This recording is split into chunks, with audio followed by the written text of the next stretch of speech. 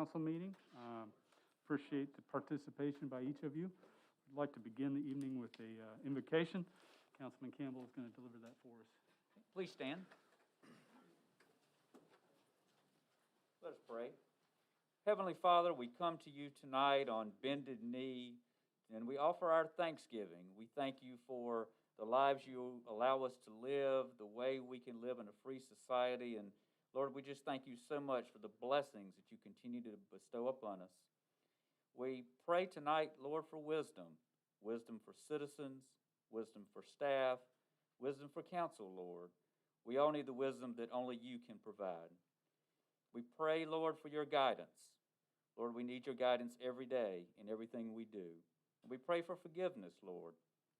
And we thank you for the grace you show us. And now we thank you for our lives and our eternity with you for those who believe in you. Bring us together now in peace, Lord. In your name we pray. Amen. To the flag of the United States of America and to the republic for which it stands, one nation, under God, indivisible, with liberty and justice for all. Thank you. You may be seated. It's all right with council. While we're talking, I'm going to take my mask off so that I can be heard. The first item on the agenda tonight is the approval of the agenda. And before we approve that, I'd just like to make an amendment to it, move the first item of business under new business to just underneath the guest speaker so that the gentleman doing that presentation can go home. So I would make a motion that we revise the agenda to move new business item number 1 to just underneath guest speakers. I second. Okay, motion has been made by myself, seconded by Councilman Campbell. Is there any discussion? All in favor, please signify by raising your hand. Approval of the amended agenda. I make a motion to approve it as amended. Okay, so we're good. The next. Go ahead. Well, I did make amendment. I want to make a motion to approve the agenda as amended. My apologies. Second. Seconded by Councilman Campbell. Any discussion? Okay, all in favor signify by raising your hand. All right, that passes unanimously. Next item is on the agenda is the approval of the minutes. We have two. The first one is from January 12th, 2021. I would entertain a motion to approve those minutes. So moved, Mr. Chairman. Motion's been made by Councilman Vice Chairman Talbert, seconded by Dr. Kenyon. Is there any discussion? All right, see none. All in favor, please signify by raising your hand. Okay, those pass. The second one is the February 2nd, 2021 regular meeting of council. I'd entertain a motion to approve those. So moved, Mr. Chairman. Motion's been made by Vice Chairman Talbert and seconded by Councilwoman Ireland. Is there any discussion on those minutes? All right, see none. All in favor, please signify by raising your hand. That passes unanimously. Okay. It is my privilege to introduce our guest speaker tonight. Stephen Gilchrist is the president of the South Carolina African American Chamber of Commerce. And I met him actually 1 year ago, almost to the day, at the Economic Development Institute.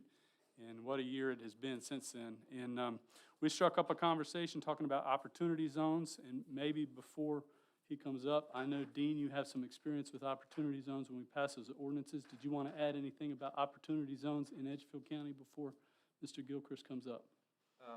Just that he and I have had a conversation about this recently,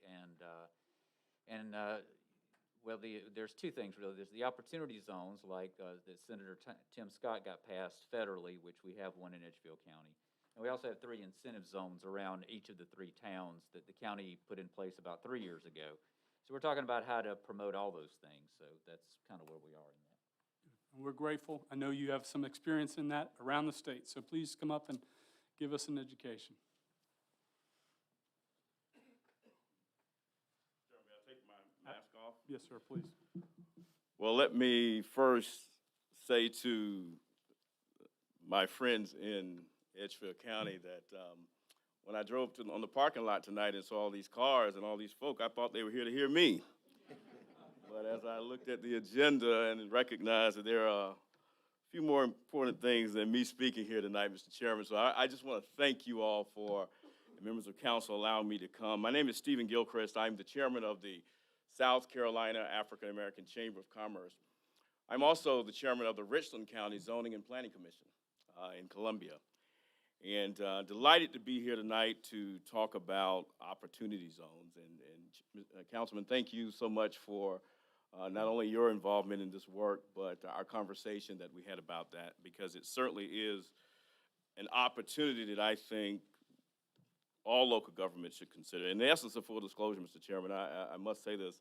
I'm also a former assistant county administrator, and I was glad to see my colleague over here from Greenwood County. And my daddy, who was the longtime assistant principal at Johnson Edgefield Trenton Middle School, would have a fit if I didn't mention that he was Mr. Bolden is my father. For those of you who may know Mr. Bolden, he is my daddy. Look just like him. And yeah, that's what I hear. I hear that often. that I look like him and sound like him and all those things. But he wanted me to extend greetings to you tonight as well, to be here in Edgefield County. So let me take a moment to talk about Opportunity Zones. Opportunity Zones was part of a federal community development program that was, as the councilman mentioned, that was passed in 2017. It was authored by our senator from South Carolina, Senator Tim Scott, my good friend. And part of what was part of that discussion was, how do we begin to create opportunities in this country that would help communities who have struggled with economic development opportunities? And I think all of us would agree that COVID has certainly shown us that the economic development industry has somewhat shifted. These tax credits, which is what they are sometimes often referred to, allow for capital gains tax. And for those of you who may or may not be familiar with capital gains, it is the gain that is that's involved with either the sale or of some type of asset, or a company that may have some type of gain due to some type of way that wealth was created or some type of revenue that was created. And these funds can be used to be invested in low-income communities, developing things like workforce, constructing affordable housing, and I'll talk about that in a minute, building infrastructure, investing in startup businesses, something our chamber was very much interested in, and upgrading infrastructure and the like. One of the things that got our attention when this passed, I called up Senator Scott and I said, hey, Senator, we would love to have a conversation about this. Would you be willing to convene a group of us to come together? And he said, well, I can do better than that. He said, if you can pull together a group of people to have a conversation about it, we'll have a brief meeting in Charleston. Well, we ended up having about 460 people to show up in Charleston, South Carolina, to talk about opportunity zones. And I remember one thing that Senator Scott said above everything else that he talked about at that meeting that day. He said, you know, this particular legislation that the president has signed into law has the potential of having a $6 trillion return in the United States. And obviously that was before COVID. And I tell you what, as we've worked with this to particularly look at issues like small businesses and housing development, we've seen some significant gains, and then I'll talk about that in a minute. So what happened with the legislation, it allowed for governors to designate in every state, in every county, census tracts that would be identified as opportunity zones. And in Edgefield County, as the councilman mentioned, you have one here. And let me mention just something about that one census tract that the legislation actually allowed. There was a lot of concern about whether or not we only had 135 census tracts in South Carolina that would qualify for opportunity zones.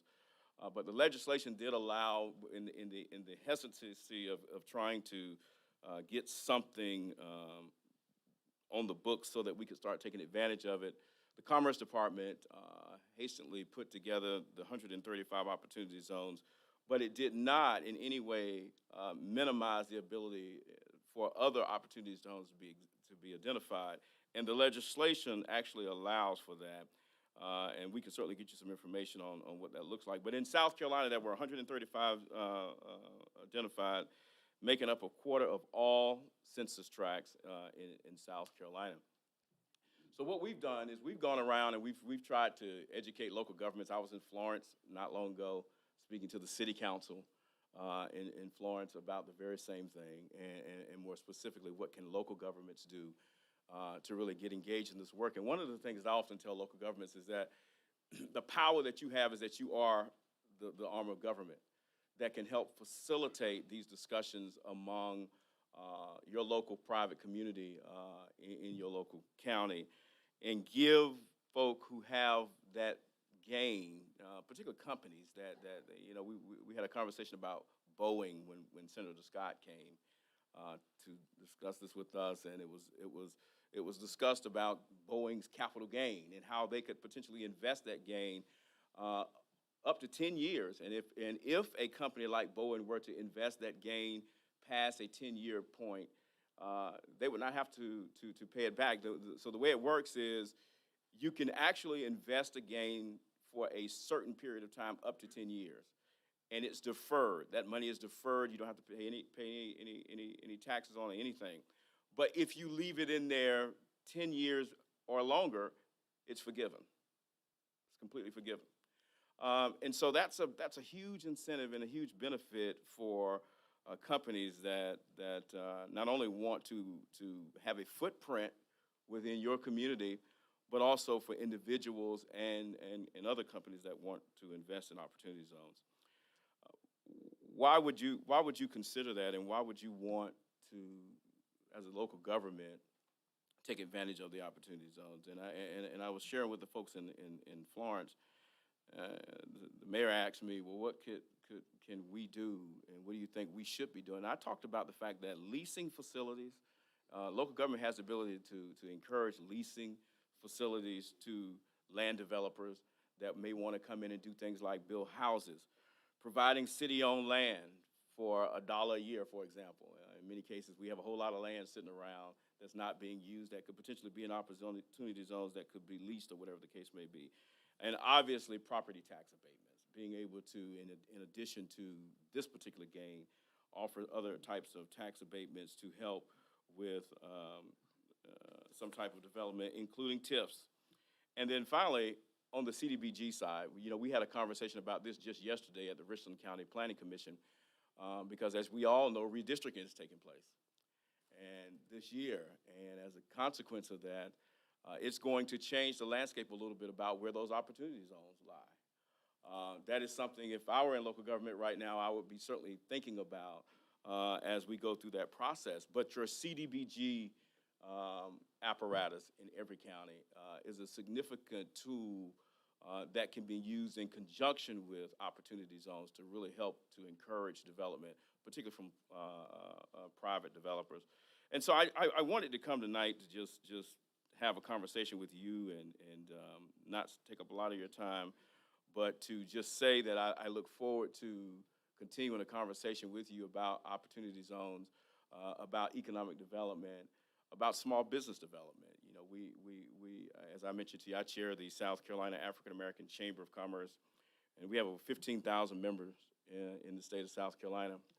But since we've experienced COVID, we've actually lost about 40% of those businesses to COVID. Prior to COVID, I tell people that 60% of the businesses in our chamber were mom or pop businesses, or mom and pop businesses. The remaining 40% is mom or pop. And as you can probably imagine, in a small footprint like that, when we lose that type of capacity, there has to be something that we can latch on to help us begin to encourage those entrepreneurs, because we didn't lose the entrepreneurs, but we did lose the businesses, but we still have folk who have the entrepreneurial spirit. And if there's an opportunity to be able to take advantage of something like these zones to encourage more of that business development post-COVID, these are some things that we're asking local governments to begin to think about and to begin to put in your tool bag as another tool to be used as you think about what economic development looks like. So I'll stop there for just a minute, and I'm sure there's some questions, and I'll be happy to try to answer some questions. And my colleague, Mr. Thomas, is here, and if there are questions that we can't answer, he'll certainly be writing some notes down, and take those notes, and we'll get back to you for sure, Mr. Chairman. Thank you. Any council members have any questions? I do have one question. Yes, sir, Councilman. since you've got a kind of view of the state, Mhm. and I think every county has at least one opportunity zone. Right. Are there any good examples out there of counties that have taken their opportunity zones and the county government in some way has been involved that we could look at as potentially a model? Well, I hate to be biased, but Richland County, I think, has done a really good job. Charleston has done an amazing job with the city of Charleston has done a really good job of taking advantage of opportunity zones.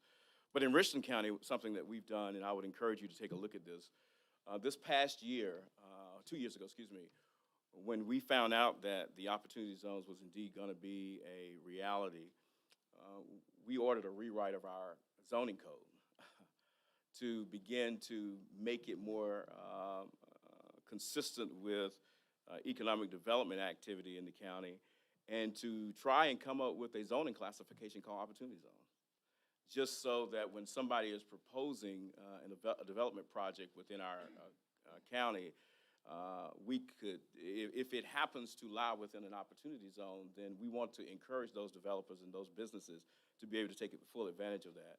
Obviously, the industrial park scenario across the state, where we've seen many vacant industrial parks all across South Carolina. Many of those counties are beginning to think about whether or not some of those industrial parks set in opportunity zones, and how can we begin to take advantage of the current state incentives to try to encourage development there, while at the same time now being able to take advantage of opportunity zones. So in Richland County, that's something that we've done, and what we've seen, I'll give you one example, one that's not very far from where I live, actually. There was a mall that had become vacant. For those of you who are familiar with Columbia, you know where Columbia Mall on Two Notch Road used to be. And that mall, for those of you who remember, it used to be very vibrant at one point, but it is now, it's no longer vibrant. But that particular area happens to sit in an opportunity zone. And a local pastor in the community met about that. As a matter of fact, Vice President Pence came down to actually highlight that particular project. But they actually turned an old movie theater that had gone out of business. They actually brought it back to life with investments from opportunity zones through an opportunity fund. And I didn't talk about that, but I can. And as a result of that, they were able to really create some significant economic activity that's now flowing over to the mall, the old mall that's there. And so it's one of the big things that we've seen, Councilman, particularly in Charleston, has been housing development. One concern early on with opportunity zones was that it had become a housing-focused initiative. And some of us were a little concerned about that because we didn't want it to just be about housing, but we wanted it actually to be about the full brevity of what the law allowed it to be able to be, particularly in partnership with our manufacturing community. And so, but we've seen a huge influx of housing. One of my colleagues in Charleston was one of the investors at the underground Atlanta and the city of Atlanta, but they actually ended up using opportunity zones to redevelop underground Atlanta from Charleston, and with opportunity zones. I mean, so it's all kinds of things that are happening like that. What I can do, if you would like, is have our folks send you a list of where some of those really neat projects are in the state that may be very consistent with what you may be dealing with here. And that way, that'll give you some flavor of what's been happening, and more specifically, how do you utilize your unique apparatus that you have. And I really appreciate the open-ended economic development tool that you have here in the county, the incentive zone, because I think it creates, it's one of the initiatives that I've seen in the state that creates an opportunity where opportunity zones can fit. You can find a place for it to fit. And the open-endedness of your ordinance allows for some of that to occur. So be happy to be able to get you a list of that if that makes sense. Thank you. Okay. I would just say thank you for coming. I think the timing is perfect because with the expansion of Generac into Edgefield County, It's a time to use that momentum to help revitalize some of the areas in the county that really need that revitalization. Where's that going, by It's the going to way? be in the industrial park. Oh, is it? Okay, And very good. they are on the ground. So anyways, we will be in touch, and we Absolutely. appreciate you as a resource. Thank you, guys. Good to see y'all. Thank you for coming. you. We're grateful. All right, the next item on the agenda is item number 1, under new business, is the presentation of our annual external audit for fiscal year 2019-2020, and that's going to be offered by Grant Davis, a partner at Malden and Jenkins. Grant, thank you for being here. Well, Mr. Chairman, Council, thank you for having me. I've done something a little different this year. I've created a PowerPoint presentation that Ms. Taz is going to help facilitate over there, and hopefully that'll help us a little bit from a visual perspective and from a time management perspective. I can kind of go through these slides, hopefully relatively quickly, and still provide you all with the same level of detail that we've done in the past. So if at any time, just as in years past, you have any questions, just please feel free to interrupt me, and I'll do my best to answer them at that time. But we're going to present the 2020 CAFR, obviously, and we can go ahead to the next slide there, Ms. Taz. And this is just sort of a overview of the presentation here today, just to give you a little information about who we are as a firm, to go through the county's CAFR, the Comprehensive Annual Financial Report, to discuss our audit opinion on the CAFR, a few financial statement highlights, have some required communications with you all as the governing authority of the county, and then to answer any questions that you may have. And this is just a little information about who we are as a firm, and again, just some sort of us by the numbers in a brief perspective. The only thing that I'll say here, 2 things, is we audit 57 counties across the southeast, and that includes 9 in the state of South Carolina, obviously including Edgefield County. And one of our partners has been now named the chairman of the GASB, which is the Governmental Accounting Standards Board up in Connecticut. They set all the standards for governmental accounting across the country. So we're very proud to have him serve as the chairman for a period of time. Just beyond that slide, was just talk about, this is sort of a condensed table of contents for the CAFR as a whole. And it's obviously a relatively long document at just over 100 pages. You know, the first things to note, the introductory section includes several elements. The most significant, in my opinion, of those being the letter of transmittal, which just provides some information on the economic situation of the county. And it also, the introductory section also includes the 2019 CAFR certificate. So the 2020 CAFR includes the certificate from the prior year, which is to say that you all submitted the CAFR in 2019, received the award, and congratulations on that. And then this 2020 CAFR that we're discussing tonight will be presented to the Government Finances Officers Association. They will grade it, and then I feel very positive that you'll get a certificate again, and then that'll be included in next year's CAFR. Our opinion on the financial statements, if you're looking at the CAFR documents on pages 1 through 3, the management's discussion and analysis section, or referred to as the MD&A, is on pages 4 through 11. And, you know, I think you've probably heard me say this before, but if I were to suggest that you read one portion of the 110-page document, I would look at the management's discussion and analysis. It has comparative information from both 2019 and 2020, and it provides a look at the capital assets of the county in a brief format, the debt or liabilities of the county in again a condensed format, and then a look into the year we're in now, some economic factors that were anticipated to be coming to fruition in this year, even though that was obviously very hard to do in light of the pandemic, but still a look forward as well. And again, that's on pages 4 through 11. The basic financial statements, these are the balance sheets, the income statements of the various funds of the county, are found on pages 12 through 20, and then a significant portion of the document is footnote disclosures, the information about all the information in the financial statements themselves. And then just beyond that, you can see the budgets, pension information, so forth and so on there.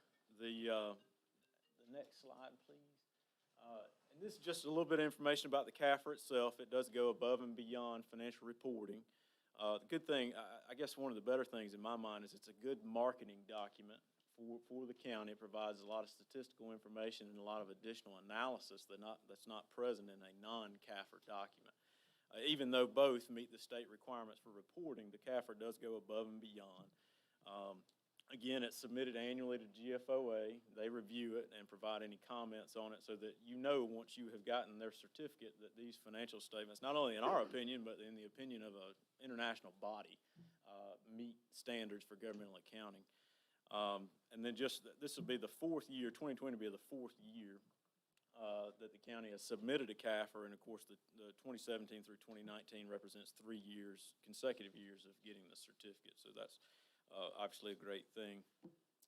The next slide there is our audit opinion, and again, that was on pages 1 through 3 of the CAFR if you happen to be looking at that. The highlights of the opinion: the county is responsible for the document, for the CAFR. It's our responsibility to express an opinion on that, and we have done that. We've issued a clean opinion, or an unmodified opinion is the technical language, on the financial statements, that they are fairly presented and free of material misstatements in our opinion. In accordance with generally accepted accounting principles, we conducted our audit in accordance with generally accepted auditing standards and government auditing standards. Those are the two acronyms there, the GAAP and GAS noted there. This is just some financial highlights here. The first statement that you'll see begin on page 12 of the document. It's called the Statement of Net Position. It's for the county as a whole. It includes all the county's funds, and it's on the full accrual basis of accounting. Easiest way to refer to it is just as a balance sheet, because that's what it is. $25 million in total assets of the county. $8.5 million of that represents cash. Another almost $4.9, almost $5 million represents various receivables. These are things like taxes receivables, various accounts receivable, amounts due from other governments, things like that. And then $11.6 million represents capital assets, and of course that's net of accumulated depreciation on those assets. So the bulk of the county's assets are wrapped up in capital assets, which are not liquid, and cash, which is extremely liquid. And then overall, total assets are down about $1.4 million from 2019. This is primarily due to depreciation expense on those assets throughout the year. So no significant declines elsewhere in those items. This is just that balance sheet continued, again on page 12, about $18 million in total liabilities. Only about $295,000 of those liabilities are what we call current, amounts due within 1 year of the balance sheet date. And those are represented with accounts payable. You do have a current portion of long-term debt, which is also due in 1 year, but that's the current portion of outstanding bond obligations that is due before June 30, 2021. And then an additional $16.2 million in what are called long-term liabilities, those that are payable in more than 1 year. And again, about $2 million of that's bonds, and then about $14.2 is pension. That shouldn't say OPEB there, but just $14.2 in pension, and that's the South Carolina retirement system and the police officers' retirement system. Those liabilities are combined in that total. And then liabilities as a whole are down about $564,000 from fiscal year 19. And then the last section on page 12 is net position or equity at $7.3 million at the end of fiscal year 20. And the elements of that are disclosed in the bullets below there, but you can see 10.9 is what's called the net investment in capital assets, and that's simply capital assets minus any debt outstanding that was issued to acquire those capital assets. About $6.1 million is considered restricted. Those are for things like debt service, capital projects, and other things. And then a deficit $9.7 million is considered unrestricted, and that is a large number. I think I've spoken to that in years past. You can look in the statistical section of the CAFR. It goes back 10 years. You can see in about 2015 we implemented a standard that made us quantify the pension liability through PIBA. That's obviously a significant number, as we talked about earlier. It's $14.2 million. When we implemented that standard, most governments went from a positive, unrestricted portion of their net position to a deficit. So if you want to look at it from a historical perspective, you just simply add the pension liability back, that $14.2 million, and then you obviously get back to a positive number. So again, that's the driver of that deficit number, and nothing to be alarmed about at all. Overall, equity or net position decreased from 2019 of about $833,000 or 10%, and I've reconciled that in that very last bullet. Net capital asset activity, when I say net, I mean purchases of capital assets minus depreciation expense on those assets netted to about $1 million. So the assets depreciated more than new items were purchased. Nothing concerning there, but just the fact of the matter. And then the pension liability increased about $300,000, $288,300,000 from last year. If you think about sort of where that liability is and the market rates, again, there's not really anything that you all can do to control that liability. It goes up some years, it goes down some years. The main thing to consider with that is in your budgeting process, knowing that contribution rates to PIBA have continued to increase, and even though they have stopped momentarily due to COVID, they will go back to their regularly scheduled increases going forward. But again, that's reconciling briefly the decrease in net position there from 2019 to 2020. On page 14, we get into the individual fund financial statements, and there's a major fund focus. So certain funds are considered major based on their financial activities, and others are combined in a column on that statement that just says non-major funds. Anyway, the general fund is obviously the most important operating fund of any government, and that's what I've highlighted here. The general fund reports assets of about $6.3 million in cash, in that total of about $5 million. So the vast majority of the general fund's assets are cash. The remainder being various receivables, taxes, receivables, things like that. Only $347,000 in liabilities. About $107,000 of that's accounts payable. And then about $234,000 is deferred taxes or taxes that had not been collected through the balance sheet date. So a very, very liquid balance sheet. Resulting in fund balance in the general fund of $6 million, and that's an increase of $430,000 from 2019. And of that $6 million, $4.5 million is considered unassigned, meaning it's not restricted or committed for any other purpose. It is essentially available for the county to spend at its discretion. So again, a very liquid balance sheet and a very liquid fund balance. The following statement looks at the general fund's income statement. The official title in the CAFR is the Statement of Revenues, Expenditures, and Changes in Fund Balance, but again, it's just an income statement. $10.5 million in revenues, that's up about $140,000 from 2019, and $10 million in expenditures, that's up about $103,000 from 19. And then there are some other items to note: transfers in and transfers out. These are between the funds of the county. About $255,000 in transfers in from other funds, about $359,000 in transfers out from other funds. And again, all netted together, the general fund reports an increase in its fund balance of $430,000 from 19 to 20. This is the budget, and if you're following along in the CAFR, I'm skipping way to the back. Just due to the quirks of governmental accounting, the budget is presented later in the document on pages 55 and 56. Anyway, the general fund budgeted revenues of $9.5 million, collected $10.5 million. So that's a positive revenue variance of $1.1 million, which is obviously a great thing.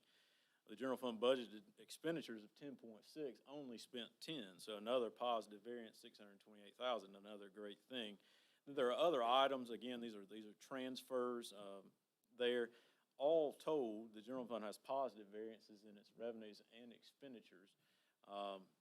Which is obviously a great thing, especially in light of the pandemic, where there was belt tightening in terms of expenditures, which I think you can see based on the budget variance, but there was also probably to some extent an unexpected additional revenues there over the budget, which is great considering the environment. Just beyond that, the next three slides are some charts. This one is just a pie chart of the revenues of the general fund, and as you can see in red there, taxes make up the vast majority of the general fund's revenues. And again, looks like it's over 50%.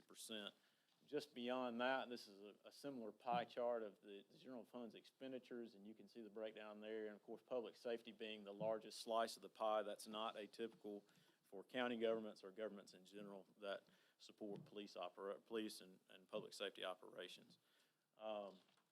Just after that, you can see a chart that shows the fund balance history of the general fund, and you can see it's relatively consistent.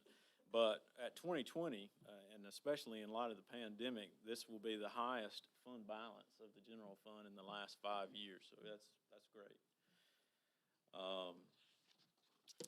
Just after that, again, jumping way to the back of the document, but our compliance reports, we've issued 2 reports in the CAFR. The first one we went over at the beginning. It's our report on the financial statements themselves.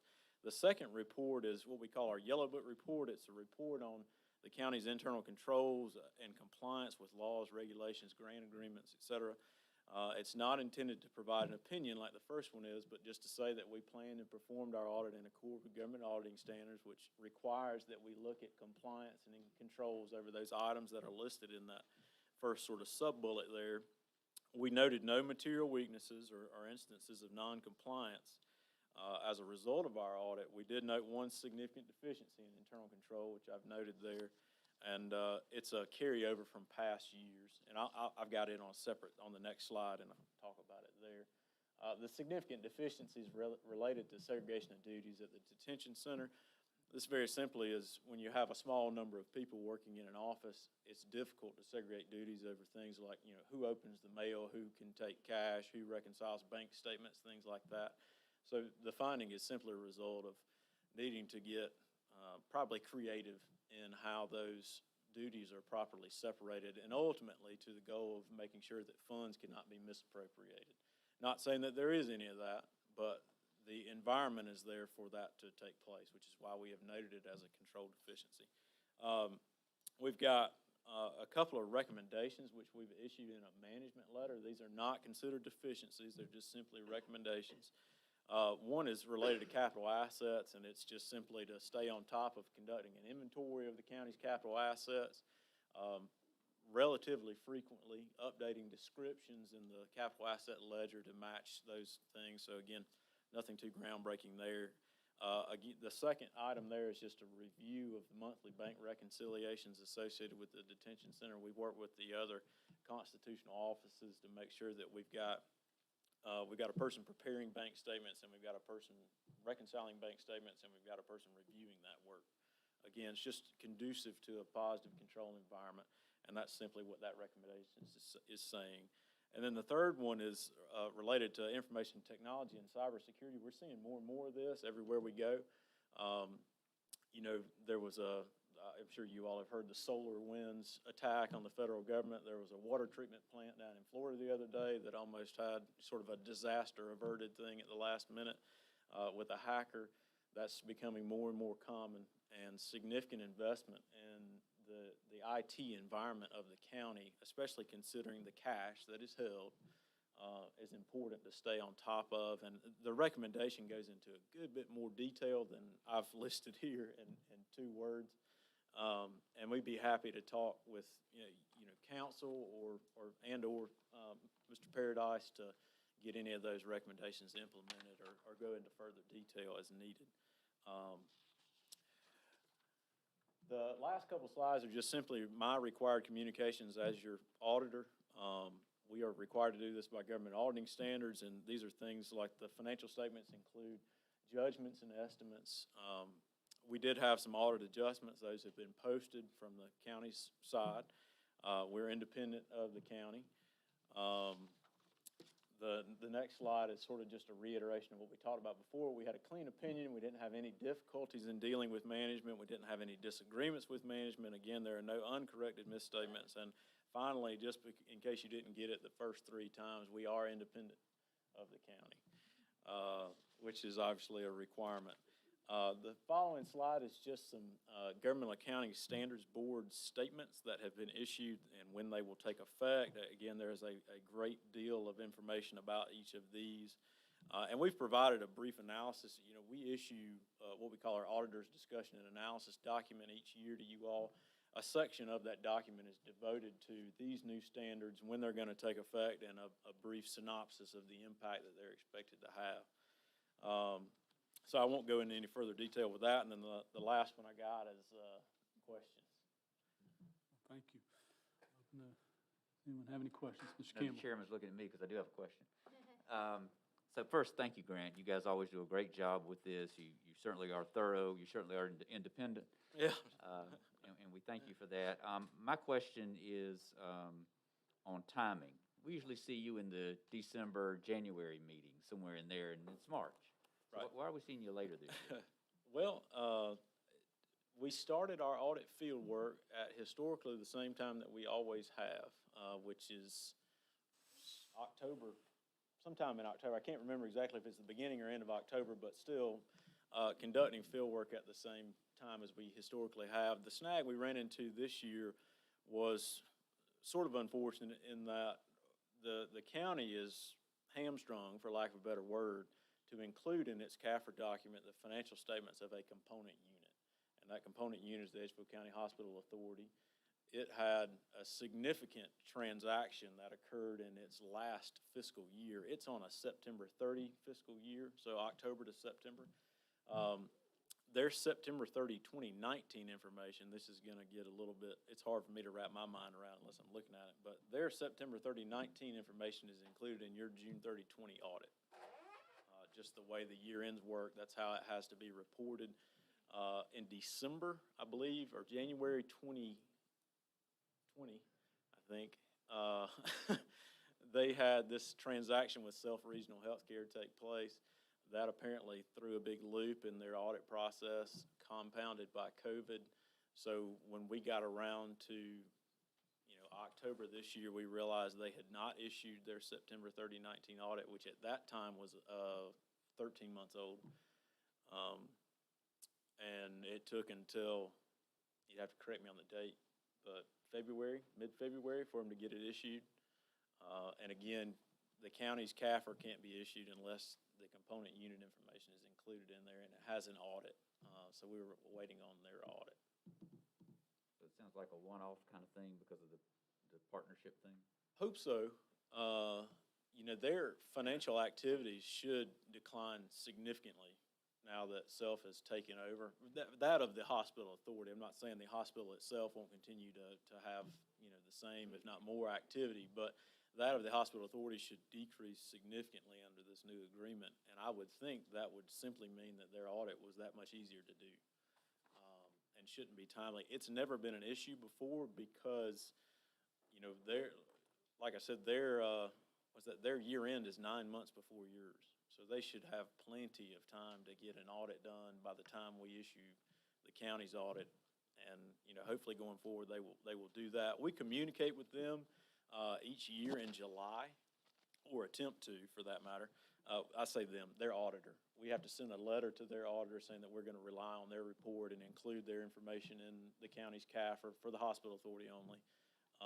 We sent that letter in July of this year and didn't get a response, and of course we just didn't really hear about it until it became a significant issue. But I don't think, to be honest, if we'd have talked to them in July or September or anything, that it would have made much of a difference in the timing, but I could be wrong on that. But yeah, that is the sole reason that the audit is delayed this year. We did have to request extensions with the state and with GFOA for the CAFR, and they did grant those extensions. They were really doing blanket extensions just because of COVID, so it was not an issue to get one for this as well. So no issues with any of that. That'll continue to not be a problem this year and hopefully going forward. But yeah, that's not the timing is not reflected on Mr. Paradise or Ms. Waters or anything like that. They've been obviously a pleasure to work with, and we have always been able to get things done timely in the past. And had it not been for the hospital authority's delay in issuing their financial statements, we'd have had no delay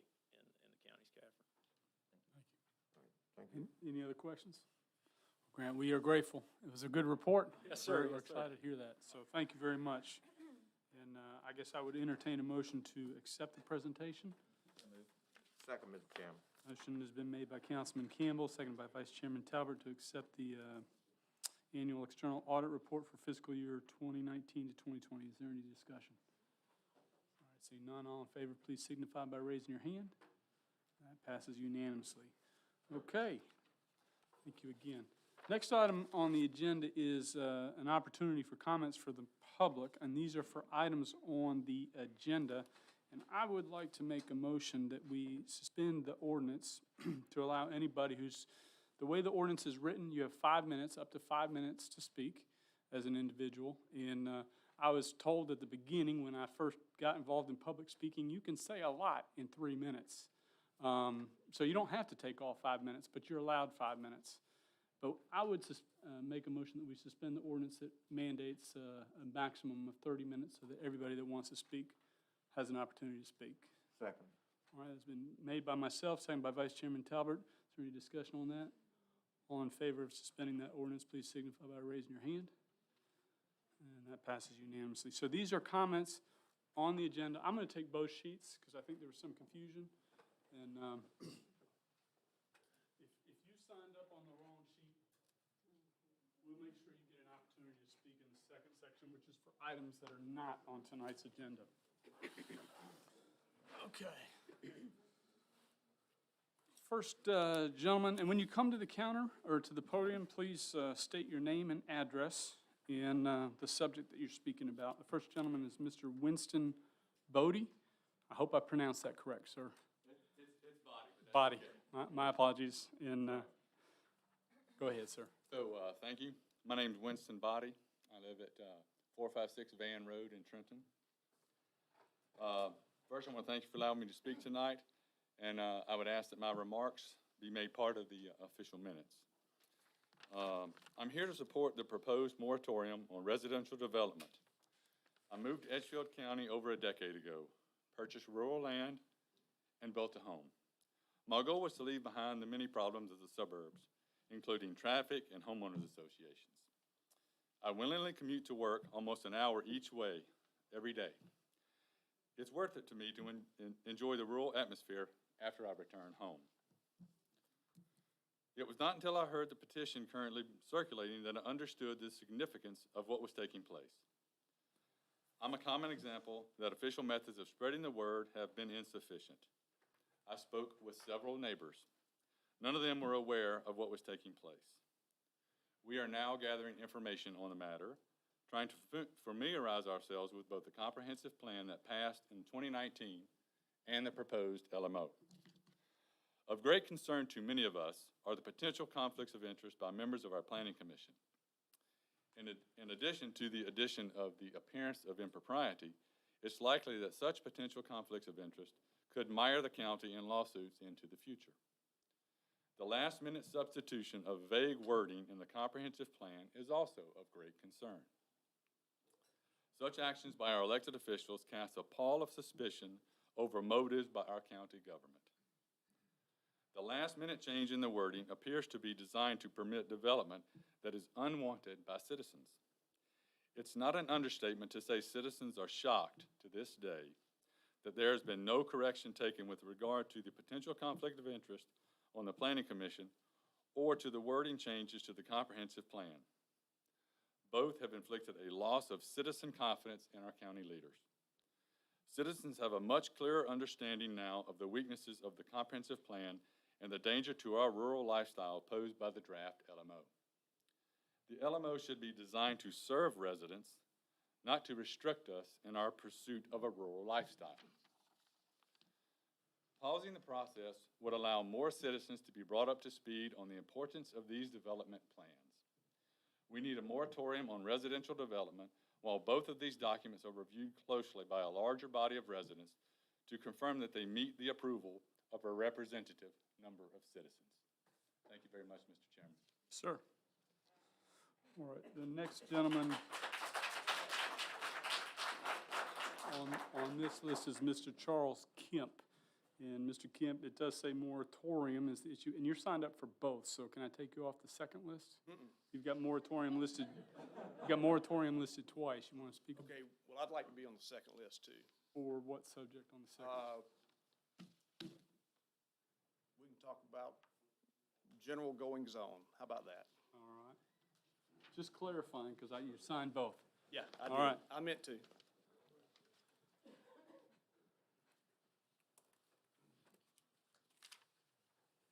Thank you. Thank you, sir. Somebody got two. Here. Pass it down. I got it. We got it.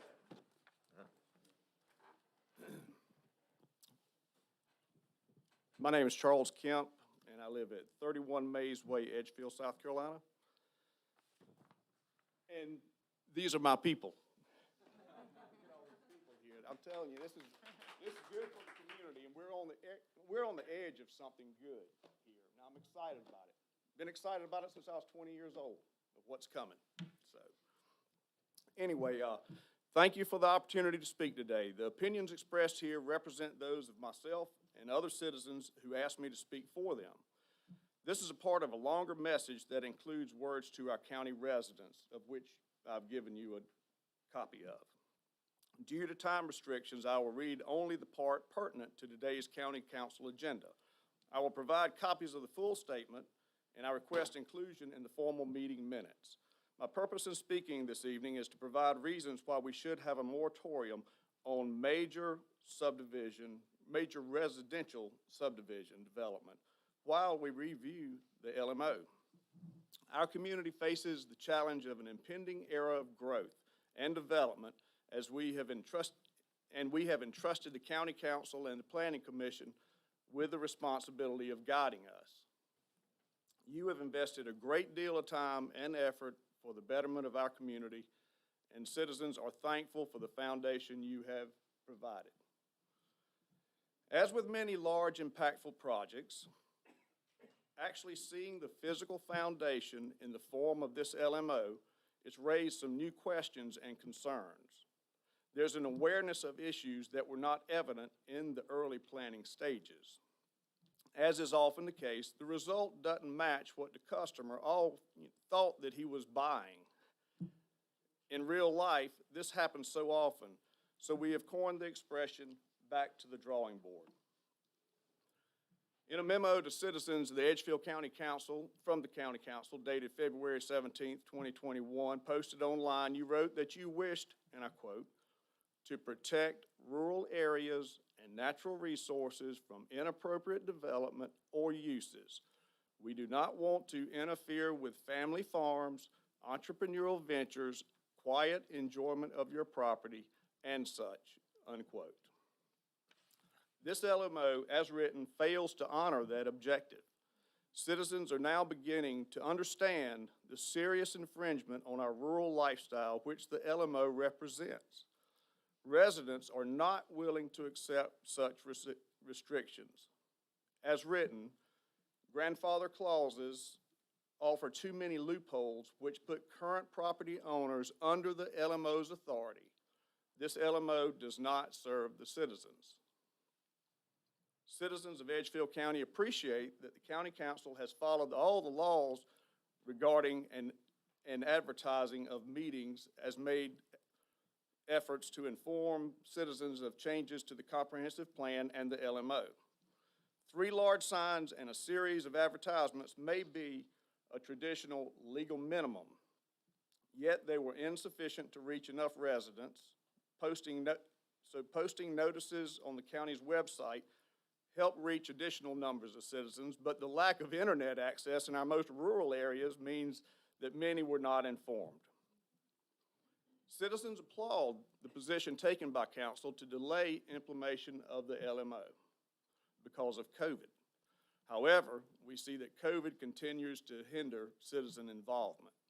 Recently, residents were turned away at the door to a county meeting that has caused some negative feelings. Attempts to address the problem by holding smaller gatherings is now being met with great suspicion. Meeting the minimum requirements for notification should not be the standard to which our county aspires. We are glad to see your acknowledgement that such methods have been insufficient to adequately inform citizens. The County Council's memo, you stated, I quote, "We recognize that in spite of these efforts until recently, many Edgefield County citizens were not aware or informed about this process," unquote. Therefore, more time and better communication are required for citizens to provide input so that this LMO serves the wishes of our community. It is important that we recognize we are in the early phase of the approval process. So for the reasons stated above, we request a moratorium on major residential subdivision developments in Edgefield County until these objections may be addressed and citizens Charles, may, you've hit 5 minutes. Actually, you're over, but you're in support of the moratorium, correct? I am. We'll invite you back for the second comment Okay. section. I Okay? got Ms. Diane Peterson that will give me her time. Is that okay? I have no opposition to doing that. All right, go ahead. Do you have another 5 minutes? All right, I only got about 50 more words here. All right, so I'll start over. Thank you for keeping a good time check on me, Scott. Just trying to be respectful of everybody's time. Yes, sir. For the reasons stated above, we request a moratorium on major residential subdivision development in Edgefield County until these objections may be addressed and citizens may be assured that our viewpoints are being represented by county officials. It is imperative that citizens be fully on board with this LMO and also with the comprehensive plan.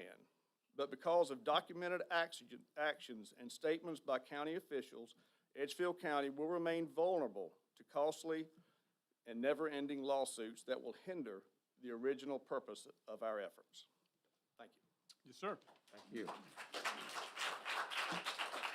All right, the next gentleman on the list is Mr. John Pettigrew.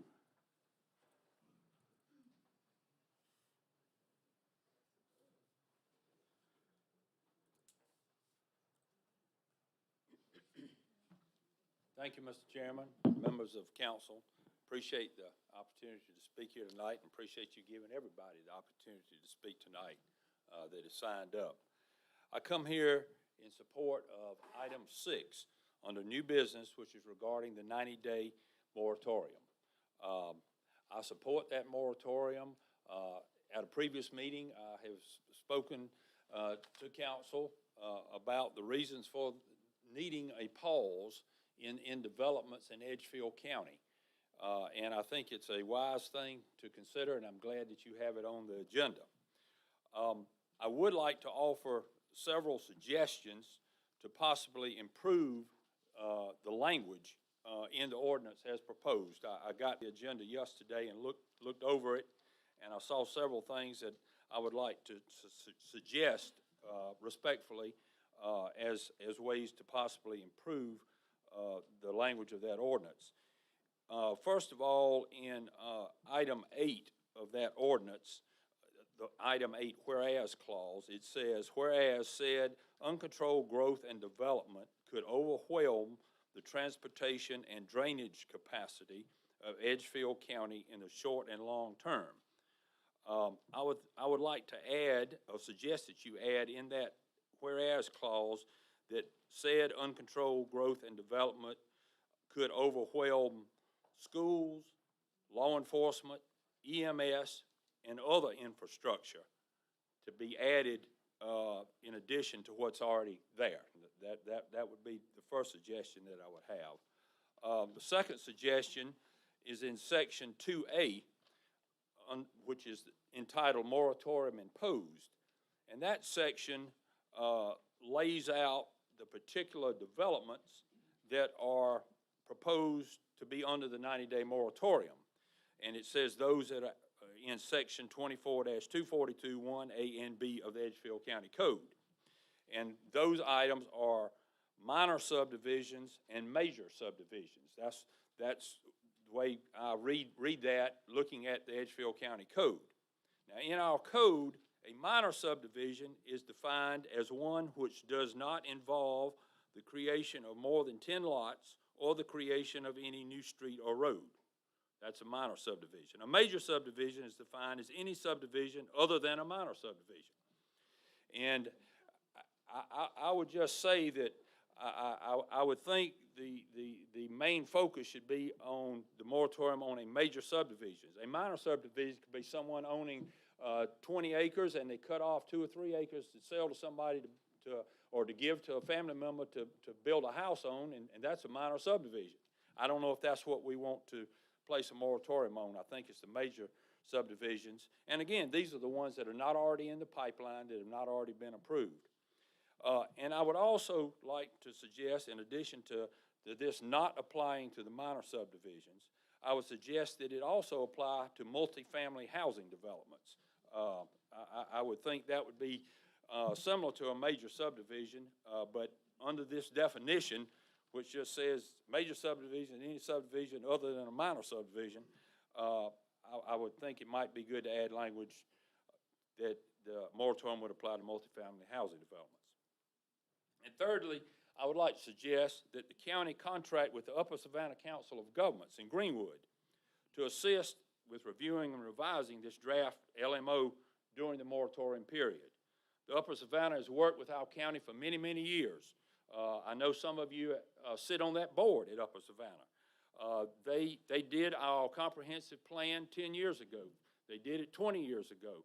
They have done updates to our comprehensive plan, and they have planners on staff that understand the rural nature of Edgefield County, and I believe that they would be very helpful in these upcoming discussions as we seek to try to revise, review, and improve the LMO that's been proposed. Now, finally, it's been suggested by a few that we don't need a moratorium because we're not overrun with new development and we don't want to turn off the spigot. Well, we may not be today, but there's a lot of new developments already in the pipeline and approved. And our schools, roads, law enforcement, and EMS may or may not be overwhelmed right now. But the whole reason for a moratorium is to be proactive before we're overrun and it's too late to do anything about it. Mr. Pettigrew? So Thank I have you. one sentence. One sentence. Yes, I sir. ask you to pass this temporary pause to enhance the future of Edgefield County. All right. Thank you very much. Thank you, Mr. Pettigrew. All right. Next individual, I believe the same subject as the moratorium, is Mr. George Thornton.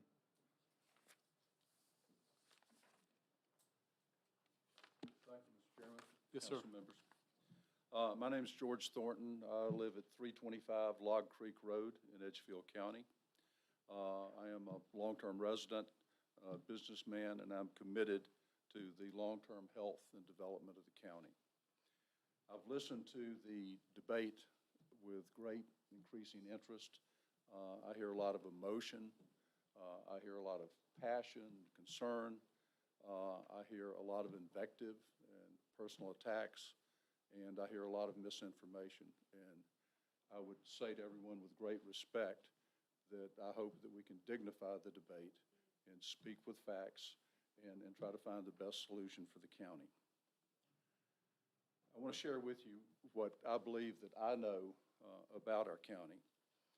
As I look at Edgefield, where I've made significant personal investment in businesses, in the last 2 years, Edgefield has become a dying town center, as has Johnston. In the last 2 years, we've lost Bob's Cafe, we've lost Nona's, we've lost Crouch's Hardware, we've lost the Wells Fargo Bank, we've lost the General Store, and we've lost the Clay Studio. I've been working for 6 years personally to try to restore the hotel. It is virtually impossible to get financing for the hotel if we can't demonstrate to hotel management companies and to investors and to lenders that there's a vibrant community that would attract tourism to the town. I am deeply concerned that we won't be able to turn this around. On the other hand, we all know the population is growing in the CSRA at a very rapid rate. There's no way to stop that. That pressure is coming here. Economic pressure is pushing up land prices, and whether or not we have zoning or moratorium, people are going to sell their land. If people don't sell their land, their children will sell their land as prices increase. Without proper zoning, without thoughtful, intelligent, future thinking that allows planning in a way that we can anticipate the public utility and service costs to accommodate that growth, I think we're going to have a long-term disaster on our hands. I think this debate is really about the future of the community 50 years out, and I think we need green spaces, we need thoughtful management from an environmental standpoint, and we need to ensure that we have a quality of life for people from all socioeconomic groups, not just people that can afford 10-acre mini farms. I'd encourage everybody to take a deep breath, work together, use the democratic process, and come up with a good long-term solution that meets the need not only of ourselves, but our children, our grandchildren, people that inevitably are going to come to the community. And I would add to that that we need them to come because we don't have enough labor in the community right now to support small businesses. Having said all of that, I am in favor of a pause. I don't like the word moratorium, but if we're not careful and we don't pass an LMO that gives good structure and understandable rules and regulations for builders, they're not going to come here because they can't take the risk to justify the investment. And so I support a pause while we come together in a community, but in a much broader way to support all the publics that are involved here. Thank you for your time. Yes, sir. Thank you, Mr. Rutherland. We appreciate it. All right, the next individual, I believe also to speak on the moratorium is Mr. Jeff Hughes. Thank you, council. Thank you for the service. I know it's not easy being a public servant. Can't please everybody, but thank you for your time and your efforts. Jeff Hughes, 1871 Highway 23 West in Edgefield, lifelong resident, entire life here in Edgefield. So I come and actually probably in opposition to the moratorium. Okay, I would like to see us move forward. I think people come to Edgefield for a reason. I think they see opportunity here. I think they see the availability in some sense of some new housing and opportunities to live in Edgefield is a beautiful thing. I do support a lot of what I've already heard today. I think my fellow citizens have made some good comments, and like them, I do care about the future of Edgefield and what it can be. But also I recognize some of the new subdivisions that are being built, like Mr. Blackston builds, very nice subdivisions. I'd like to see Edgefield County continue to have places for people to live in Edgefield. I do not believe that we're going to have Edgefield as a whole big Columbia County, Georgia. We don't have the infrastructure. It's impossible to put all that out on the west side, north side, east side, west side. I think that'll follow the corridor of 25 going south to where we're seeing a lot of that development right now. That's where the infrastructure is in place with sewage and water and other things. These developers spend a tremendous amount of money in our county. They put a lot of that infrastructure in and turn it over to our county to maintain. So I think we ought to appreciate what they do. I think this meeting tonight ought to be about Generac and what Generac is going to do for Edgefield County. And I think the meeting should be about how much more can we support Generac and their needs and what they want from Edgefield County.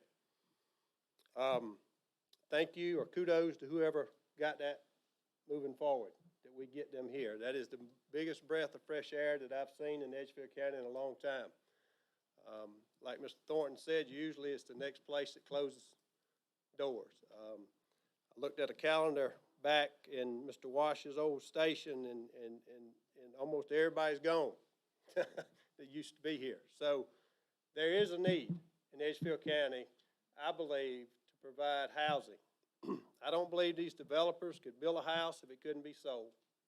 If you ride through these developments, almost every one of them is sold, pre-sold, or already got a car in the front yard. That's exciting to me. That tells me people love Edgefield and want to live in Edgefield. What we need to do is get businesses on the lower end of Edgefield where they can spend their money in Edgefield, and tax revenue supports Edgefield County and makes us a great place to live. Thank you. Thank you, Mr. Hughes. We appreciate that.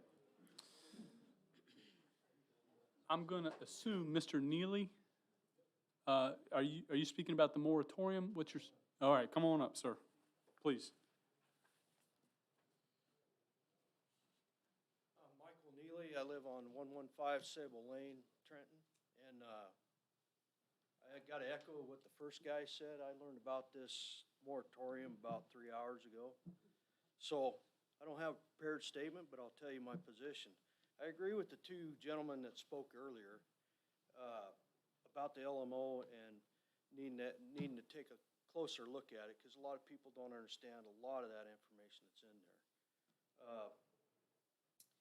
The one thing that I don't agree with is a moratorium on the minor subdivisions. I'm in active process of subdividing my property.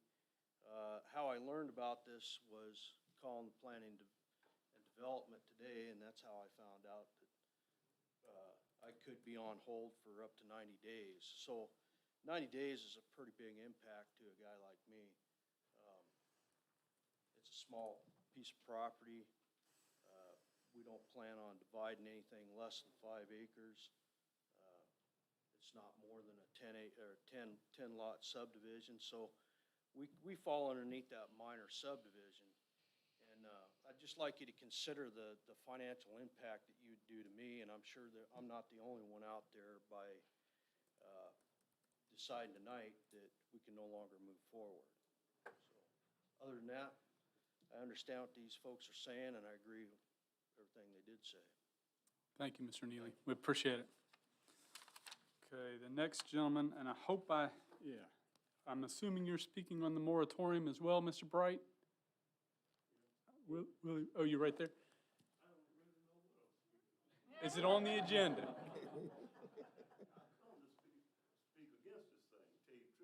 The moratorium or the whole thing, but I speak about the moratorium. Anything you do is better than what you do. Well, the LMO isn't on tonight's agenda, but the moratorium is. So the moratorium is on the agenda. Okay, well, I'll speak on that.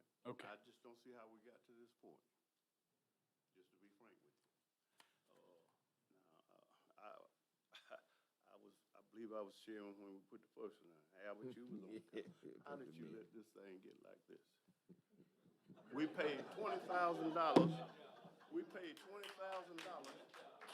to get it done, and now we paid $180-some thousand to get this. And I don't believe John Pettigrew a lawyer, and I don't believe he can read it. I don't know, and I can't read it. I quit school March in the 3rd grade, so I don't. But anyway, I just don't see how we got here. Now, what? It's 372 pages long. Who in here have read it? So I just want to clarify something. We're a minute into it, so I'm not taking any time. But on the agenda, I'm not taking your time. There's 3 things on the agenda. There's 3 things on the agenda pertaining to the LMO. One is a moratorium for development. Okay.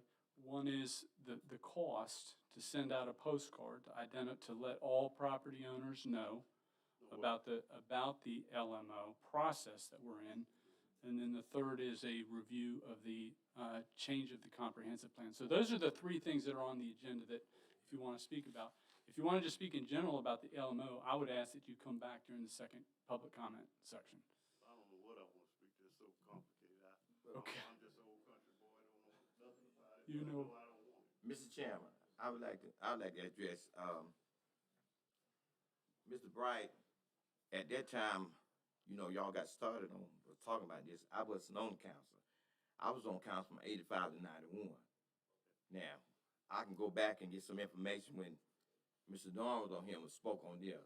So don't throw me under the bus if you don't know what you're talking about. All right, thank you. Thank you. But anyway, be that as it may, man, the COGS was set up to do this. The COGS was Sure. set up to do this. Sure. And we go all the way to Atlanta to get somebody to come down here and talk. I understand. So please come back during the second comment section. Okay? Thank you. I've added you to. All right. Mr. Anderson, are you speaking about something on the agenda? Matt Anderson. You're good to go? Okay, so the minor subdivisions you have a challenge with? Okay. Thank you, sir. The next individual on the list, and didn't put a subject, but is Mr. Jimmy Wynn.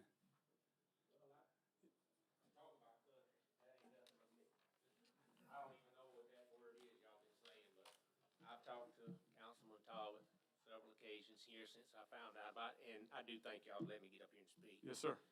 But now, don't take it wrong, Albert, but now, you remember when we went to Northside Fire Department and when y'all first started this zoning? And you said, don't throw you under the bus? You were there. You were part of it. Am I right? Don't forget, we talked about it, but anyhow. Okay. I live on, Windway, north side of Edgefield. I'm one of the few that we have here tonight. But I'm in total disagreement with y'all changed the name from zoning to LMO. And I know why, just to confuse people. And that's basically all, to me, you've done. But now, I want to thank, Mr. Campbell for his prayer. And if any of y'all listen to him pray tonight, what did he pray about? Wisdom. And what else? Freedom. Freedom. That's what we want. Freedom. We don't want to be told what to do with our own property. We have enough government bureaucracy going on now. And it's time for it to stop. Leave the zoning to the developers. Let them zone their properties or whatever. That's all I have to say. Okay. Thank you. Thank you. All right. Mr. Smith, you've got listed on here zoning. I think it's Tim. So I'm going to add you to the public comment section at the end, because zoning is not on the agenda. Unless you want to speak about the moratorium, the mailing of postcards, or the potential revisiting of the comprehensive plan. Those three things are on the agenda. This public comment section is for items on the agenda. Okay, so you'll come back? Yeah. Okay, I will add you to the. Yes, at the end of the meeting. The second public comment section. All right, and Ms., hope I pronounce this correct. Hudson, I'm going to say the same thing. Joel, is it Joel Hudson? It says, you want to speak on the moratorium? Okay, well, come on up to speak about the moratorium, please. Why we gotta have 376 pages? Is there a particular reason? Let me ask you this, then. Is anybody here, any one of y'all read all 376 pages? Good. So- You can swear you read it. Then that's outstanding. Not at one time, but you know. I mean, through the whole pages, that's what I asked. I just wanna ask- If it's gonna be put on us, I'm just asking that all y'all read it. Mr. Hudson, in the interest of time, I just want to ask a clarifying question. Are you here to speak about zoning or the moratorium? About the moratorium. Okay. I'm saying the reason we need a moratorium is because I want everybody and all the people in this county to be able to have a chance to read that. I haven't read it all. I've got parts of it from people, but lots of people didn't even know about it. Now, the other thing is, we got older people, so moratoriums we need. We got older people that's scared to come out here and talk. Is there a timeline we've got to have this done? No. So we can put it off till next year if we need to because of the COVID. I think earlier tonight, the gentleman was saying the hospital and all was behind. They said the COVID, everything in the country's behind. Why do we have to do this in such a hurry? So the longer we can take to get it right and give more people a chance to see it, the better it'll be, as far as the moratorium. I would like to say some other things later. Like I said, older people, I got a brother that's 70 years old, love to be here. He's in rehab now. He's been in the hospital 5 weeks because of COVID. And he can't be here. So we need to take all these people into consideration. And let's see, the rest I'll have to say will be on the next subject. Thank you. Yes, sir. Okay.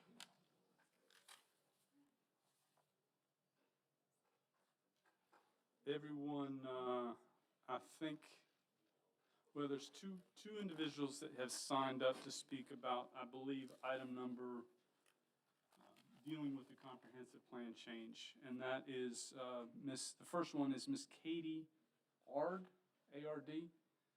That's on the comprehensive plan change? I'll wait and speak on the second one? Okay.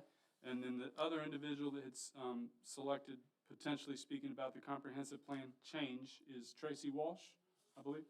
Okay. I'm Tracy Walsh. I live Chevis Creek Road. I've been there 30 years. We left North Augusta to get out here to the country for freedom of our property.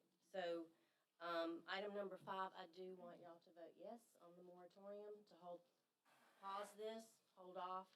I do agree with the gentleman that say it shouldn't affect the minor development of their private property.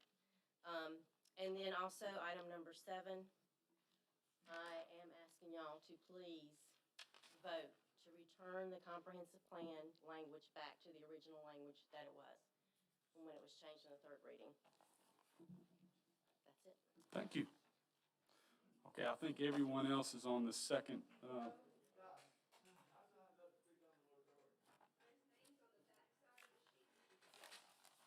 Oh, there sure is. My apologies. I did not see those. Thank you. Mr. Crouch, I think that was you that raised your hand, actually. Thank you for highlighting that. I would never want to deny you the opportunity to speak, sir. Thank y'all for having me and having this opportunity to speak. I agree with everything George Thornton said and John Pettigrew, except their conclusion. So I was, I'm one of the businesses that closed in town that George spoke about. Ran a hardware store for 40 years. And anybody in business knows that if you're not growing, you die. Edgefield has been stagnant for decades. We've known for 20 or more years that we're going to grow. We've been waiting on this to come. So I don't understand the surprise that we're actually growing. That's a good thing. I would think it's a good thing. We had zoning. We started planning and zoning over 20 years ago to get ready for all this. But in today's world, we have great news about Generac. 800 to 900 employees by the end of next year. We don't have a job force in Edgefield to handle that. Will Williams has been talking about that for several years that I know of. You got companies here that are already struggling to get employees. Milliken and Johnson keeps now a hiring sign up all the time. I understand Menards down here is maybe having some trouble with that too. So we missed a golden opportunity when the federal prison came in to have quality people. They hired some local people, and that's all well and good. But the career professionals that came here to run it were quality people with good paying jobs, and they had to go to Aiken and Augusta to get good places to stay. So we need a workforce. We need people. We need rooftops. We need workers. And I won't say anything about the LMO and the zoning. I know it's a work in progress and it's got problems and it needs to be fixed. But I don't see where a moratorium on a housing subdivision, when we need them so bad, we need the people, is going to serve any purpose. Last thing I'll say is that I've heard a couple of comments about problems that the increase in population would bring about. Problems with the schools. We haven't heard the school district say anything about them seeing a problem with overcrowding. They haven't mentioned it. We heard problems with traffic and roads. We haven't heard DOT say anything about it. So I'm not sure that these some of these complaints or problems are is as big as they've been suggested to be. And the last thing I'll say is things are going to change in Edgefield County. It's not going to stay the way it was 100 years ago when Grandpa bought the farm. It's coming. It's a matter of supply and demand, like George Thornton said. The economics of it is here, and it's here now. There's a demand for those houses that are being built. They're not just being built and sitting there. People are buying them and getting in. And so I think the moratorium would be unproductive. I'm afraid it would send a wrong message to industrial developers, telling them that, well, we want your plant to come here, but we don't know where your people are going to live. So let's don't throw water on it. We ought to be standing on the gas. So I thank y'all for listening to me. Thank you, Mr. Crouch. All right, the next individual is Ms. Rhonda Norwicki, and she is signed up to speak about the moratorium and all three, moratorium, mailing, and the third reading.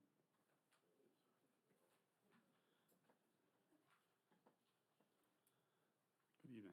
I want to thank everyone for all the extra hours y'all put in. I know y'all put in a lot of extra hours this week. I know that we're all very stressed out on both sides of it, and I want to let you know it's not gone unnoticed, and it is very much appreciated.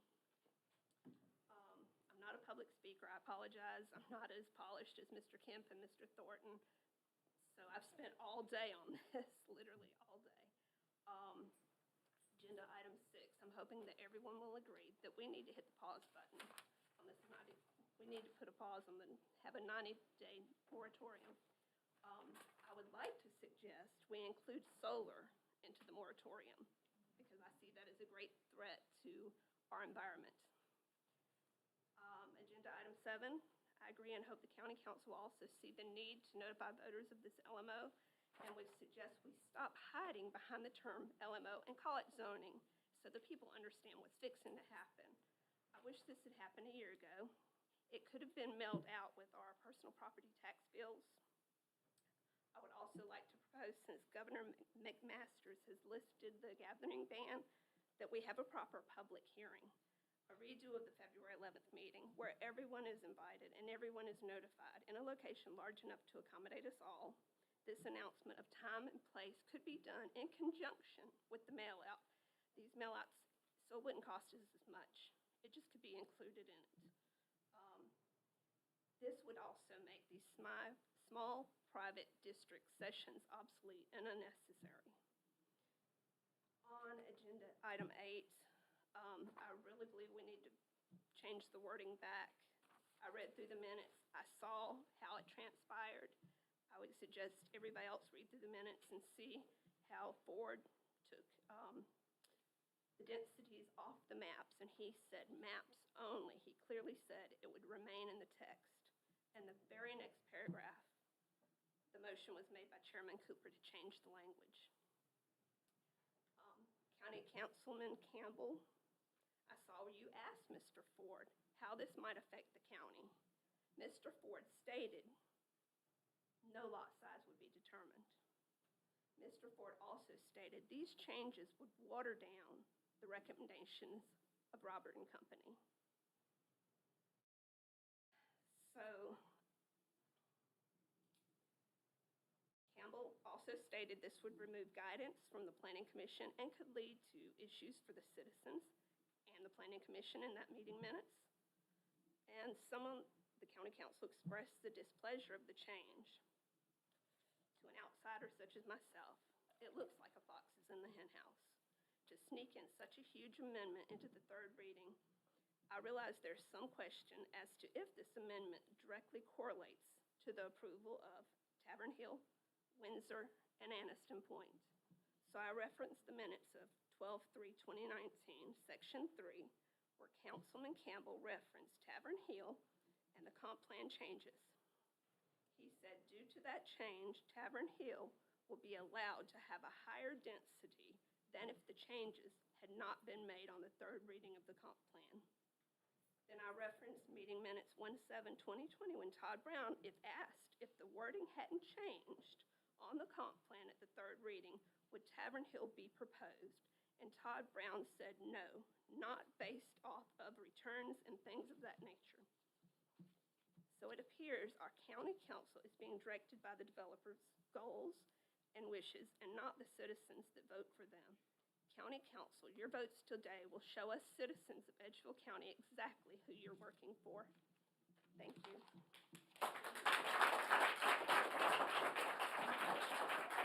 Thank you. All right, the next individual that is signed up is Mr. Eric Thompson.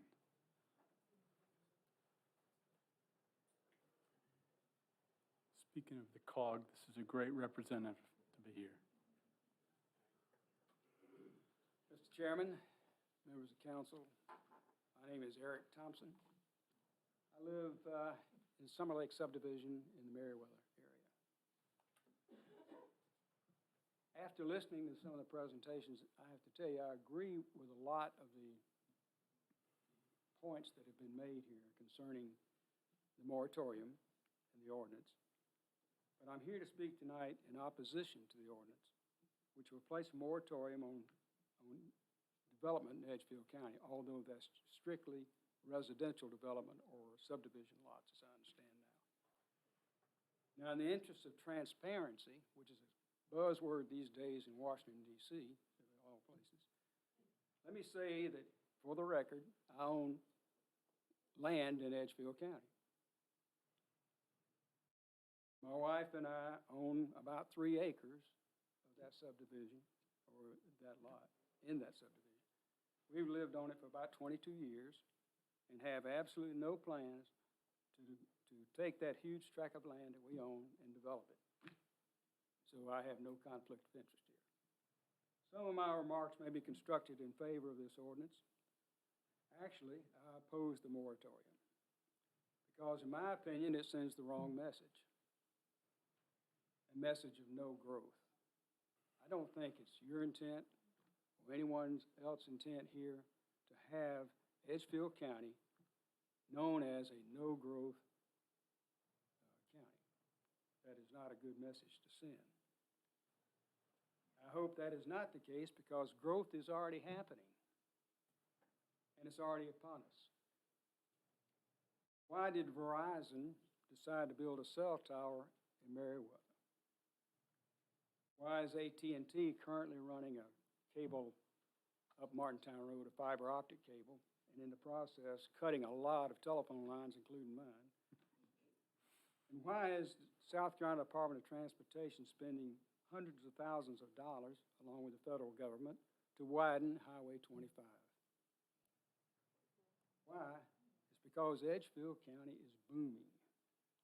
And I'm not sure that we can keep up as we should be trying to do.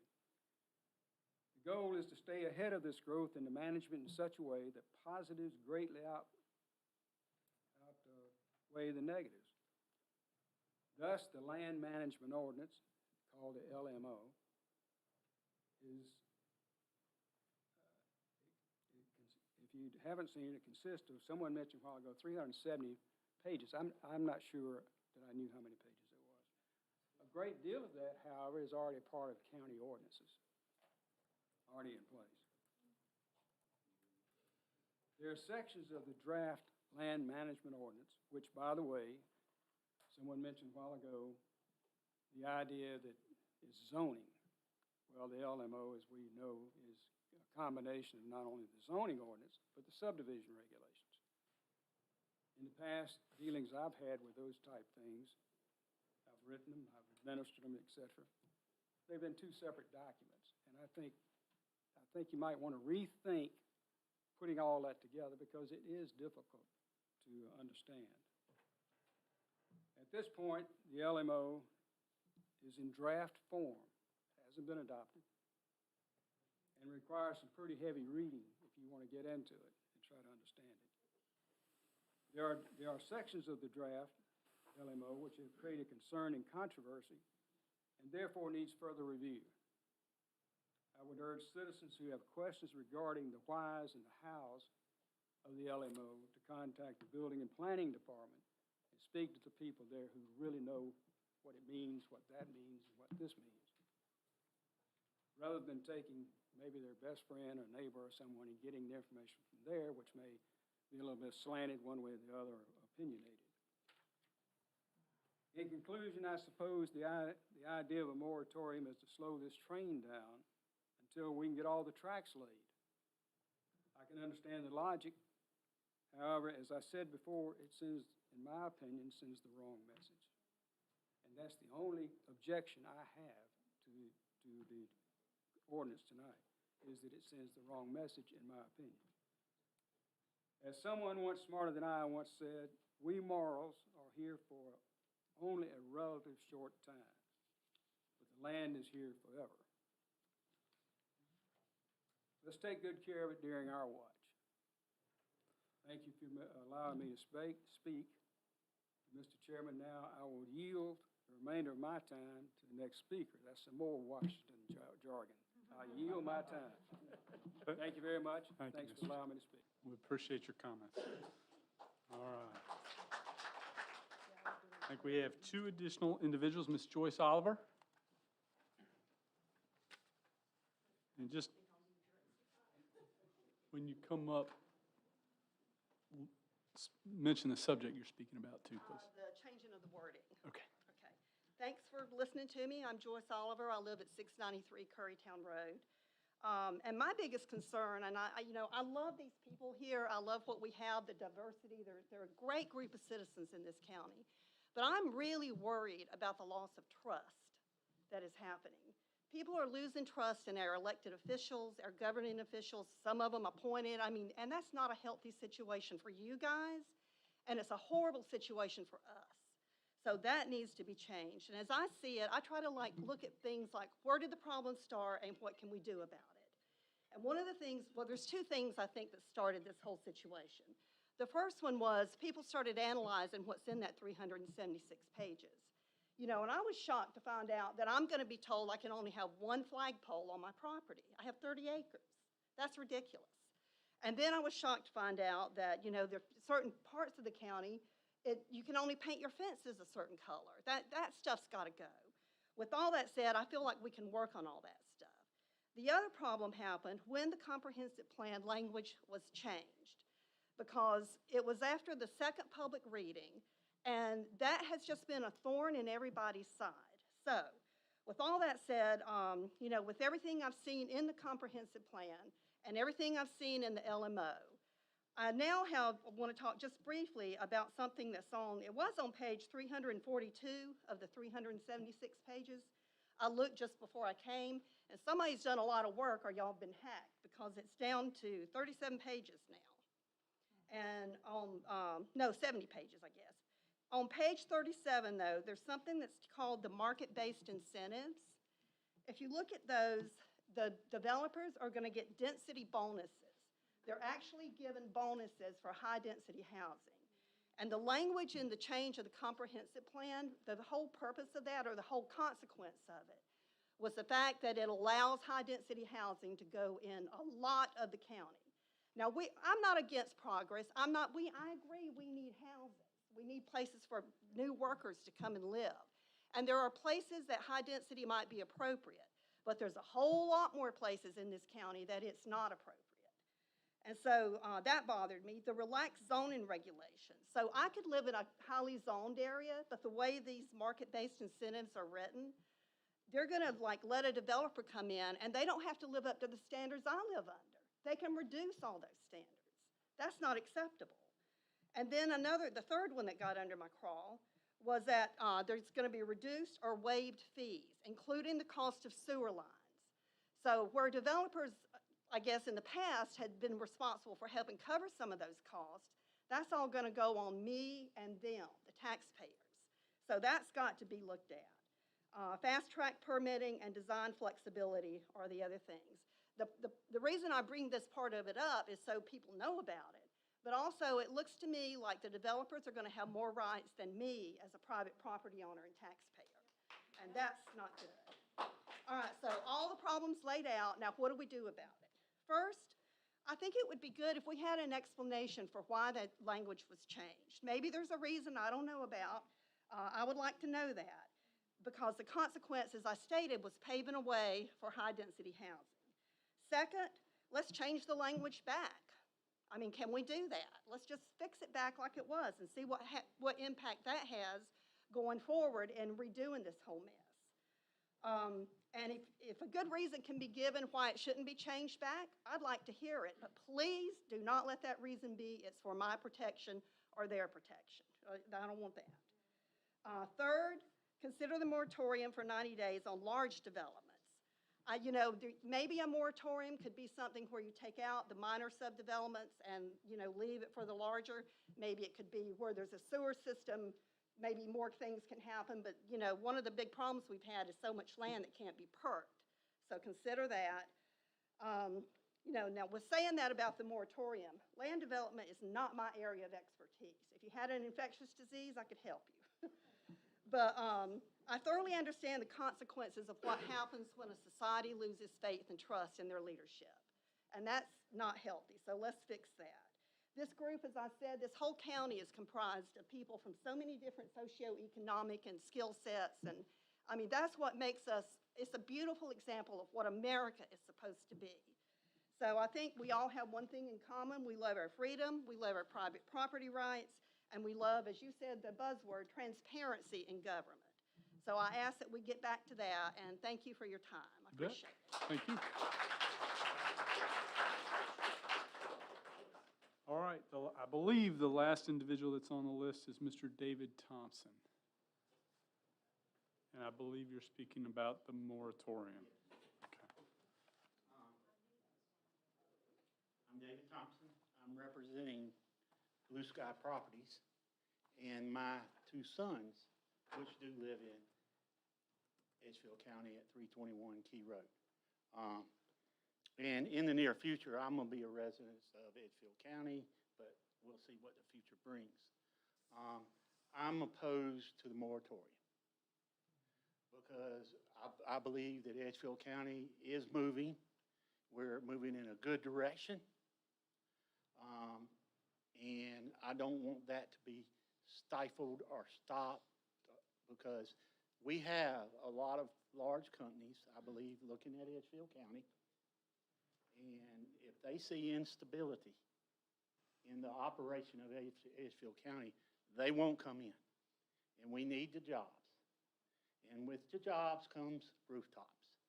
And so I think overall, I don't want to see the moratorium. Personally, with our company, it may not affect us, but a lot of times when moratoriums are issued, they are extended, and then extended, and then extended. Well, that would be a disaster to Edgefield County because the jobs that a development brings in, personally, our company, the majority of the people that work for us are your neighbors. So I appreciate the time. I do want to say a minute about the zoning. Our company, we're all for zoning. As a business, I would love to be able to look at a piece of land. Well, I know I can do that, and then I can go in and do that. And I have the right, and I have the buy-in for the county and the people in the county. So thank you very much for y'all's time. Well, thank you, Mr. Thompson. We appreciate it. Okay, well, that concludes our comments from the... Yeah, your name? Mr. Hare? David Hare?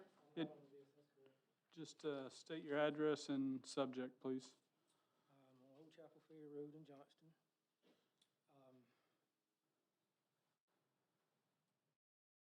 I believe that there should be a moratorium. It feels like a train wreck and a freight train, particularly down in your area of the county. And I don't think that the way it's been done has been done in a smart way. Listening to Mr. Oliver talk here in the meeting, it sounds like a lot of these properties are not going to perk very well. Drainage issues, I've been seeing drainage issues on the internet and properties like this. That's my opinion on that. As far as the mailing for the folks, I think y'all spent $90,000 on some tombstones around the county. I think whatever it takes to get people informed about this thing should be done. I don't like the idea it costs $25,000 to do it, but I think that should be done. And as far as the changing of the wording of the comprehensive plan, first off, I don't understand why we seem to have paid this company with $90,000 for a comprehensive plan that we're not going to use. It sounded like that would, hang on, I may be uninformed about that, but it just doesn't sound like this zoning thing. Why in the world do we have to do that if we have a comprehensive plan that gives a direction for the county? And it sounds like that comprehensive plan, the wording there, and I'm not going to say anything disparaging about you on purpose, but it sounds like that was a very sneaky way to do things, and it certainly gives the appearance of impropriety, like somebody mentioned earlier. And county officials are supposed to be representatives of the people, not politicians. And it doesn't sound like the representatives are working for the people. And that's pretty much all I got to say. Great, thank you. All right. Yes, Mr. Matt Anderson, right? Okay. You were on the list, but you deferred. Digest a little bit more about what I was gonna say and listen to other people's opinions first. My name is Matt Anderson. Lived in Edgefield County for about 20 years. My address is 8 Country Way. Also a realtor in the area. One thing that I have seen firsthand in Edgefield County, especially when we sold a tract of land on Gregory Lake Road 5 or 6 years ago, people seem to think that just because they see development coming in, that their way of life is going to change. And there's a big bad man coming to steal up all their farmland and stop horses and people from having goats and stuff like that. And I was actually one of the ones who went to North Augusta, and we literally had to beg North Augusta to annex that property in for the owner who we were trying to help out. It was actually 3 owners of the property who were Edgefield County residents to be able to sell that property. They were of age, they were wanting to sell it, so they had to sell the property. So in a knee-jerk reaction, a lot of misguided thought processes and people wanting to stop development in Edgefield County completely because of a couple of neighborhoods. And I understand, and I am completely against the LMO stuff 100%. If somebody tells my wife that she can't have another goat on the property, and I wish to God that they would, sometimes she's gonna flip out. I don't want anybody telling me what I can and can't do on my property, period. Not one bit. I won't stand for it, and a lot of other people won't either. But the same thing that most of the people in the room, they feel the same way. They don't want anybody telling them what they can do on their property also. But at the same time, from what I see tonight, it seems that people are coming against people who, either developers who have bought that property to develop or whatever. They're using that same logic in trying to stop somebody from developing something. And I think that's wrong. I mean, you're wanting something, but you're also wanting somebody else to stop what they legally and rightfully are able to do. And that's wrong. So I'm against the moratorium, 100%. Thank you, Mr. Anderson. Thank you. Appreciate that. So I'm going to make a quick comment, and then we'll move on. These are tough issues. It's difficult issues that we're facing, and communication is important, and communication is not easy. Written communication, verbal communication, public speaking is hard. So I appreciate each and every one of you coming out, and we are working to listen and to help educate ourselves as well as you in the process that we've been through. So that's my comment. I would like to just make a motion that we take a quick 5-minute break for those that might need to use the restroom. We've been here for about an hour and 45 minutes. Would there be anyone that would I'll second it. All right, so we're going to take is there any discussion on that? All in favor, please signify by raising your hand. We're going to take a 5-minute break. 5 minutes.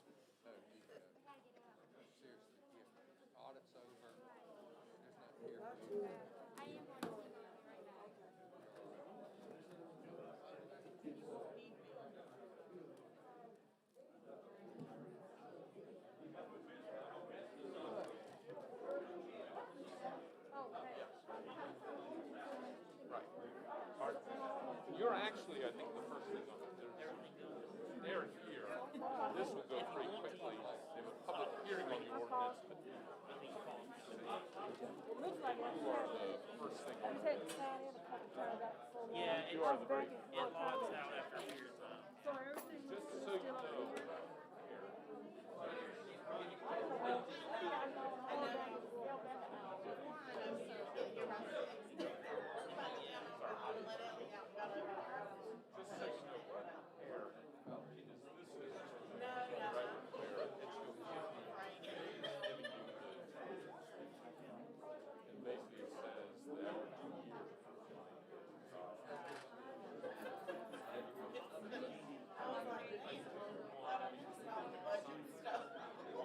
When I saw the audit, I was like, oh, I thought I missed it by at least a month. Yeah. Yeah. I missed that for sure.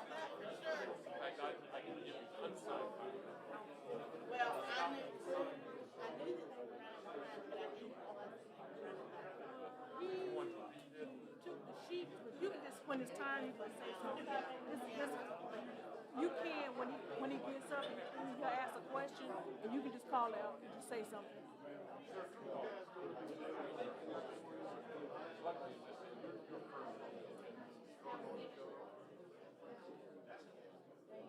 Okay, that's fine. Okay, that's fine. Just do like everybody else. Say, Mr. Chairman, can I say something? And he shouldn't have a problem. I think they already know who I am. You got right.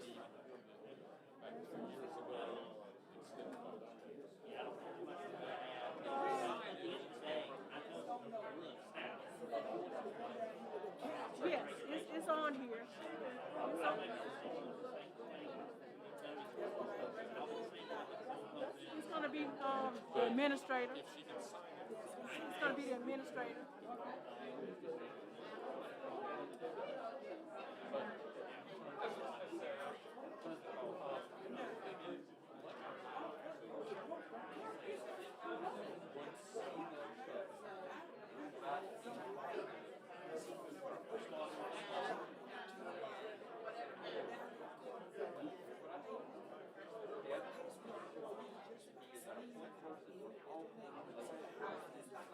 Hello, how are you?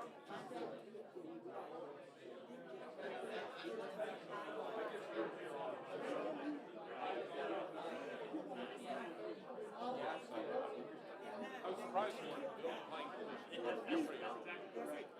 I have a backlog right now. Did pretty good on today.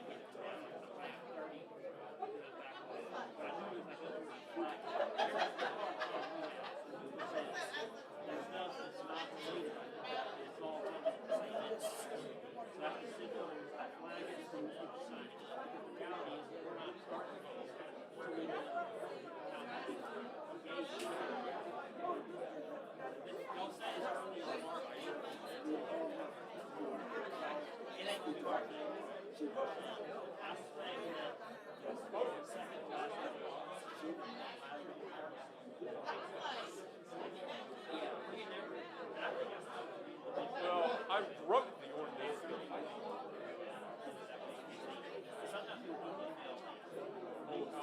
Ordinance,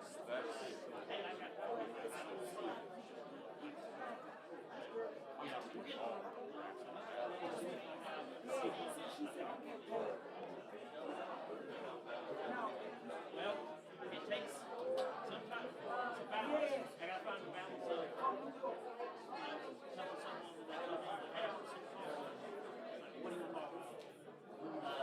And we may, I might be able to, we might make it work.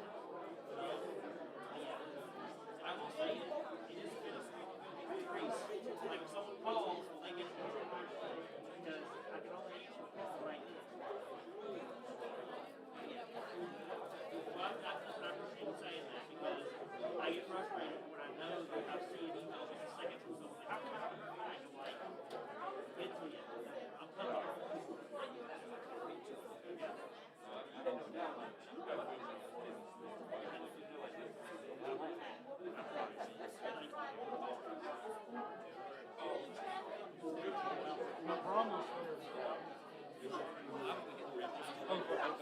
We'll wait for you.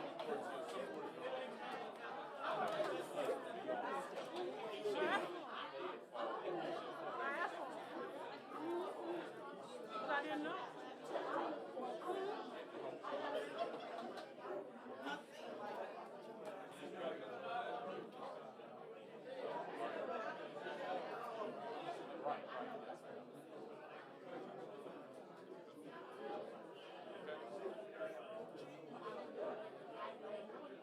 well, it's probably the next,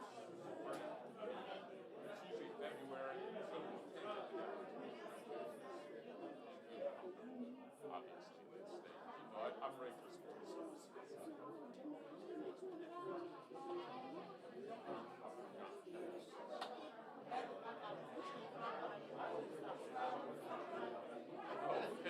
John been in John all your life. See, okay, the big head. See me big work together. You know, we went. What she said. A lot of Okay. So what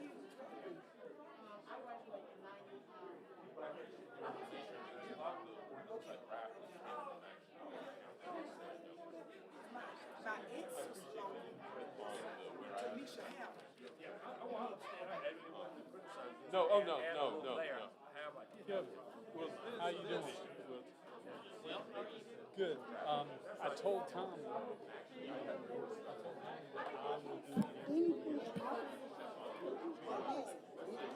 It's not involved. I think the only thing I'm concerned about with multi-family houses, you know, it's technically not a subdivision. Yeah. But I don't know. I would advise not to do that, because if the change is made, How then it's it like, whether it makes a difference or not. I can live without right now. I've got around to about John Ford.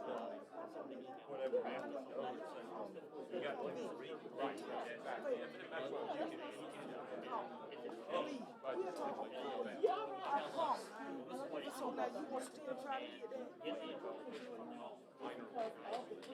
did talk to the founder, fairly constant,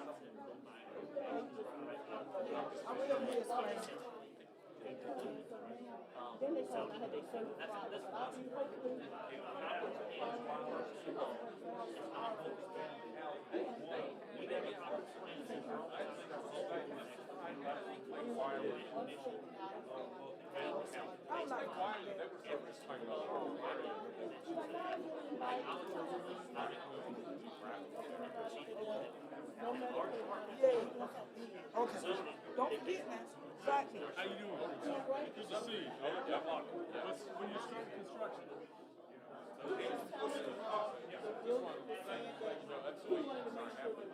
I appreciate the article and everything. I don't know if we're gonna do it this week or the following week, go ahead and pull it from me. I know you guys supposed to come, I had to call you. We just, COVID has just been really bad within our business and stuff like that. Well, we're looking forward to seeing you break ground. I don't know how you do it. Well, hey, thank you. We'll take all we can get. You know, that's what we need. I told her somewhere in the world, they can bleep me out of the thing.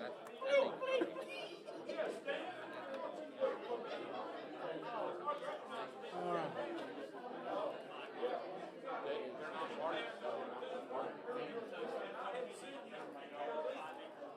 Right. They're exempt. Well, I didn't put it in there because I felt like that's exempt, that's not really under your purview, and therefore, because I'm trying to say you can't accept applications. If there's no application. Yeah. Right.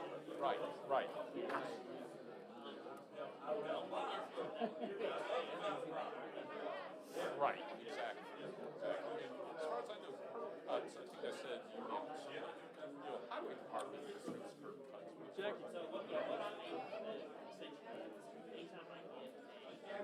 As soon as Jackie comes, we'll get started. 5 minutes back up. That's up. Albert, how you doing? Fine, sir. How are you doing? Doing good. Yeah. That was an interesting little conversation you and Willie had going Yeah. there. I was on. A long time. Yeah, dog. A long time. Dog over 25 years. All right, you ready? All right. I was in a meeting with him. But we in a little And I've known her forever, yep. All right, I think we're gonna get this thing rolling, Mr. Pettigrew. You ready? You online? Oh, yeah. Cause we got a lot of elderly people. Oh, yeah, I know you would.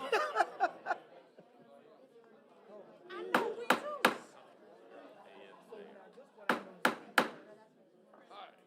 Okay, I am grateful to my council members for allowing us a quick break. And so we'll go ahead and resume. The next item on the agenda is our reports. Is there any comments on this month's report? All right, seeing none, the next item on the agenda, we have no consent agenda tonight. We have a public hearing on ordinance number 2021-778, an ordinance to stay a contingent deed reversion to the county for 24 months. And I'll allow our county administrator to just add, is there anything new to this from last month? No, sir, Mr. Chairman, it's the same as last month. Okay. Is there anyone here that would like to speak on the public hearing regarding ordinance number 2021-778? Okay, seeing none, we will close the public hearing. Next item on the agenda is the old business. First item on the old business, consideration of approval of third reading of ordinance number 2021-778, an ordinance to stay a contingent deed revision to the county for 24 months. This is on the old manor house. Nothing has changed. I would entertain a motion to approve this third reading. Move to approve. Second, Mr. Chairman. Motion's been made by Councilman Campbell, seconded by Vice Chairman Talbert. Is there any discussion? All right, seeing none, all in favor, please signify by raising your hand. All right, that ordinance passes unanimously. Next item is consideration of approval of second reading of ordinance number 2021-779, an ordinance to rezone a certain previously zoned industrial development property located at 35 Rabbit Trail in Edgefield to be zoned general agricultural development. And I'll ask our attorney if there's anything he would like to add, if anything has changed. No, sir, everything's the same. Okay.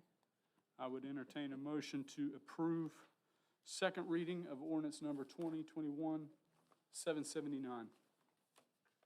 So moved, Mr. Chairman. Motion's been made by Vice Chairman Talbert, Second. seconded by Councilwoman Ireland. Is there any discussion?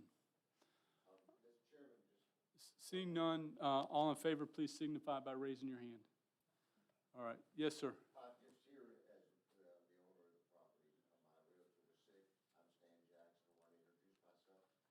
Chairman of the members of the commission, I know Mr. Paradise and your good lawyer, Mr. Marine, and several people here, but thank you for the second reading. Yes, sir. Thank you for being here. Appreciate you making a comment. Yeah, I need excuse unless there is. You're free to leave. Yes, sir. All right. Have a great night. Suzanne will appreciate that. All right. The next item under old business is item number 3, consideration of approval of entering a contract for medical control officer services from Augusta University. I know that I'll ask the administrator first if there's anything he would like to add or Mr. Chairman, we since last month this was continued. There was not any direction given to staff other than it was continued. So it was placed on the agenda, same as it was last month. In my discussions with council member, there may be some other people that instead of this one, you want another gentleman. And if that's the case, staff just needs to know that so we move forward in that direction and they can negotiate that contract and have it back to you next month.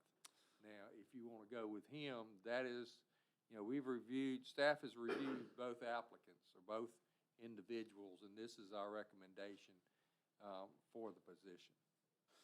All right, we thank you. I think before we take a motion to approve or move on, I would ask if Garrett could come up and maybe just answer a couple questions.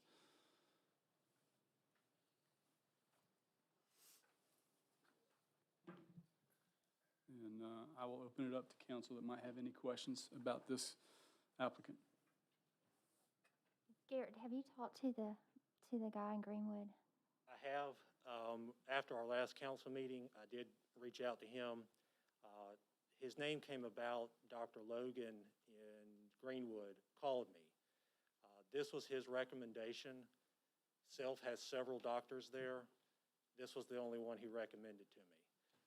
I did speak with Dr. Washburn the next day. I asked him to send me his CV. His CV is what a resume is for doctors. It's their life's work. His is only a page and a half. He's a new doctor. He has no med control experience.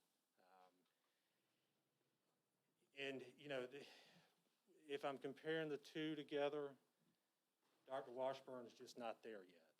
He may be great as an assistant med control somewhere, and later on in his career would be a good candidate for a med control. But I have spoken with him. I reached out to him again yesterday to see if he was still interested and could we start that process. I have not heard back from him as of today. Does he have EMS, ER experience? He is board eligible for his emergency medicine board certification and his EMS.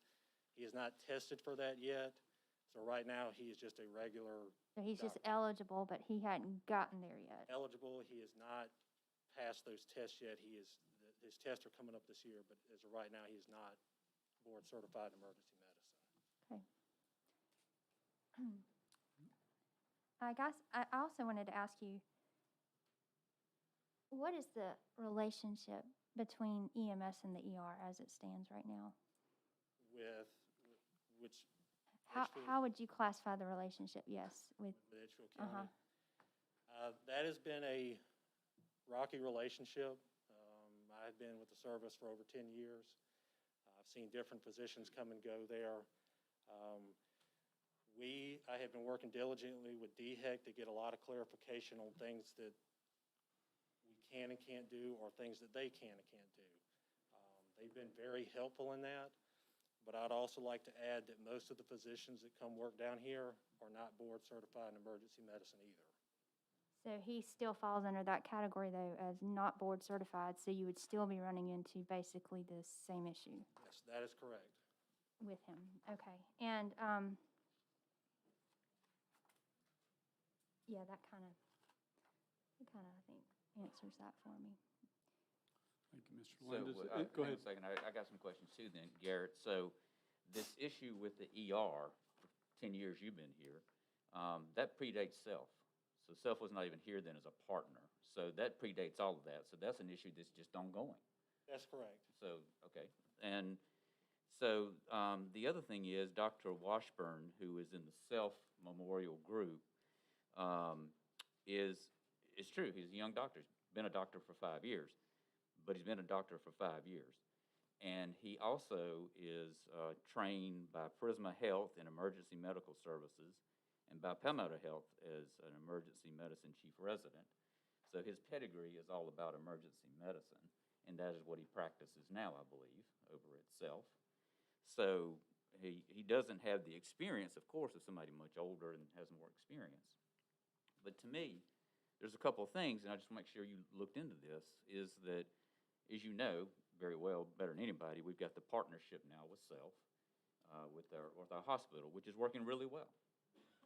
And when I look at Self and what they are doing, and Dr. Washburn is in that group with 4 other doctors who do the same work in 5 counties. And I'll make sure you had seen this, that Dr. Bruce Cook, at Self, has been doing the medical control officer for McCormick County for 15 years and Saluda County for 5 years. And then Dr. Logan has been the Greenwood County MCP for 14 years. And Dr. Richard Graham, all these guys are at Self, has been the Abbeville County MCP for 10 years. And Greg Givens, again, another doctor at Self, has then been the MCP for Lawrence County for 2.5 years. Put all that together, the 5 counties that they service have MCPs from Self. There must be a reason why. And there's a cadre right there that Dr. Washburn can call on. That's more than 4 years of experience. So I just make sure we looked at everything when we looked at these doctors. So I think they're both qualified, don't get me wrong. Both guys are good. There's no question. But I just didn't want to make it sound like this guy can't do anything. And to add to that, if we go into contract with him, it would be specifically with Dr. Washburn. Yes, he may have access to that, but he would be our primary contact. Right. And if you discuss that with Dr. Burbacher, well, he's in with Dr. Philip Kuhl, who has been in the news here lately for a lot of the COVID advancements they're doing. So we would kind of be a part of that pedigree as well with their physicians there. And again, I would like to reiterate that this decision shouldn't really be based off of where they're located. My recommendation came solely by who was most qualified to do this. That is my whole purpose in this, is to get the most qualified person. And these 2 individuals, when I look at them and compare them, my recommendation is still Dr. Burbacher. Thank you. there's no other comments or questions for Garrett or Mr. Lynn. I would like to say, I'm kind of in agreement with, Mr. Cameron. I think I brought this up at our last meeting, why we didn't have two people. So we went back and we got two now. So, why this couldn't be done in the first time, you know? I mean, so we can have a choice. I'm about like Mr. Cameron, Self-Richardson have bailed us out by coming in and helping the Edgefield County Hospital out. And the residents here in Edgefield are very appreciative of it. And so, my thinking, while Carlos here with the hospital, you know, administrator of the hospital, and I talked with him, and he made mention that, yes, we had somebody he was going to look into it. And so I just, sometimes we overlook certain things. We're trying to find something that we want to fit ourselves, you know, but it's just my thing of treating everybody right. Thank you. Well, I appreciate the due diligence you put into making your recommendation. So I would entertain a motion to approve consideration of approval of entering in a contract for a medical control officer services from Augusta University, Mr. Dr. Todd Bergbacher. I'll motion that. I'll make that motion. Okay, the motion has been made by Councilwoman Ireland. I will second that. Is there any discussion? All in favor, please signify by raising your hand. Opposed? It's 3-2. So what that means is we have issued the current medical control officer, her term is expiring, so we have to have someone by next month, correct? Yes. All right. So my question to council is, do we want to cast the net wider than the one individual that we're looking at in the next 2 weeks? To have a wider net in, or you just want to have this other gentleman on the agenda? Well, I personally agree with everything that, County Councilman Campbell said about, Mr. Washburn. He might have a short application, and this other guy got 2 or 3 pages, don't mean nothing. Sorry. I am for sticking with, I'm just being honest, I'm about tired of going across the water. I am, and I'm going with Washburn. I am. Mr. Chairman, I think that everybody else besides me and you are going for the self fellow, so we should just go ahead and go there. We'll put him on the agenda for April. Well, Mr. Chairman, that is contingent upon us being able to negotiate the contract with him. Okay. And we will do everything in our powers to make that happen. Okay. Thank you again, Garrett. Thank you, Mr. Lynn. Thank you. All right. Next item under new business is consideration of approval of resolution number 2021-1134, the Fair Housing Resolution. This is exhibit number 5.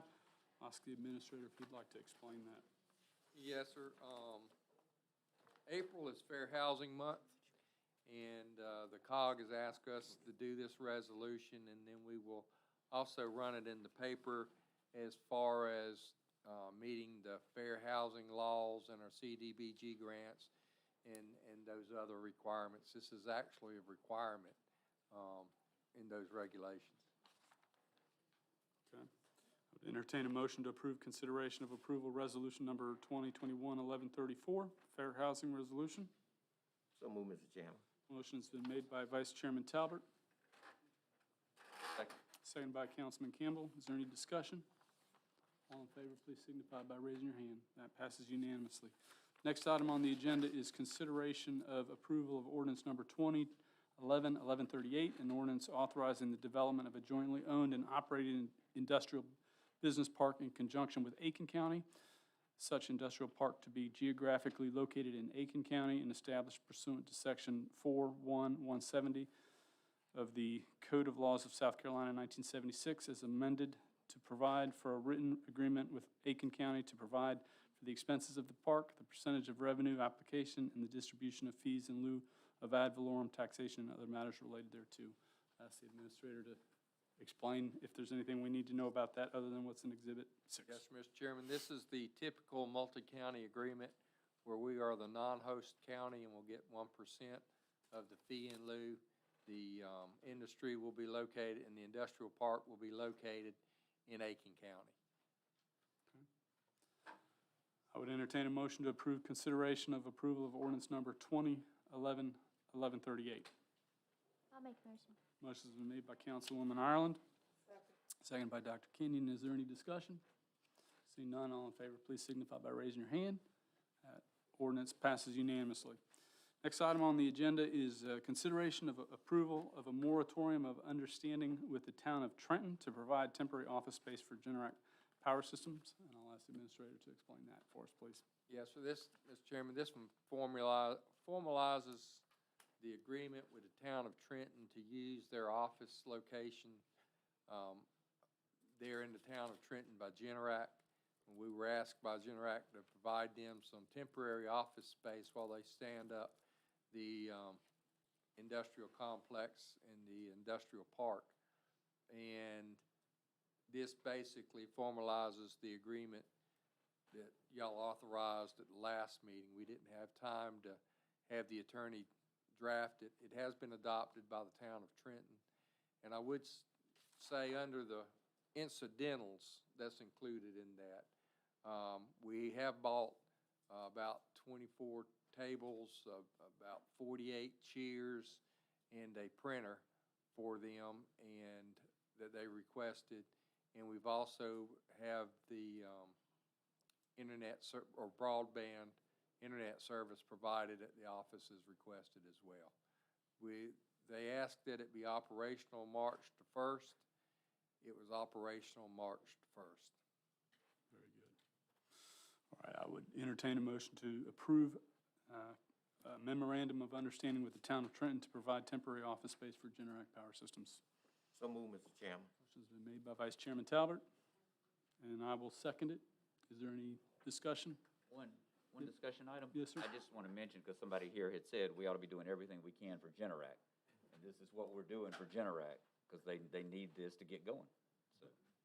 Good point. Mr. Chairman, if I could add, the money for this did come from the industrial park contingency account is where it's funded from. No other discussion items. All in favor, please signify by raising your hand. Okay, that memorandum of understanding passed unanimously.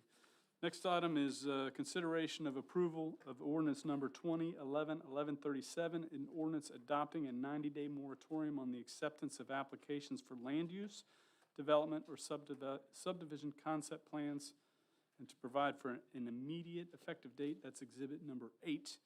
And I imagine both you and the county administrator and the attorney might want to comment on this. Yes, sir. I've got a couple things to comment, and then I'll turn it over to the attorney. Of course, I always, as you council has heard me speak on this, be cautious because it could be a legal landmine, and I'll turn that over to Andrew in just a minute. One thing I wanted to comment on, and it's one of those things that I need to put on the record, so I've said it. So that y'all can, however you want to do it. The minor subdivisions will affect everybody in the county. The other thing about a minor subdivision is that we have had a history in the county of developers coming in and developing 10 lots along a road frontage and then using that money to finance the development to go behind. And we've worked hard with DOT to stop all those 10 curb cuts along a major road and work so that they're loaded from the interior of any subdivision. So that is just one of the things that I wanted to make sure is in your wheelhouse when you do, when you talk about this. The other thing, and this is a question for Andrew, for the county attorney, is maybe you want to say no subdivision over, you know, creating one lot or two lots that might restrict that. The other thing, that has got up and left me now that I'm standing here talking.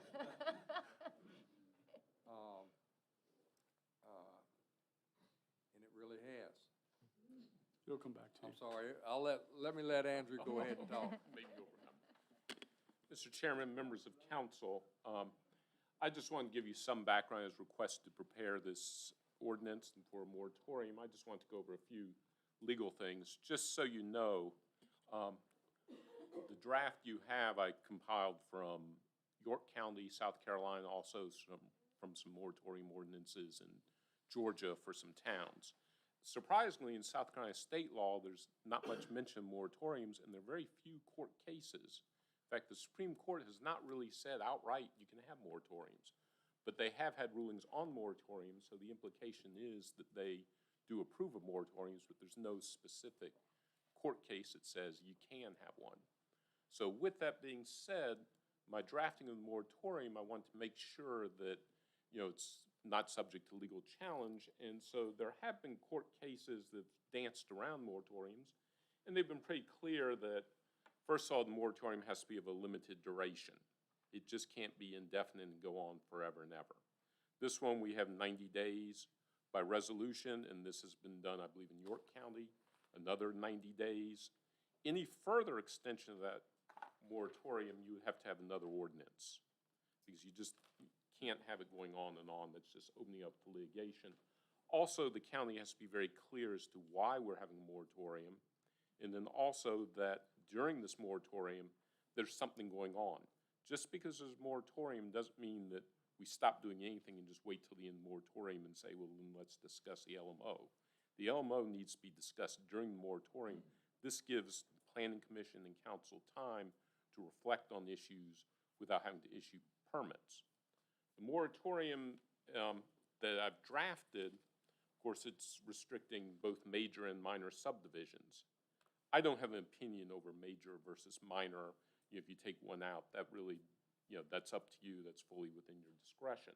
The only thing I am concerned about is there's been some mention about, you know, maybe restricting solar farms, maybe restricting, you know, high-density residential, things like that.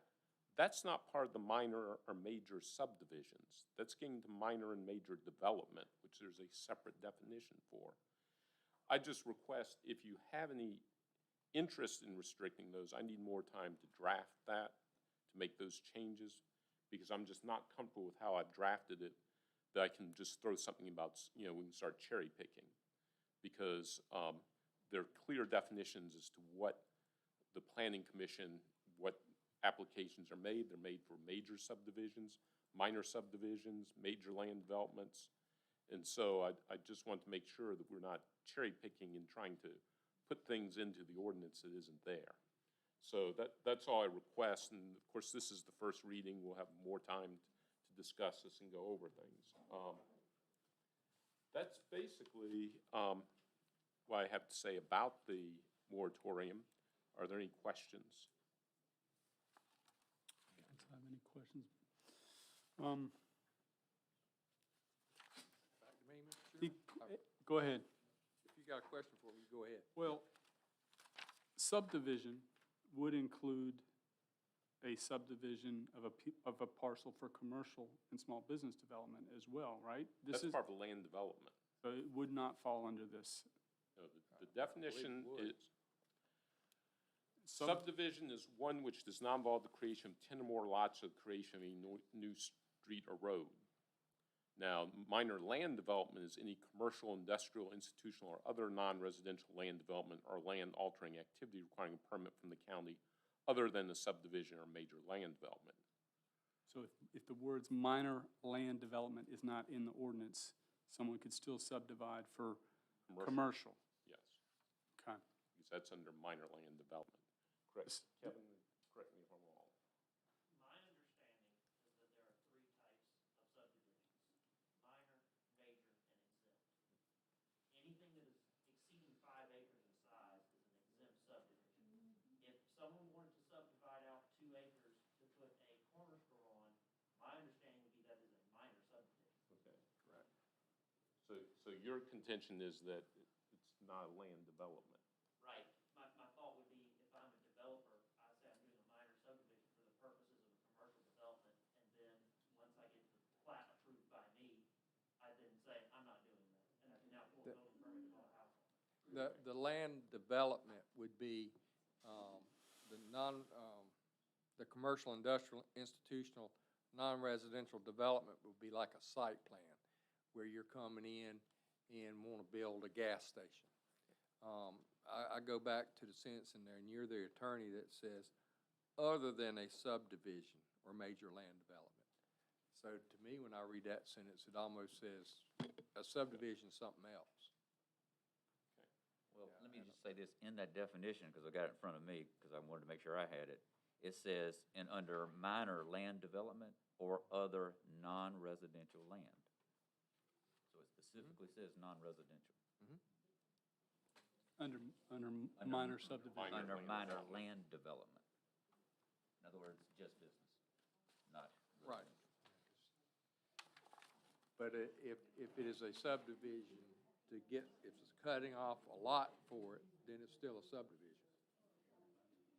Regardless, it's either a minor subdivision or a major subdivision, and then you get into the land developments. So the second question I have for you, in this process, typically, an ordinance, we have 3 readings. Correct. With this, we would have 1 reading and a public hearing, and it would go into effect.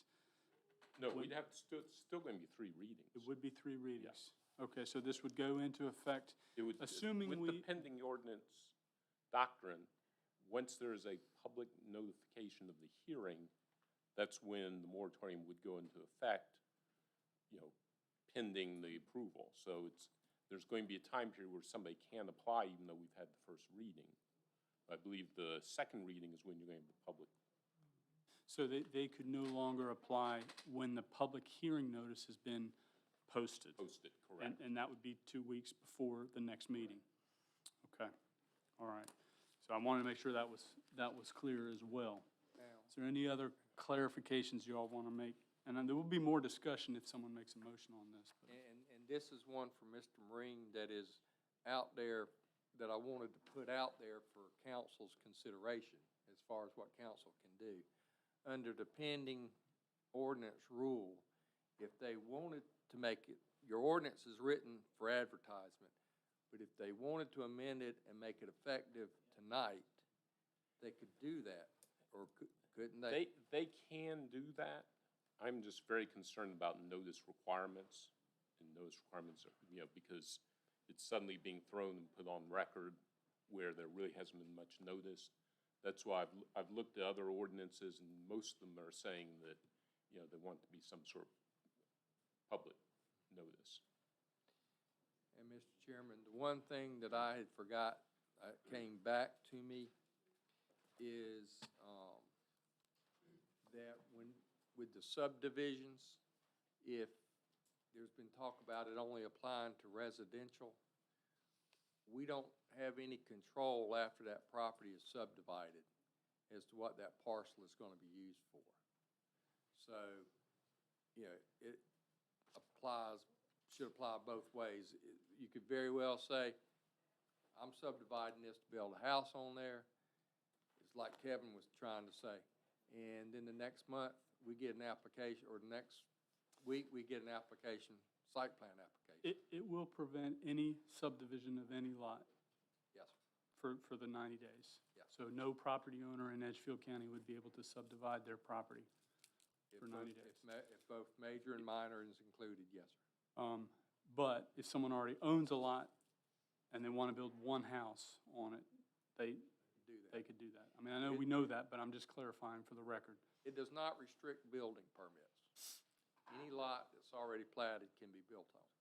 And it does not restrict subdivisions that have already been approved. Right, so let me ask one more question, and then we can discuss this after there's a motion too, but in an example where there is already a subdivision approved, and 3 phases have been approved, but a 4th phase hasn't been approved, if they come and want to do a 4th phase.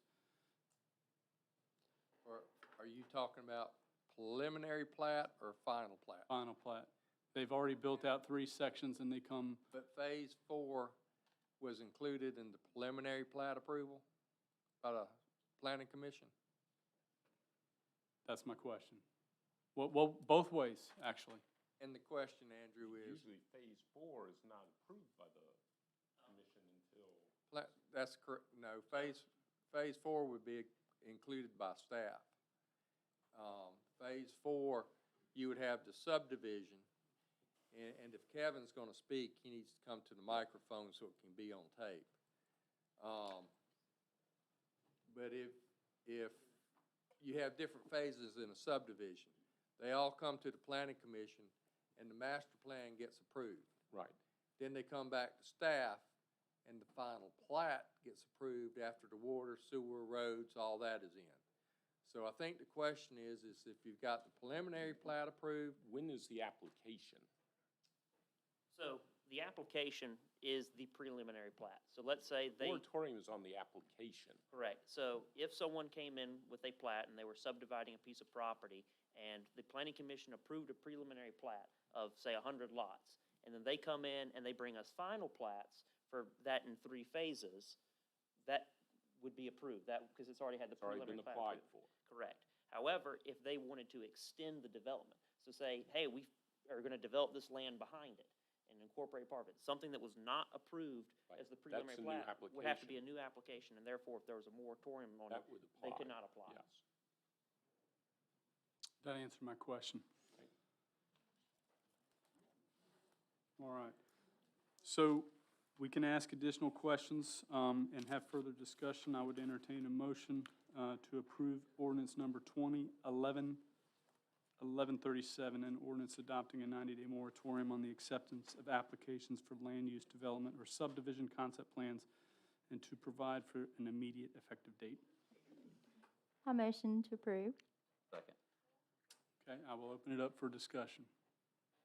So if I can start. Please.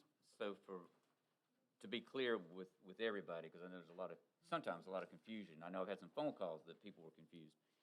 So my way of saying it is this, and I think it combines what you guys have been talking about.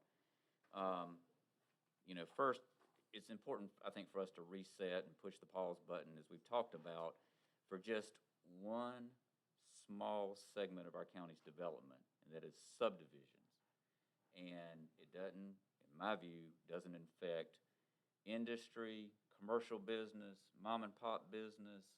We need to amend it, which I'll be happy to offer that, to take out the minor subdivisions, because minor subdivisions, as you heard, has an unintended consequence, which is it affects everybody if you leave that in. You're stopping people from obviously cutting off land that they may want to give it to children or somebody else. It's only for 90 days or 6 months, but still, it would affect that. So I would tell you, I would put that amendment in a moment, if we want to do that, is to take minor out. So we've made this, in Dean's view, the most important thing I think people were worried about is first, oh my gosh, are we having too many large subdivisions? And again, large subdivision is defined by this, 10 lots or more. Then, while we kind of, put a pause on that if we think that's hot and it's going to be a problem. So we put the pause on, but it does give us time to get in sync, the comprehensive plan, get the LMO sharpened, get it better, get it different, get the public input. And so I'm for a very small segment, as I've described, and the shortest time frame we can do it in, because again, there's a legal problem if we keep stretching this out, and I don't want to put the county at risk. So I think we can do all those things and get everybody's input and issues taken care of, and then we lift it, because I do want to say the 5 of us, if we do this, are going to take away, in a sense, somebody's livelihood, because developers do it for a living. So if any one of us, if somebody said, wait a minute, you can't do this part of your work, we might not like that. So I understand that from their standpoint. But I will say this, because, again, if we try to do it as narrowly as we can, What we've done is we've allowed developers to do other work. And I just, by way of example, and you've heard the attorney and the administrator say this, work is going to continue on things that are ongoing. Things that have already been approved are going to be worked on. So the moratorium doesn't stop the world. It stops one small segment in what I'm talking about. And in case anybody's interested, as of this past Friday, I checked, there were 255 permits already issued for home building. So 255 homes are being built right now.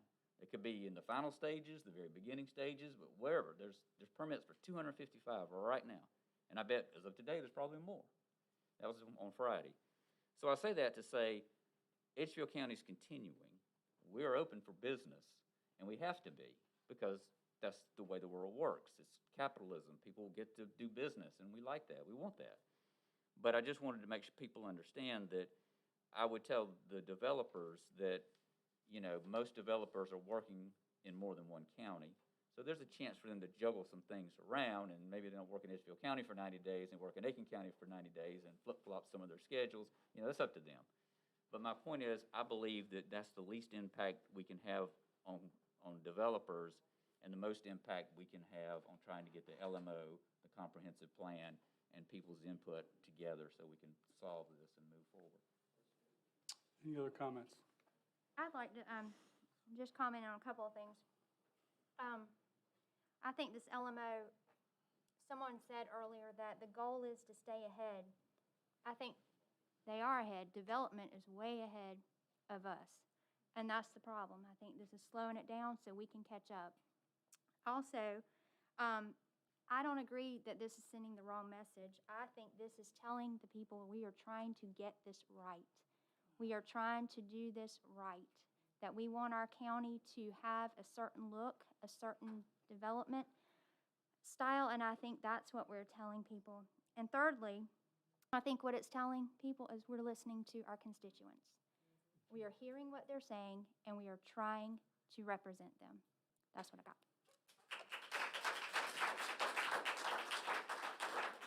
Any additional comments? All right, I will make a couple quick comments. I think we are listening to constituents, and I think that's a good thing. I believe we've slowed the process down. I think that's a good thing. As it relates to zoning, I heard someone say they don't like the term LMO. Call it what it is, you know, zoning, ordinances, whatever you want to call it. I also hear a lot of, you can't tell me what I can do with my property. But what this ordinance that a lot of people are requesting is actually mandating what their neighbor cannot do with their property. So there's a conflict. Conflicts are good. Conflicts happen. The challenge is the economic hardship that puts on an individual who may need to sell their land. You know, I was on the phone with a constituent today whose husband just got diagnosed with kidney cancer. These things happen. They're happening all the time.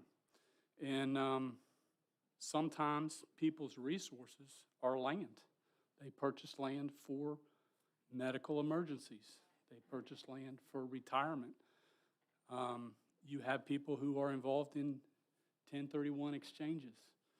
And when a 1031 exchange takes place, you have a limited time frame to do something. And so I think my concern with this, I understand the intent. I think the intent is noble, but I think it's taking a stand against someone else's property rights, which is dangerous. So in my opinion, that's one reason why I'm opposed to a moratorium. The second thing is we know for a fact we have high-level executives in Fortune 1000 companies looking at Edgefield for the first time, probably in decades. And that's a good thing. And what we don't know is how many others there are that want to make investments. And I know for a fact there are others, and we'll send a closed for business signal to those. And that's fine. We can do that. We can send them to one of 3,000 other counties where they can do business in North Carolina or Georgia. But I think this ordinance will send that message. So that's my 2 cents. If you want to make an amendment to it, we can. Or if there's any other comments, I don't. First of all, I would like to say, we're not telling anyone they can't sell their land. You can sell your land. We're just saying to the developers, we're giving you 3 months to get your development stuff together. I don't think we're telling anyone they can't sell their land. You're That's not taking away what the this is market about. for the landowner. I disagree with that, so.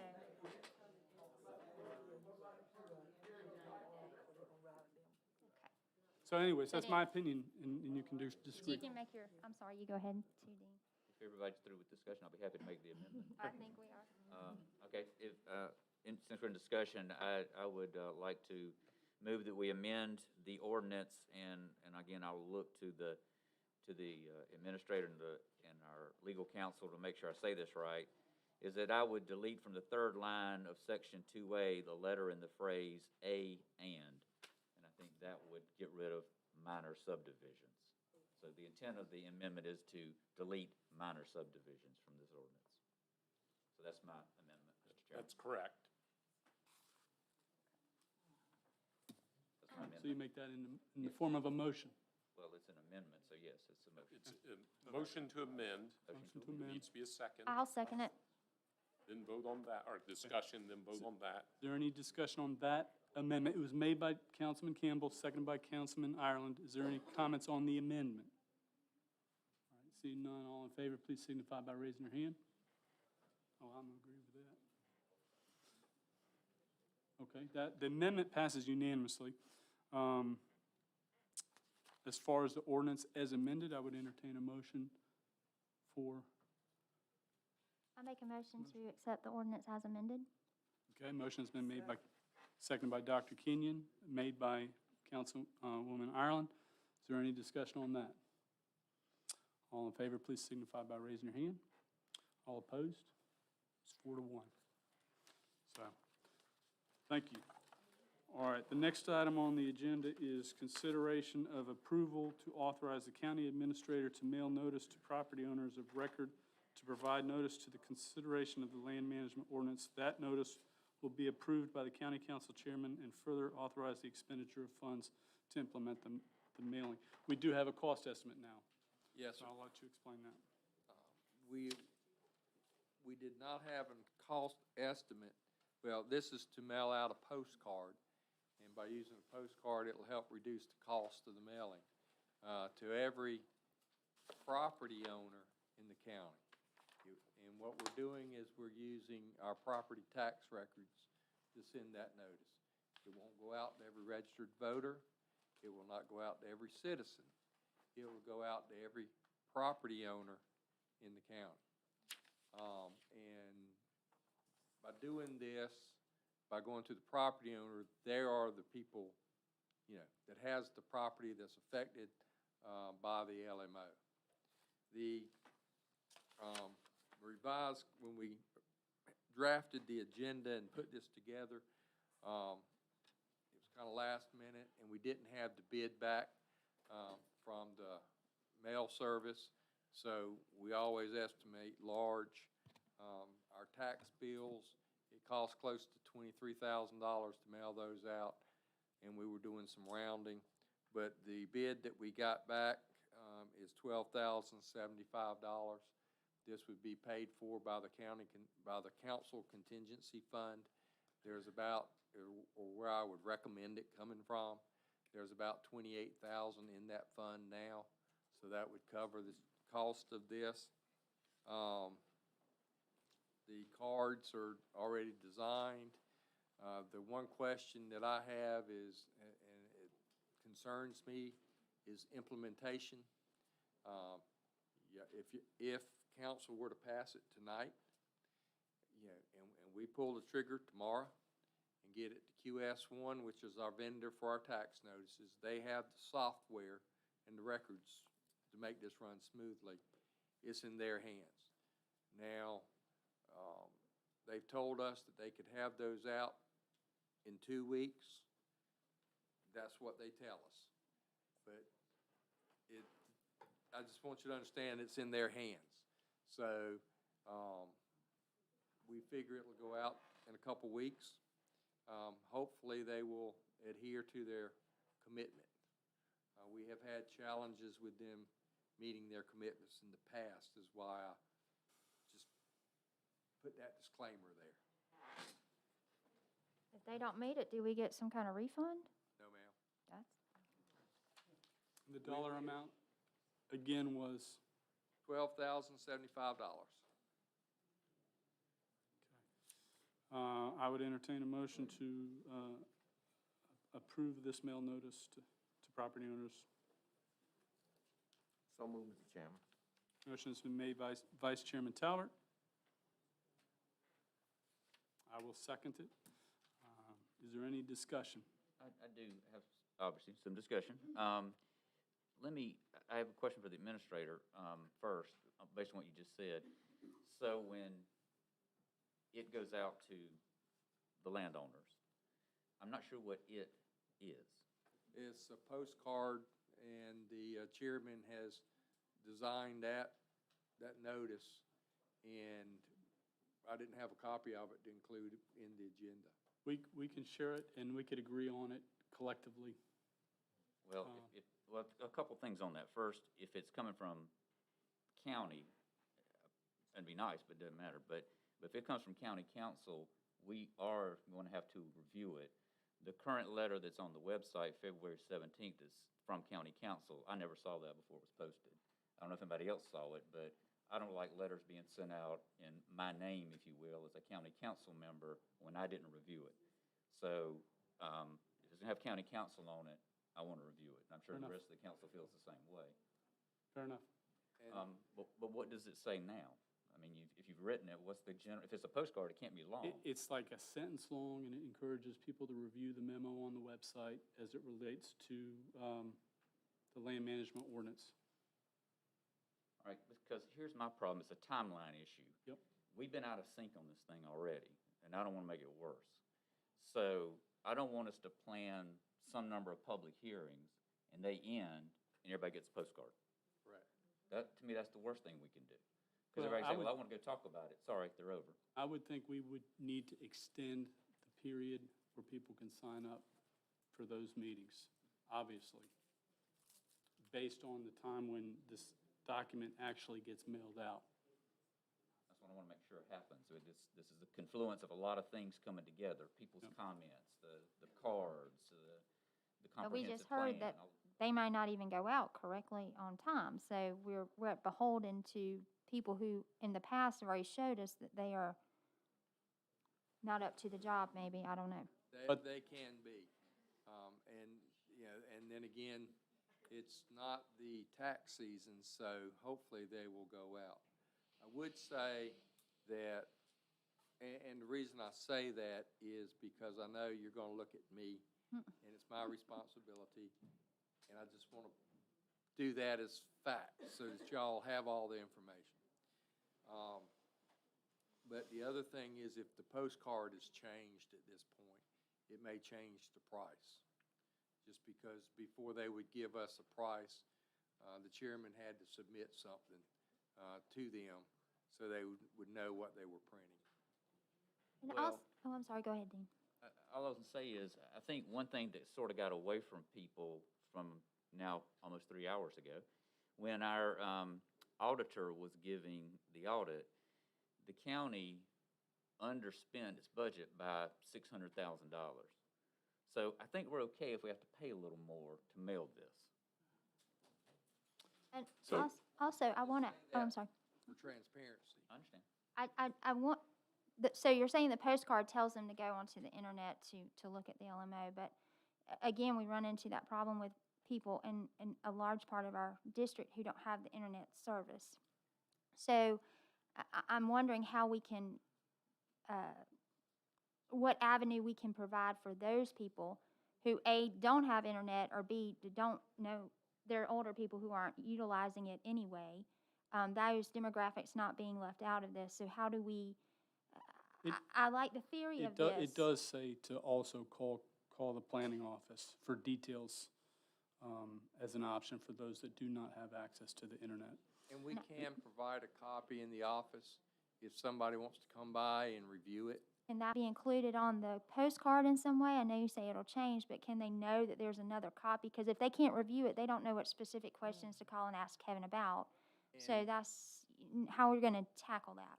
it is completely up to the chairman and council what goes on that postcard. If you want to change the, that's whatever y'all want. My recommendation is just to amend this to say we would, give me a second to find where it is.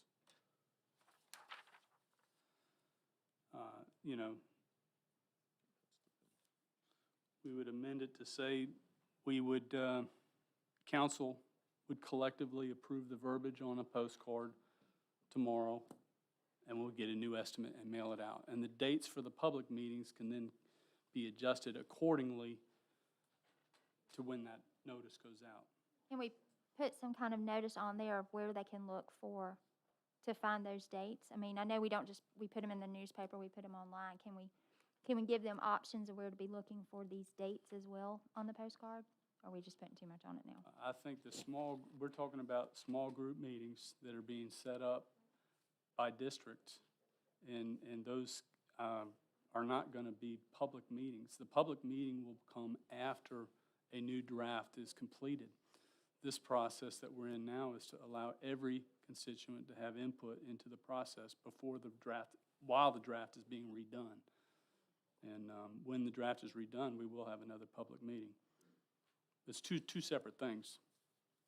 Well, I think that they need to know how to be involved in these small group meetings too, if they want to, Right, be and that would involved. be on the postcard. Okay, that's what I'm trying to The clarify. postcard. That's gonna be on the postcard, how they can get involved in it. That's what I'm clarifying. Gotcha. Okay. So are you okay with that amendment? I would make a motion to amend this item to What is send. the original motion? I don't think there has been a motion. I would make a motion that we amend. Give me a second. Make a motion that we would approve to authorize the county administrator to mail notice to property owners of record to provide notice of the consideration of land management ordinance, and that notice will be approved by council as a whole.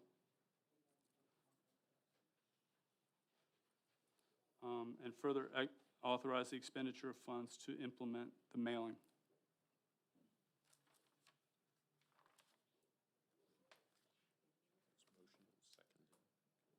So that would be my motion.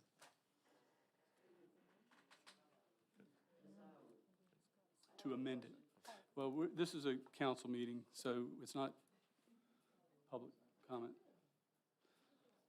If someone wants to offer an alternative amendment, I'm open to suggestions.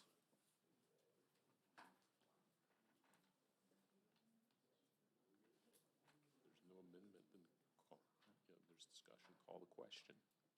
You can call the question. Did someone second it? Didn't you say there was a? There was a second. Who made the motion? Mr. Talbert made the motion and Scott seconded. Okay. All in favor of the amendment that I just made? I didn't hear anybody second the amendment I just made. Okay, let me make sure I'm clear. There was original motion, apparently. Now you're offering an amendment. An amendment just to change No second to the amendment. currently. Right, so that way, if you're voting on the motion. Original, okay. Unless there's a second to the amendment. Okay, which- so is it all in favor of the original motion and second? Please signify by raising your hand. Time out, I'm confused. I'm not sure what we're voting on. Yeah. What I thought I heard you say, Dean, was that you wanted to have an opportunity to review the postcard.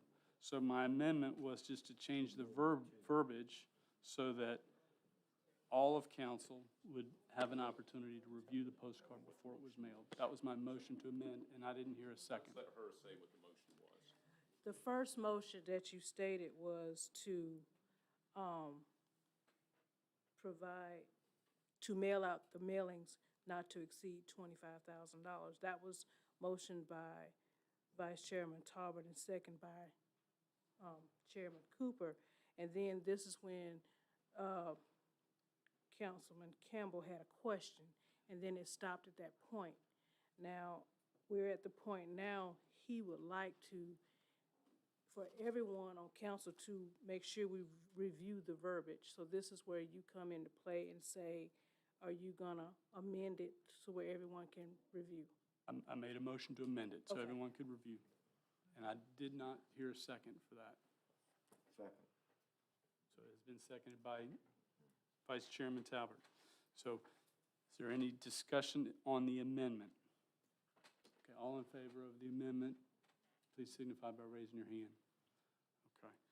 Or consideration to approve the mail notice as amended. I just do it one time. Or should we do it a second time? All right, so we'll do it as amended. That's your amendment. We approve the amendment. Okay, now the motion with the amendment. Motion to approve. I think you already have the motion and the second, you just have to vote on it. Is there any discussion on that? Seeing none, all in favor, please signify by raising your hand. All right, that passes unanimously. Okay. Thank you. Last item on the agenda is consideration of approval of resolution number 2011-1136, a resolution requesting the Planning Commission to re-examine the comprehensive plan. And rather than have the administrator explain that resolution, I want to take a minute to explain it. In short, this resolution is to ask the Planning Commission to review the economic impact both to Edgefield County and individual property owners of the changes which were made to the comprehensive plan in June of 2019. This resolution gives them the option to make a recommendation to reword these two sections, and they're in your exhibit, or to leave it as is, or provide something new. Again, we want them to review the economic impact and individual property rights to both the county and individual property owners. This request is being made because constituents has asked for this change to be reviewed. And I think that's a good thing. I think there was a lot of miscommunication about how that came about. So I want to provide a little more detail and context of how this change came about due to that confusion. So I'm going to make 3 quick points. First, the original verbiage and the ultimate change was about averages of lot sizes over very large geographical areas, literally dozens and dozens of square miles. It is my belief, due to the inability to connect to sewage over a majority of those territories, the lack of percolability over large sections of those territories, and the topography over large portions of those territories, that average lot sizes are actually going to be in the same category as the original wording. However, the change clarified the desire to seek a diversity of housing where utilities and topography made that a possibility. So second, this change was made reflecting on Edgefield County Water and Sewer Authority, their history of expanding sewage into the Meriwether section, and the anger expressed by constituents at what I refer to as the meeting of the 500 at Sweetwater Baptist Church in August of 2016. I did not serve at County Council at that time, but what I heard loud and clear at that meeting was the dissatisfaction of residents, now constituents, that we didn't have a plan in place to extend sewage in the Meriwether area in an effort to prevent the sale of private property to the annexation of North Augusta, an issue which is a private property rights issue, but due to these constituent concerns, Council went about the task of partnering with Edgefield County Water and Sewer Authority of expanding sewage where possible to accomplish three important tasks. First, it enables Edgefield County to control our own development in these areas where sewage is expanded, thus, where possible, prevent further annexation of our county by North Augusta. Second, where sewage is expanded, it's better for the environment. Third, where sewage is expanded, it allows for a diversity of housing to cater to a broader housing market, which was part of our strategic plan passed in 2018. Third and finally, this topic of lot sizes was discussed for a year, actually, in the Planning Commission. And there were individuals on the steering committee who agreed with the change, but it didn't change in the Planning Commission, and we did choose to change it at the county council level. But I wanted to let the constituents know that both the planning commission and the county council are listening to the desires of individual property owners, as well as individual property owners in the districts that they reside in. I wanted to show 2 slides because I think we get lost in some terminology. So go to the second slide first.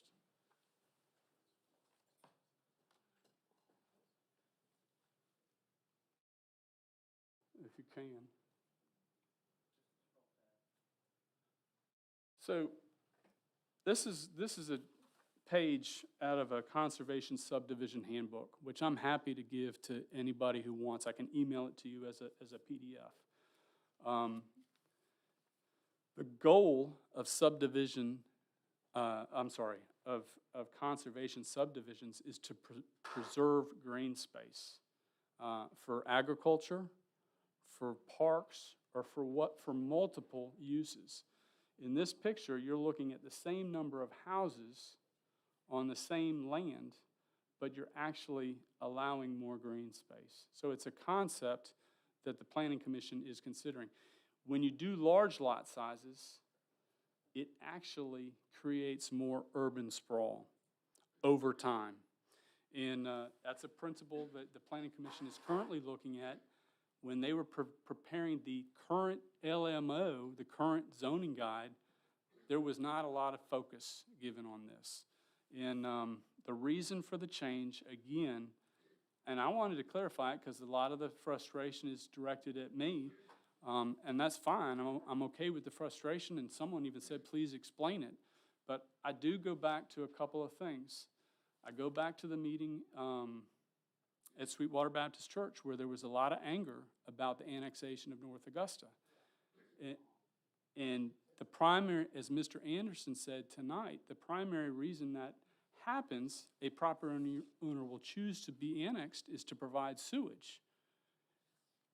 We are now partnering, not paying for, but we're being reimbursed for that expansion where possible. And it happens to, actually, one of the places we've done it happens to be on land that previously was owned by North Augusta. It was owned by North Augusta from 2006 until 2019. And there was a lot of anger about them owning property. So I just wanted to provide, they own that property in Edgefield County, and there was a lot of anger about that.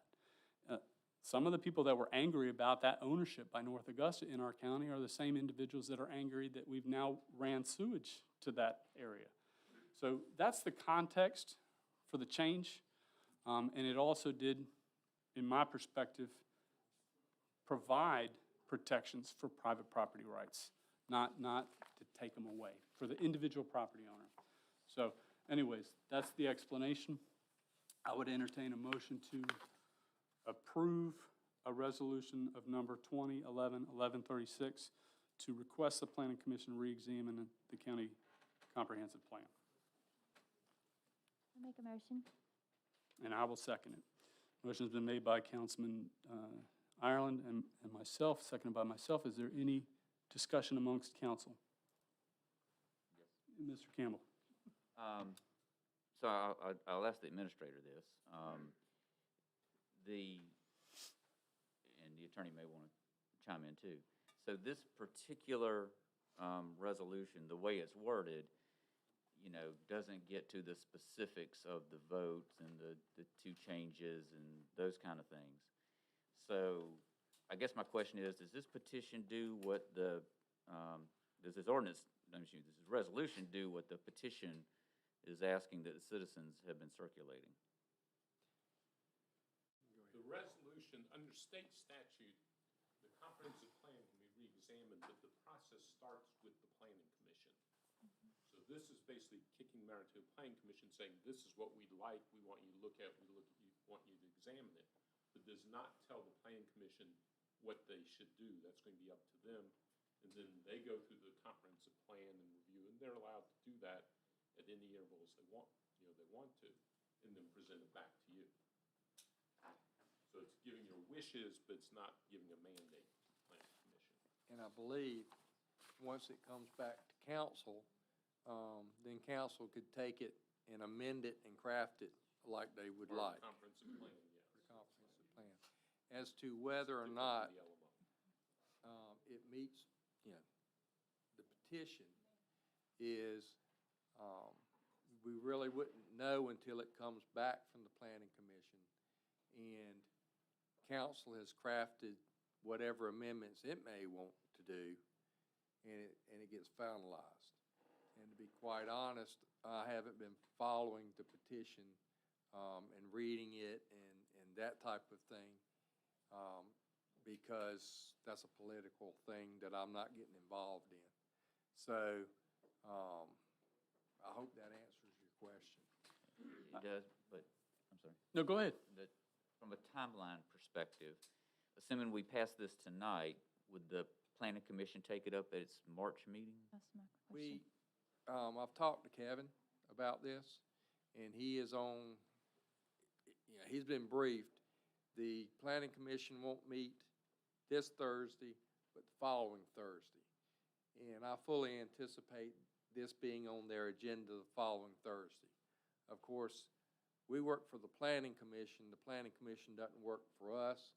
The chairman of the planning commission has say over the agenda, so I have to put that disclaimer out there. And how long they want to look at the item is up to the planning commission. And of course, they're your appointees. So I can't tell you, yes, they will do this in X amount of time, because just like y'all, they're a decision-making body. And that'd be inappropriate for me to put a time on. I'll make one other comment real quick. This document, which we call the comprehensive plan, is revised every 5 years. It's completely done every decade, but then at a 5-year point, it's up for a revision. So it is a living document. It is not a hard document. So this would be a change in the middle of that actual 5-year cycle, which is possible as well. We have the right to do, you have the right. And we have the right to do that. So, and I hope, I'm talking to council, but I'm talking to the public too. I hope that is a recognition that we are listening to what you're asking us to do, to re-review it and look at the property rights issues, look at the financial impact issue. And what I think is valuable, which I hope you think is valuable too, is the expansion of sewage into our county. It's good for an environmental standpoint. It's better than septic. And we have a huge issue with septic tanks. That's just my opinion. You may disagree, but anyways. Mr. Campbell, if I could kind of back to your question.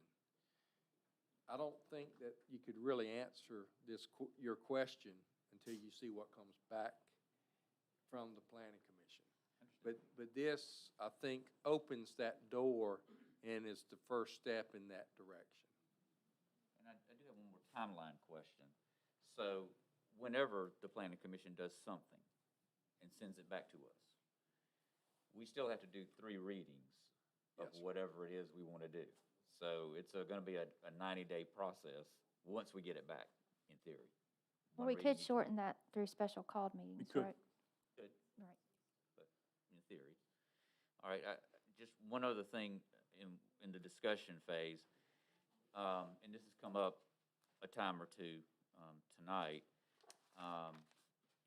Appreciate what the chairman have to say, but I still disagree with it.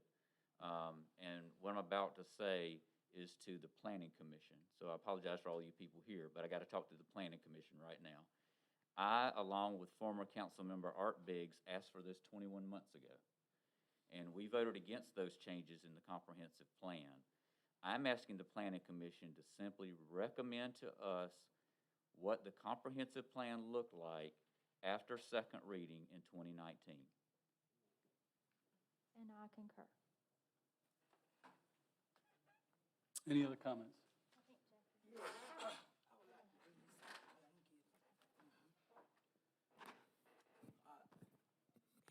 And trust me, when I read this, this is from my heart. This is for all the animosity that I feel out there that are being thrown toward me. That really people don't even get to know you now. I just feel as though we are divided as a country and now as a county. So I would like for you to listen to what I wrote today, I had recorded in the truck heading home, because many don't know that I work. And I would like to say that I received exactly, I was telling my dad on the way up here, 15 phone calls today. But I listened. In my constituent, they asked. They said, can you just give me 2 or 3 minutes?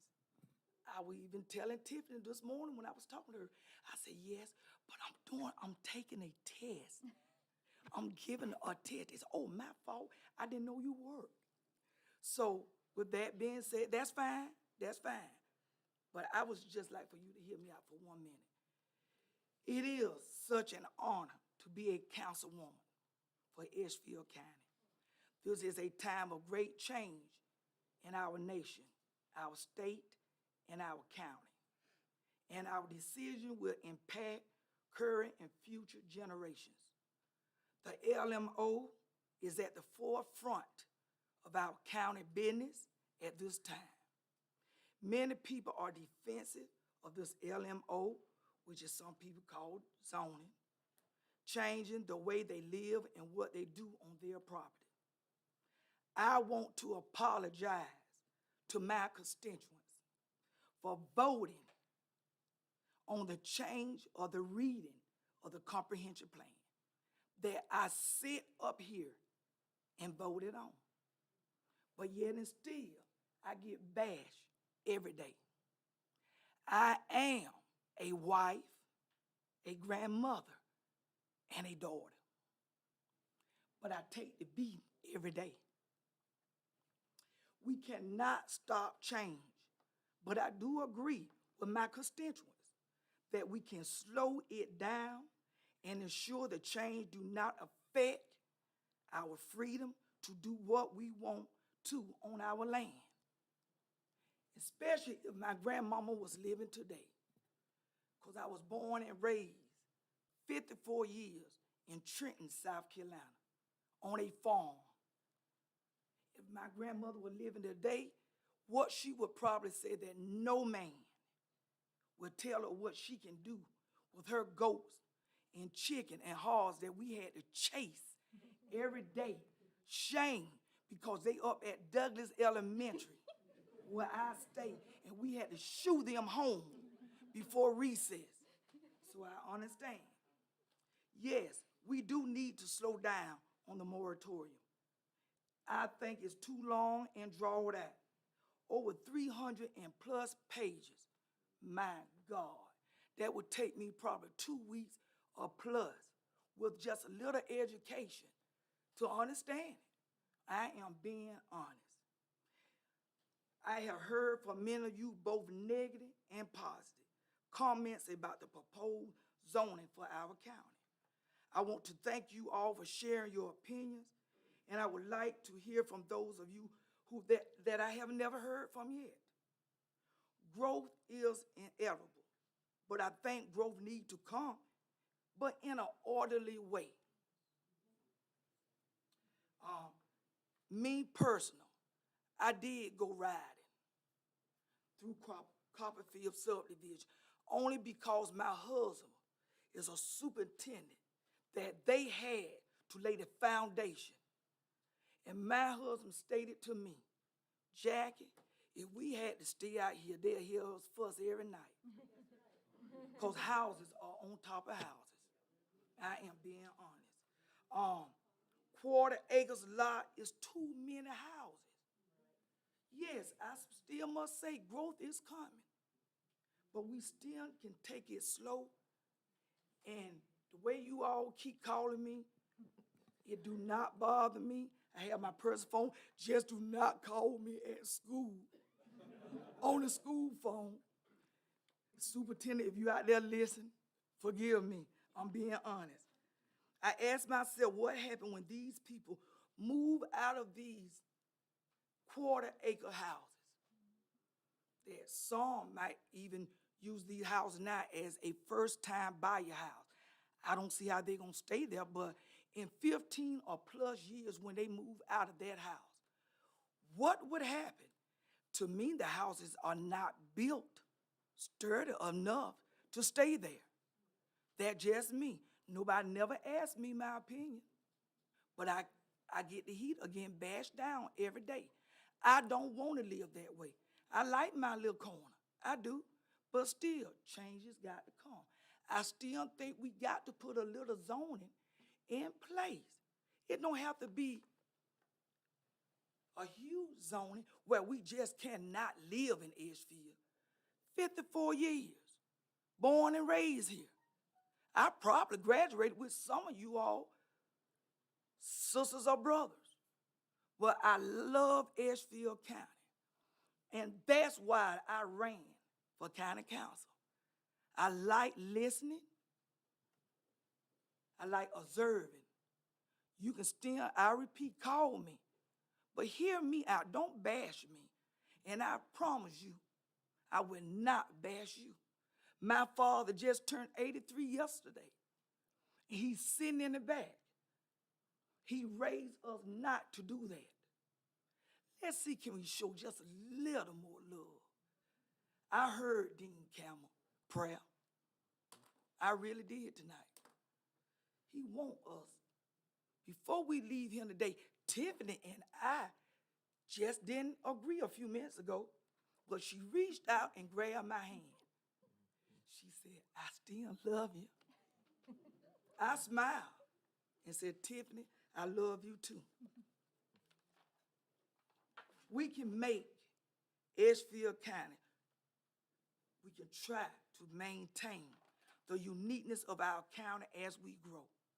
As a lifelong resident of Edgefield County, I am like you. I do not want sweeping changes in our way of life. But do not worry, because we are in this together. We are not on opposing sides. Please talk to me personally instead of assuming what my views are. Thank you for working with us. This is a critical issue for our great county. Thank you. Very good.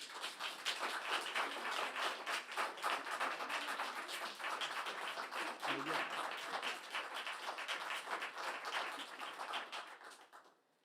Any other comments? All right, all in favor? Please signify by raising your hand. Okay, that resolution number 2011-1136 is passed unanimously. We are now into the section for public comment sections on anything that's not on the agenda. And I'm going to look through both lists to see if there's anyone that I missed. The first individual on the list, and I'm probably not going to pronounce this correct, but Miss Denelda Pazdalzia. I'm not going to pronounce that correct. The last name is spelled Pazdalsla. We'll just go for Paz. Okay, very good. And I know you're speaking on the LMO. Thank you. Actually, Ms. Kenyon, thank you. My name is Desdemona Pastadsky. Just to clear up the confusion on the name. And we live at 166 Rolling Hills Drive, Trenton, which is down Jacob Mackey by the ponds.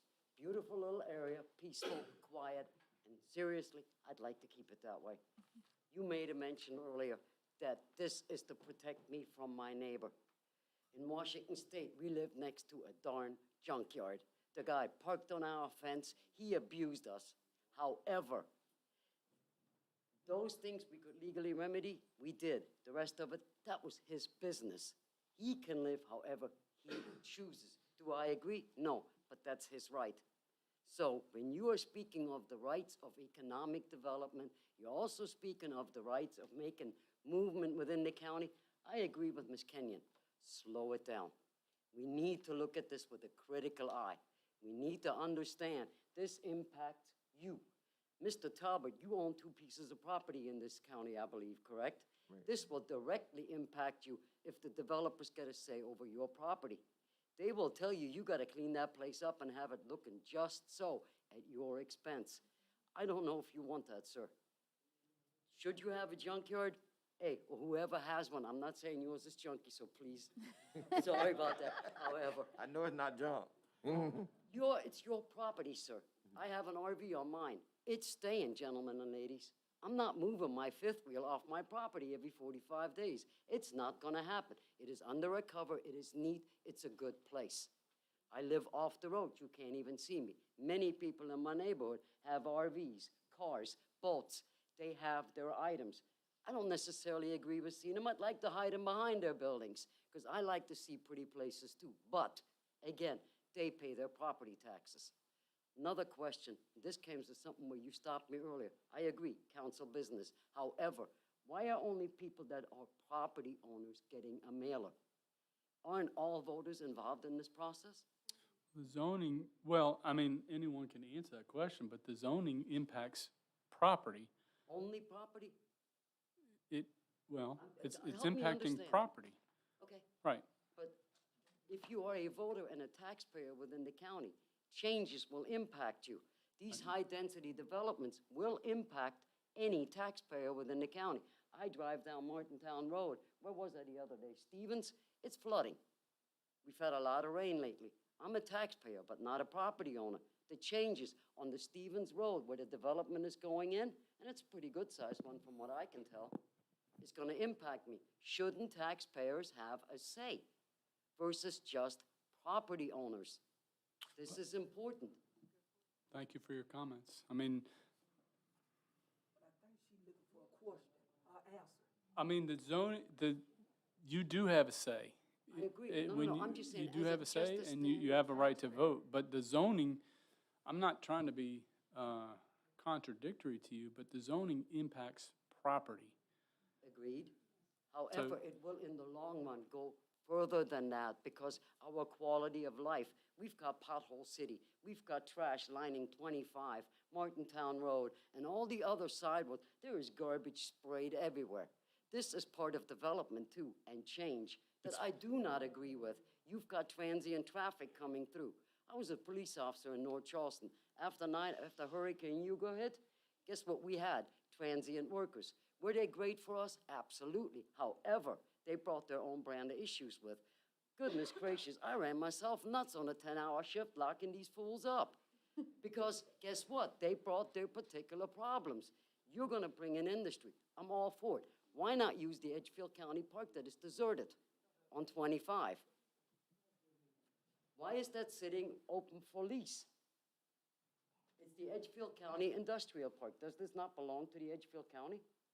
No, it doesn't. It's Edgefield County Industrial Park, but the building out there is privately owned, and that's where Generac is going to be It kept. is going to go, I thought it's going to, oh, I'm sorry, the zip codes confused me. Trenton means that area as well. My apology. Okay, good, I'm glad to hear it'll be used but now 25 is going to need to be built up further. Because down at the lower end, it's going to be too tight. And also, you folks said something about that easement thingy going off the highway. I live off 25. How far back does it go? So, Ms. Paz, I'm not going to try and pronounce your Please last call name. me Mona, just Mona. to make it simple. Thank you. My Mona. mother gave me some interesting names. So as it relates to the drafts on the Yes, easements, yes, the overlay district, I yes, think is what thank you. it's a draft. Everything is on the table.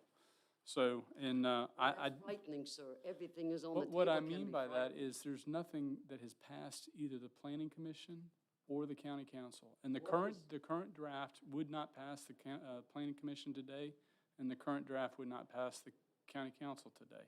So, Granted, however, how far do you propose to go off 25? what I can tell you is the history, and then I'm going to conclude it because we're over 5 minutes. Fair enough. The consultant recommended 1,000 linear feet, Okay. which is over 3 football fields. Okay. And the steering committee cut it in half. Thankfully, if I would have sat on the steering committee, I would have cut it down to probably 100 to 150 feet. But the whole thing is not, the current draft is a draft, and we're in a process that is going to get changed. So I don't know the answer where it'll end up. Okay, fair enough. Okay? Ms. All right. Kenyon, thank you. Any- Much all right. appreciated. And I won't bash you, I promise. Thank you. All right. The next individual is Mr. Lewis Pasdowski. Thank you.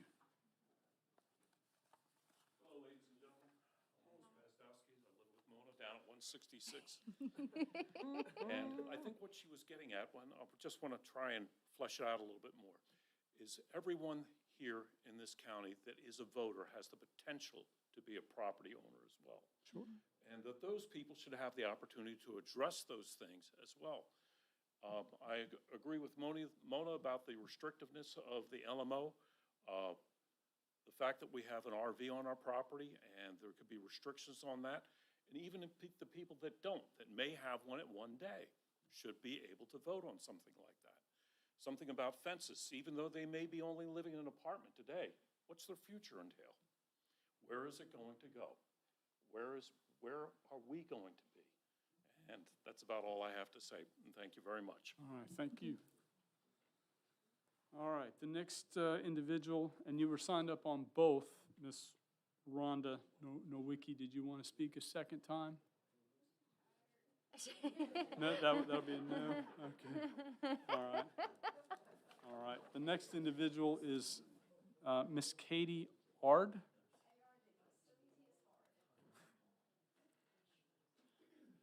Thank you all for your time to listen to my voice. And my voice is my husband, my daughter, my neighbors. About 80 of them called me today. So there's a pretty loud voice on Martintown Road and going on down. We value what y'all are trying to do. We know this county is a gold mine of potential, but we don't want to lose the charm that brought us here, that are raising our children here. I have many concerns. The developers should have to pay to develop here. It shouldn't be on the taxpayers. I've seen too many places. Grovetown is the biggest one. Traffic and everything else that's there. I don't think incentives should be given to developers. If they want to develop here, they need to invest here. They need to help with our police, our schools, our sewer. They need to invest, not be saying, here, come here, we'll give you something. Invest in the community. If you want to be part of it, buy into it.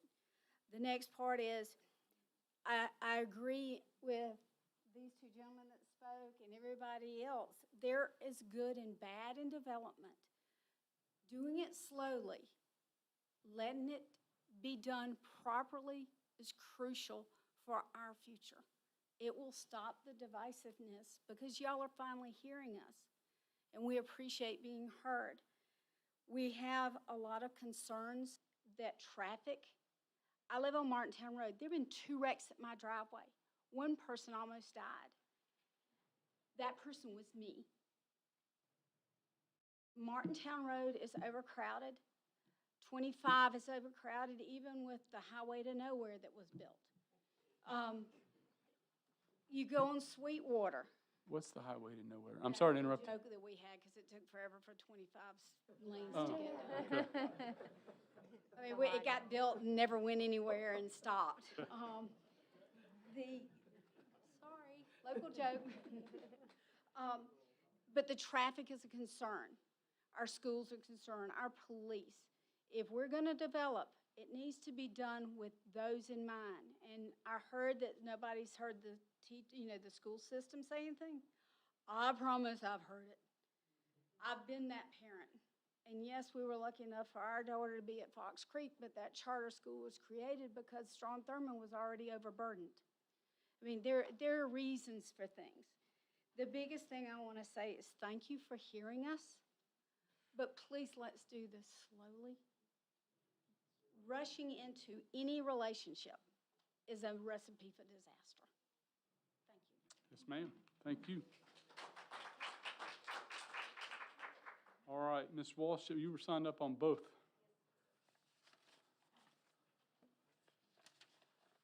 First, I want to say thank you for voting to return the comprehensive plan to the Planning Commission to change the language. But that creates another problem in my mind, and I think in the mind of the citizens.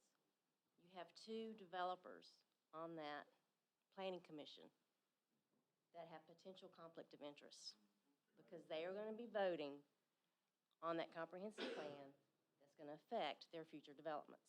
Now, you can say, oh, they'll recuse themselves on votes that affect their developments. But for you to think that the citizens believe that they're not going to have an influence on the vote with the other commissioners is wrong. So I'm proposing, I'm asking y'all to remove those developers that would have a conflict of interest from the Planning Commission.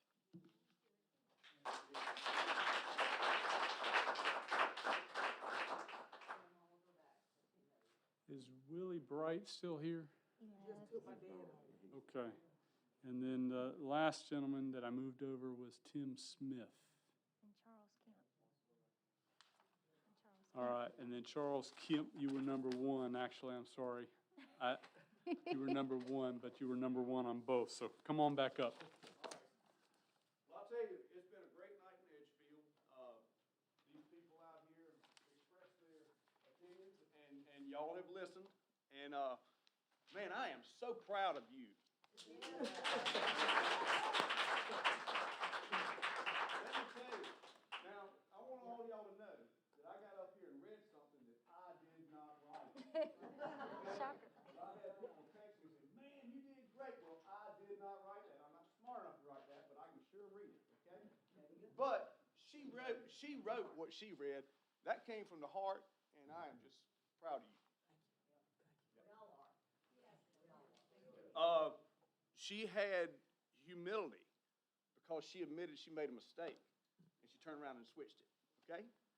And I would like to say I saw the same thing with our chairman when I've met with him and asked him to reverse what was done in the comprehensive plan earlier. And I'll have to say that that he supported doing that. So he showed a glimmer of that as well. All right. And what else was I going to say? I just want to say thank you for letting me talk tonight.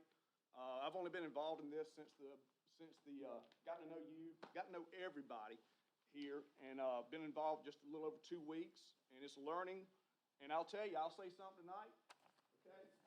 But I'll talk to somebody else, and they'll have a good point, like your brother, Ricky Miller had a good point. Changed my mind about something, okay? So just because we say it, just because I say it tonight, doesn't mean that I'm down on the hill for it, okay? We got to be able to have ebb and flow and learn from each other and do like Ms. Kenyon did, listen, okay? Oh gosh, George Thornton nailed it. Edgefield downtown's dying, and he's exactly right. But the building in certain parts of the county, especially close to Aiken and Augusta, of residential houses packed in there, Mount Benny, where those people come when they get Sweetwater Road? They come right and go to Edgefield, or they turn left and go to North Augusta? They go to North Augusta. Thank you, Mr. Blackson, for realizing that. Yes, sir. So I'm just saying that I want to see us regulate the growth and grow and thank you, Albert. Man, I left you out. I appreciate That's it. okay. That's no problem. I get left out all the time. Yeah, but we just have to manage the growth. And Jeff Hughes, he's about my age. He spoke tonight and was in favor of growth, and I feel him. Jeff and I have talked, and we've disagreed on some things, but I feel him. He says the place is drying up here, you know, and he's right. He's right. It's drying up, but we're going to experience growth, but we want to experience growth that we want to experience, okay? And it's going to take some time to figure that out. And that's about all I got to say tonight, but just thank you for your time, and thank you for your understanding. All right, thank you. Yes, ma'am. You come, yeah. Please. I'm not on the list, so. Well, just come on up and introduce yourself when you're done, okay? Go ahead, ma'am. Tell me your name again. Diane Peterson. Okay, go ahead, please. And I am very much for green spaces and for a rural atmosphere for development for Edgefield County. I know development's coming. You presented this slide to show us, I think, that there's more green space on the right. Can I just describe it? Please. Okay, we're talking about 504 square miles of a county. So last week, when I drove to process meat in Greenwood, I drove through many, many, many square miles. Most of that territory will never have opportunities like that, simply because sewage isn't an option. So that, most of our county will have large lot development. This is one example of an area. It's not for the county. It's just an example that I think it's potentially, people haven't thought about that as an option, for a market for that. I can't comment to that. I can only comment to the slide. And I believe you mentioned that those were two identical areas, but one was developed one way and one was developed another? That's correct. Yeah, okay, and that the one on the right had more green space and required less as far as the sewer input, the cost of laying the lines for sewer, because it's a denser area, is that not correct? It is more cost-effective More to cost-effective. develop that That's- way, that's and it correct. creates more green space. Creates more green space. And this is true. Both of those things are true. It's more cost-effective and there is more green space. But as I look at that, I think the green space is lovely. It really is. I don't want to live on that one on the right. I lived like that a long time ago, and I came here to not live like that. So even though the one on the left may not be so cost-effective and there's no big open green space, if I were to live on the left, I feel like I could breathe a little when I came in and out of my house. Sure. So I see the point you're making on the right, but I don't want to live like that. And even if we developed like the one on the right, I don't know how long that green space would stay green. I mean, the pressure over, say, 30 years would be so great that unless it's a conservation area, for example, I would not trust that it wouldn't be developed. And I notice in some of the comprehensive plan, they talk about green spaces and open spaces, and always at the very end of the description is for future development purposes. They might say for health, for nature, for whatever, but always added is for future development. And that's what I see on the right. It sounds good, but I don't think it really works. And if we were to develop the way we do on the right, and then eventually it gets developed on the left, then what we have is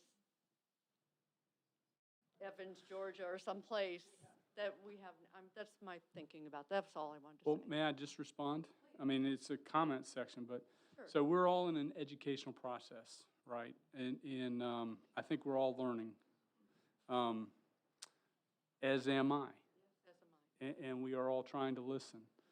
This is called a conservation subdivision, where land is put in a conservation easement. And one of the things that may be in the process that we've been through, and then I'll stop because I know we've got a couple other things on the agenda.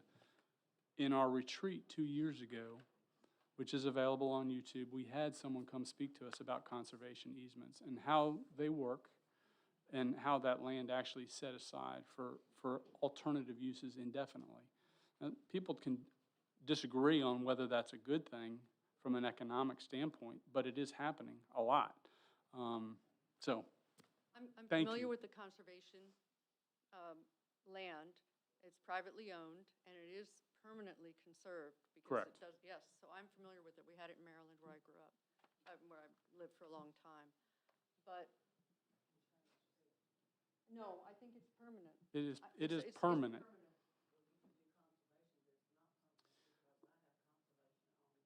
No, but I believe you can make a conservation, I forget what it's called, but So, anyway, thank you very much. thank you very much. And I would say, on this subject, tune in to future planning commission meetings, because I believe they're going to talk about it in more detail, because they have experience with it. So, thank you. All right, I think you had one more gentleman. Come on up, sir.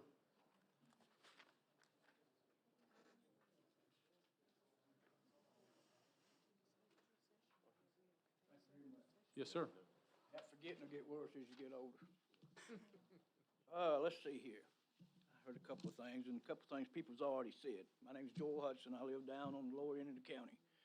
Zoning, we've had zoning for a long time. In fact, a lot of people got really upset the last time we had it because they tried to hide what they kind of were doing and didn't want to let us talk, didn't want to let us meet. You couldn't. They come up with different ways you didn't get to talk. People lost their positions as county councilman because of it. You made enough people mad. They did. The other thing is, on the zoning, you've got zoning now. So why have we gotta worry about that 90 days when we've already got zoning that's taking care of your subdivisions and all until we get this straightened out? Y'all shouldn't have had to make your, change to what was going on with the amendment there. I mean, we had, so that Martintown Road, Sweetwater Road was residential only. The people on those roads don't, I know Mr. Hughes said he'd like to have businesses down there so they'd be paying taxes for the rest of the county when people come spend the money.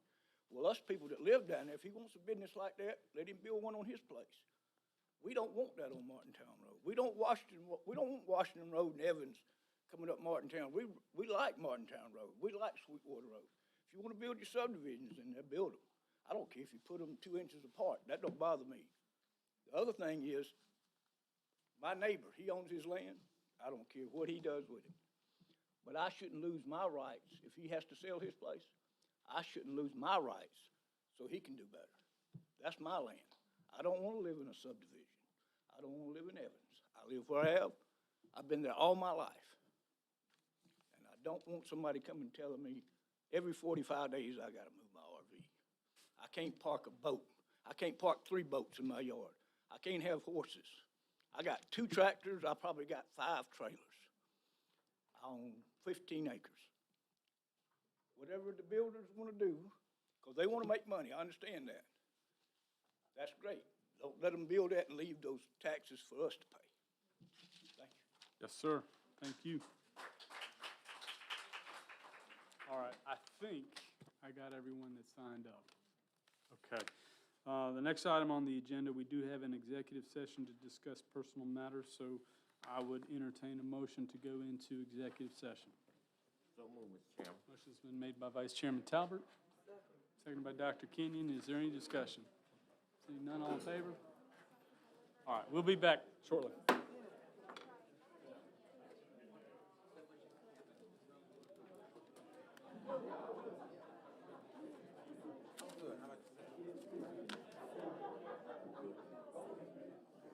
Hey, sir.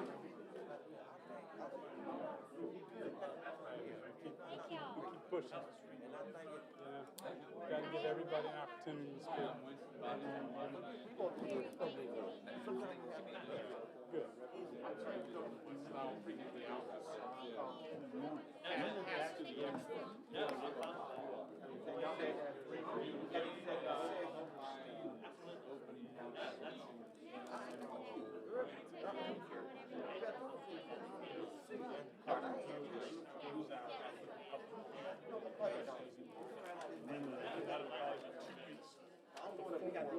Our next meeting. Okay? All right. Thank you. All right. Have a good night.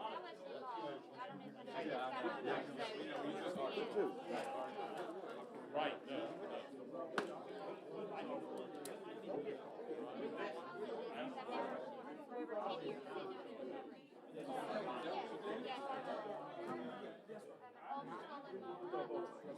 Trying to find it. Yeah, sure.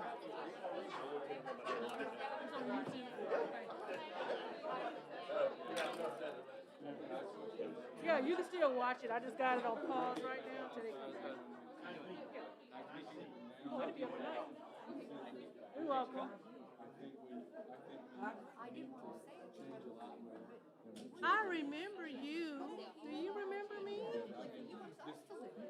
I was Miss Potts at Meriwether Middle. Yes. Yes.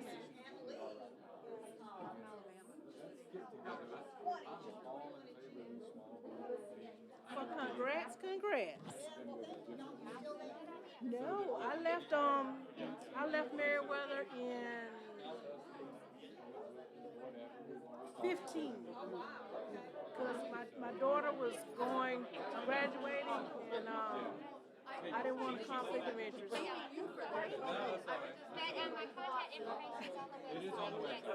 And I'm new at it because I took. Wonderful. I appreciate it. Yeah, I took Jennifer's place and it's kind of, I'm like, oh well. Yeah, but it's good to see.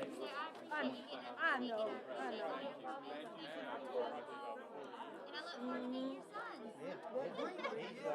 He wanted to be here, but we're getting our, he's getting his, it's called an unlimited commercial license, so we can go build our stuff ourselves. That's right. But I don't think we What's that?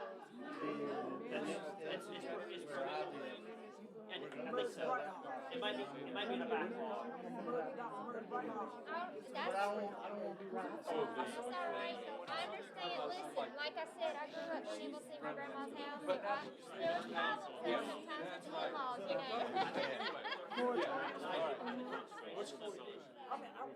Thank you, I'll tell you what, if I have a document, I need you to, you can scan it right there. But I did have something with county as well. Oh, that'll work. Oh, okay, well, I'll wait. I'll wait. And I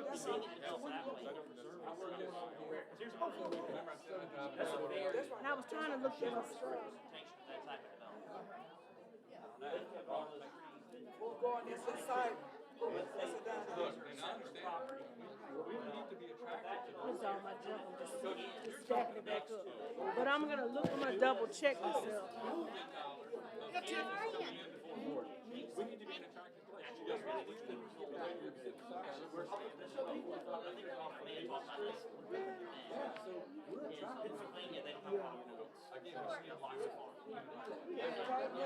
In order, you need, yeah, that's right. Order. They do conservation development. Yeah. But I don't like no close house.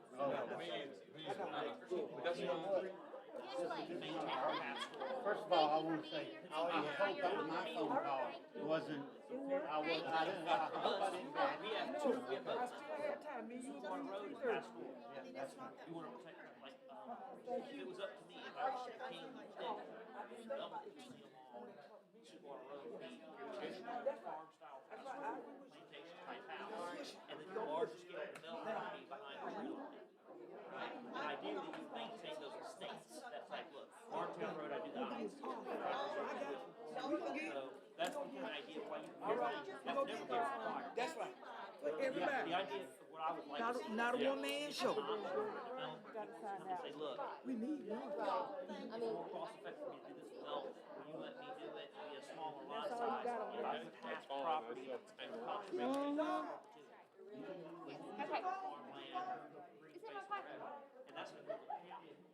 So if someone buys the property in the future, it's like, well, you bought a property that's under a contract with Edgefield County. And unless the state of South Carolina dissolves Edgefield County, you were the holder of that contract. And say you do develop. So what do you right? do? Well, now the county has Watch legal the tape and to be able to. Well, I have a bad habit of writing exactly what I hear. Right. And then what I do is I go back and then I. Well, yeah.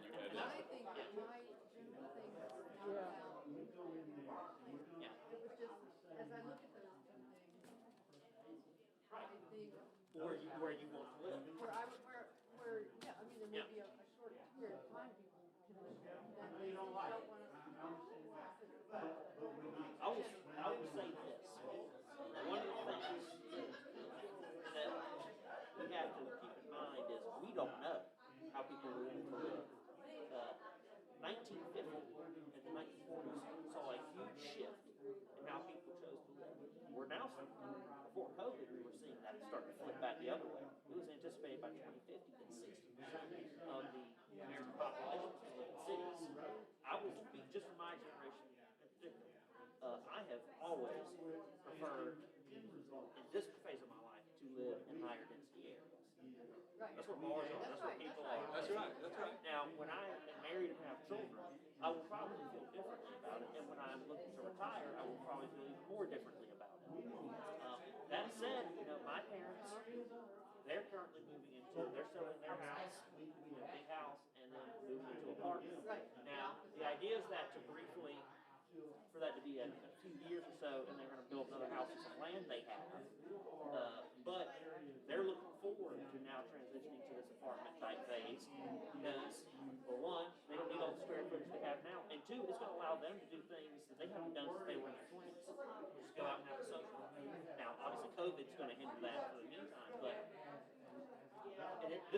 guess I'll go to the restroom while I got a chance. There's a lot of people who do not like multifamily housing, just in general, they want money in. We cannot make any type of land use illegal. You have to allow it in certain locations. So it's about finding that balance of where you allow the stuff to live. And there's a place in every county. Absolutely. Well, and that's what I think with this too, which is that your basic, so what I, this is zoning, if you're gonna come in and develop this property, you're gonna do it like that, unless you present a plan to do it like that. But the scary part is just in what you just said. That's another zone that is so vague, it just is, that leaves us sort of up to.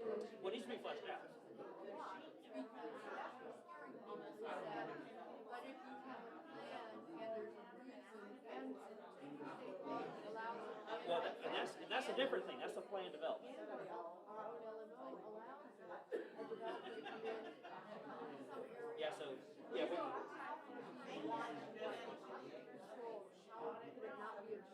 county council. Yeah, okay, sorry, But, well, I know, that's not the answer either. well, no, like per state law, so plan developments, which is a rezoning of the property, that is something that's in the planning and enabling act. And the way it works is that you come to a planning commission, it's basically a rezoning, request for rezoning. The planning commission makes its recommendation to county council, the county council votes. The county council can say, we don't like it, toss it out. Yeah, I guess the problem is, you get now, Well, look, I'll put it to you this way, I'll put it to you this way. If that's something you want to see change, well, no, state law. I mean, that's the reality there. To a certain extent, the county is confined by what the state dictates local governments allowed to do. Plan developments in the Planning and Enabling Act, county council is the 5-person board of elected officials. Ultimately, like look, they can change every law in the county tomorrow if they did 3 readings of the public hearing. Right. And that's their power. And they do here's what they do, their elections every 2 years. So you can rapidly change your council. Rapidly enough, I don't know, but yes, rapidly. And in terms of government, they're very rapid. 2 years is fast.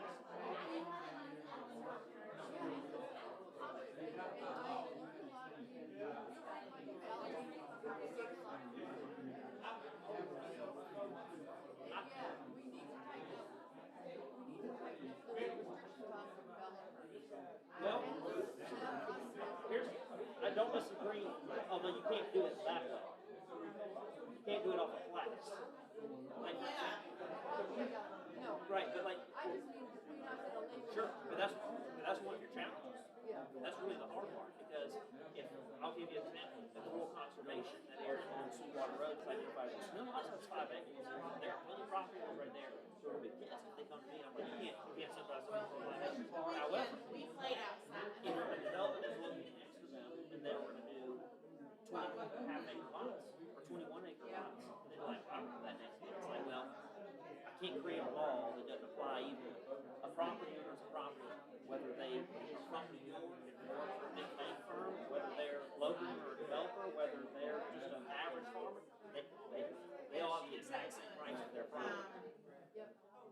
That was one of the things that I was concerned about with the moratorium, when like someone talking about how like, no, they can still sell their property. If that minor subdivision thing is going to change, no, they could not. The other argument I keep hearing people go back to is this land use.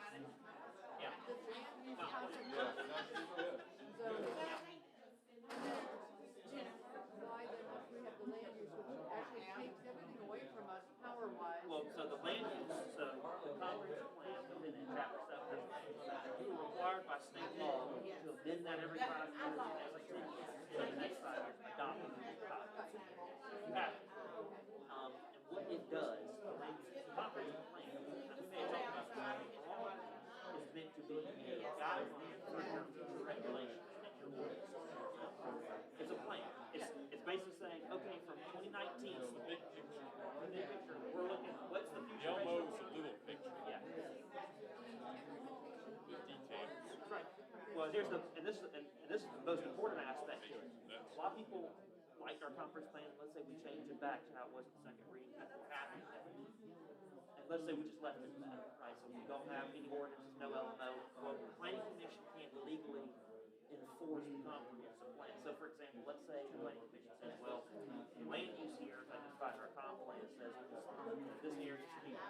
state. Development, right, the development that you're proposing is not in line with that, so we're going to deny. That developer can then write the planning commission per state law and say, I recognize your decision, post it publicly, and then develop it. Let Randy Adams do his own thing. And that's the unzoned property, that's what could happen on the unzoned property.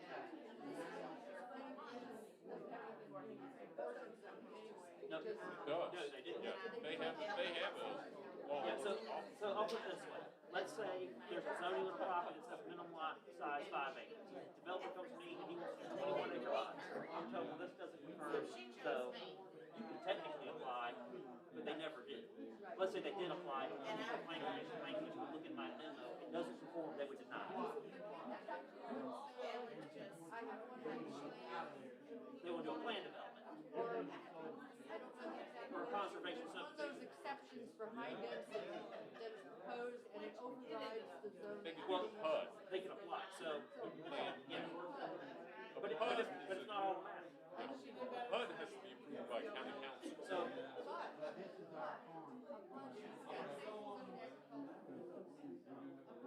HUD creates its own zoning.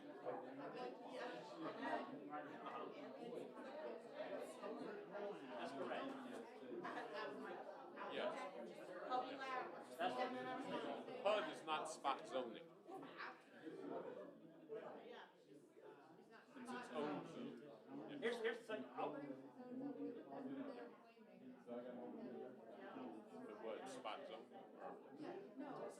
I think what she's referring to is that there's concern that you put a zoning in place that says minimum lot size is X. Right. Developer comes in and does a PUD, which changes it, and that they can just do that. So if the zoning is never something a developer doesn't like, they can just change it to a plan development. I can't speak for council. What I will say is that we've had 2 PUDs in the history of Edgefield County. One of them was on unzoned property. So the developer was already going above and beyond what they had to do.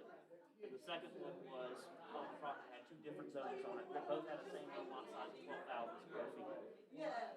We have not been heavily impacted by PUDs, and I believe, well, It's still a new thing. yeah, For I believe Edgefield, we now have for zoning Aiken, in place. The majority of developers from here are not looking to do PUDs. They're just doing a basic zoning requirement. If they do want to do a PUD, they're basically going to have to present something to council and the commission they like more than if it was developed based on the current zoning regs.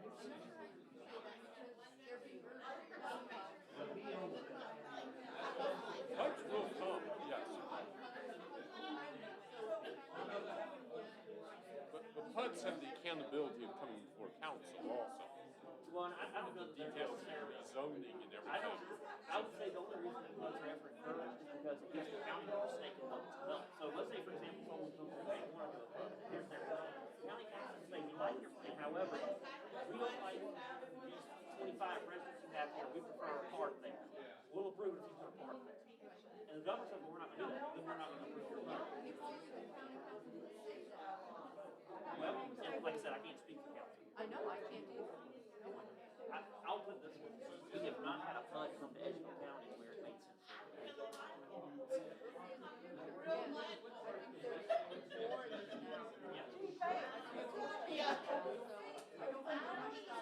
Well, I will say this, here's with our current regulations, we're lucky if someone has no PUD. Because they're most likely to use unzoned property, it's like, hey, so this thing, give the county, we're saying how it's built, as opposed to, oh, it's unzoned, I'll do this. And the county has to go, okay.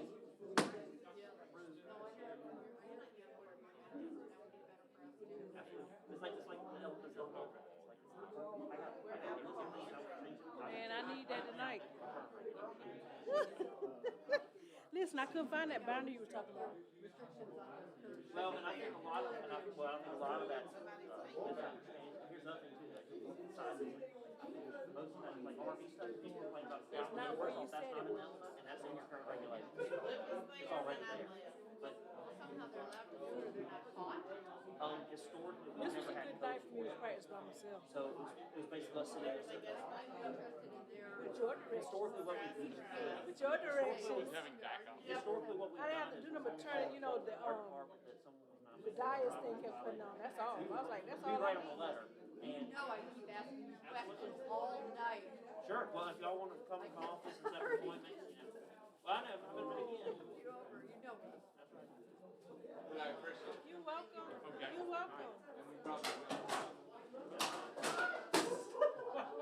It's all right, honey.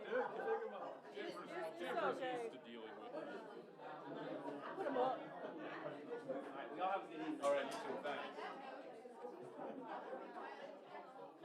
Have a good night. I'm gonna put all that stuff up anyway.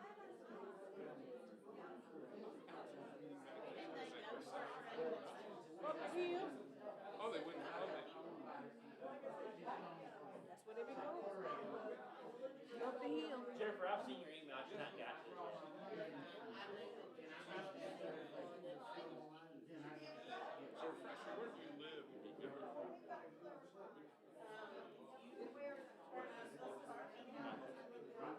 So you're here for the zoning?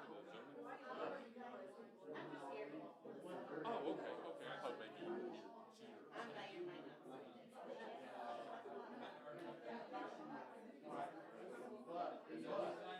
Watching the lay of the land. And that's good. 2 minutes.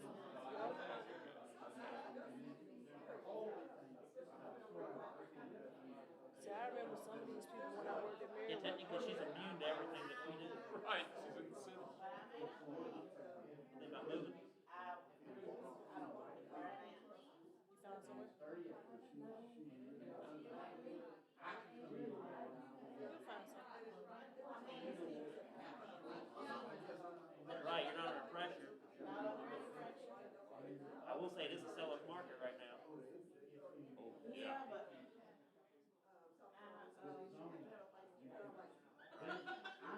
Buying places more expensive. Right, you gotta make sure that your sale is good enough to cover your purchase. Are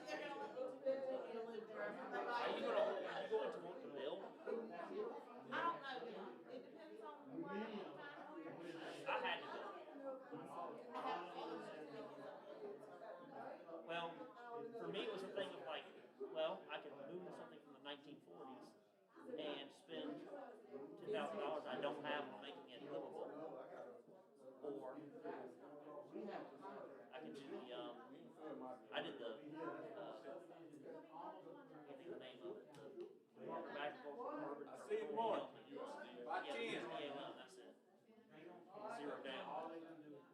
Time this week, Lee.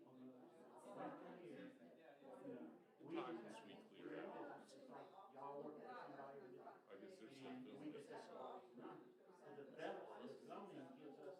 A hobby at this point. Nice thing about the Aiken is, I never know what happens. I don't get any Facebook feedback or anything. We had already spent, not including lean, 100,000. That's what I chose to do. I think it all. For us, That's great stuff. They bought a lot, I think, digital insurance properties, granted property.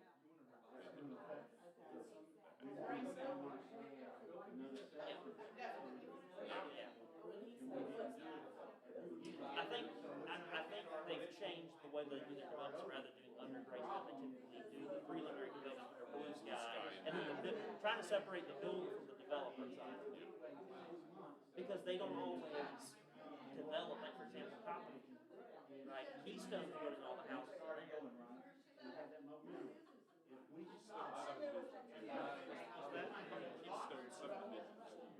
I just gotta remember how to save it. I done Technically, they've never forgot. had one approved. I know I take this They've never cord and I applied for put one. it in They've always there. bought lots here. And I just gotta remember. Primary places they're building right now are Orchard Estates, which is I just gotta remember what I did. and then Copperfield off of 25. I didn't know I'd take this cord and put it on. I think they're 20 really, years from now, those houses are going to be. It's cheaply Yeah, built, and expensive then, houses. I save as and then rename it. Of course, that's driven I by just gotta builders remember. out of well, business. part of the reason too that Oh, that's in the car. But you gotta jump to the car. I'm so tired of carrying all that stuff. Right, yes, that's true. So I just we're wanted gonna have a a minimum tonight, cause I knew I was well, you want them there You where don't there's want the most them- pressure, yeah. where it's got the most incentive we redevelop. I've been on Sweetwater Road in about 5 years or so, see what's going on. I went to the there. pool room today for the first time since they opened up. How was it? It's good. Book was No, Keystone always scares me because Well, I live in a Keystone house, and for me, look, for a young first time oh, yes, homebuyer, yes, it's a thing you yes, have to yes, have. yes. And honestly, that's what our market is. No, they know the market, they know their stuff. And I just want to locate in the right places. Yeah. We can't tell them they can't develop. I just worry about the quality of the houses, you really can't. I didn't have to worry about that too much. That's the building. Because I had the benefit of being in the building. Right, right. And I made sure they knew that. Yeah, yeah, yeah. They gave me the large house. Not even that. I got their most basic, simplest, cheapest house. I'll do a few little changes, but they did not resist me doing stuff. I wanted a large, they said sure thing. It might be, I mean, they can't hear us. Okay, I was gonna say, careful. Yeah. No, they didn't do anything nefarious. They didn't do anything No, nefarious. but I'm saying, there are people out there. Yeah. I think people are just going to find out how rarely, and by that I mean never, people who tried it. Let me ask you something. I don't This is crazy. think anyone's ever Madeline tried called me to the other get day. our department to do something. And she said there are some people that I think it's just can that they sign know up for the that spay and neuter program, it is, and they don't show up. because we're a small And department so and they know the us. gaps of the spaces, they have like 3 people that show up for their Hey, spay and neuter. guess what She so-and-so wanted to just know, said? would it be okay if they charged them As an for that attorney, I'm price always for gonna not shut showing Oh, up? It's $15. It's like lots of things may be oral and not in writing. Right. So.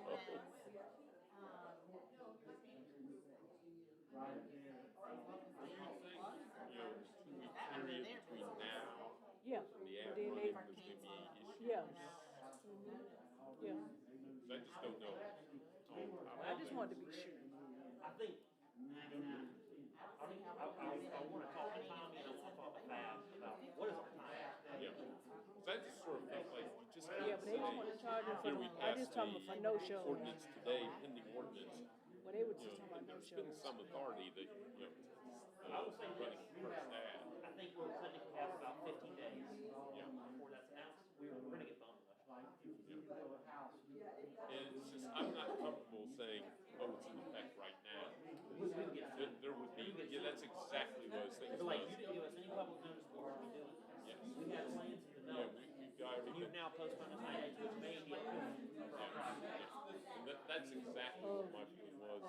You've got to at least. I'm also afraid about the minor son. I think it's made the minor. Cause I was just writing all over Well, it. you know, of course, when I drew it up, I had everything because, you know, it was really a job of moratorium ordinance. They didn't say, Well, and you know, it's not my job to. Exactly.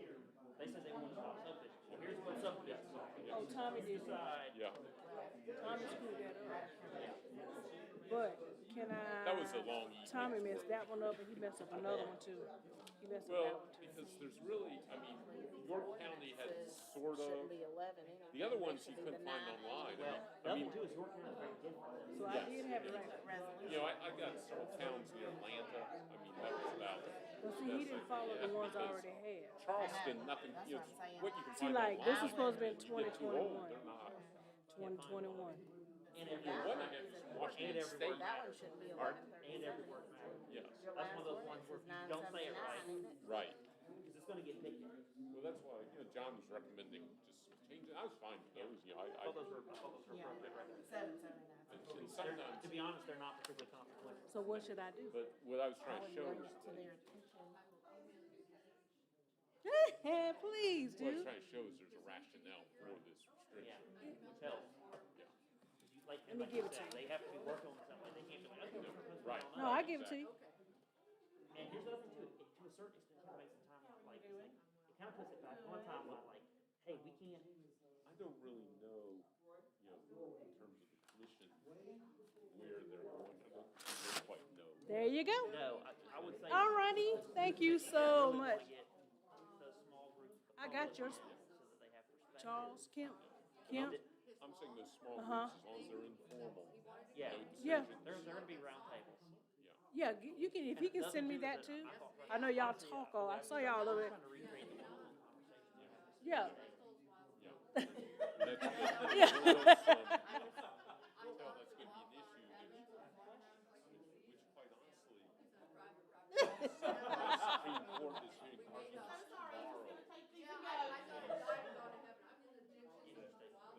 Really?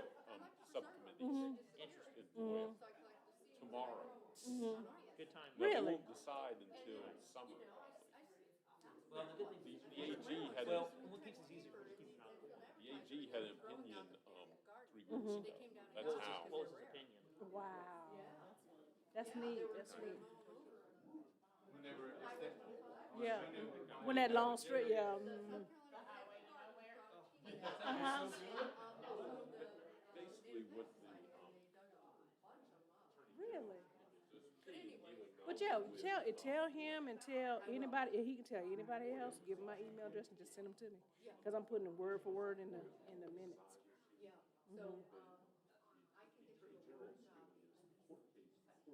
Mhm. I'm just gonna, no, I'm just gonna cut and paste it. That's it. Yeah, that'd be fine. Yeah, and just tell anybody that he knows, that he talked to, yeah, anybody he knows that he can get them to me, cause I want word for word. I'm gonna get Miss Norwitzki, I'm gonna get her too. I get her. She called me and left me a message, I'll get her. Yeah. Okay, thank you so much. So, what do I do?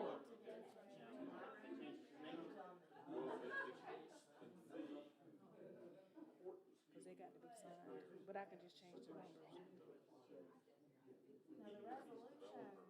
Now, the ordinances, I gotta change, cause Tommy did this on his own without me trying to help, and I didn't realize it until They were basically explaining this, hey, we're gonna do this so that we can deliver. so much BS.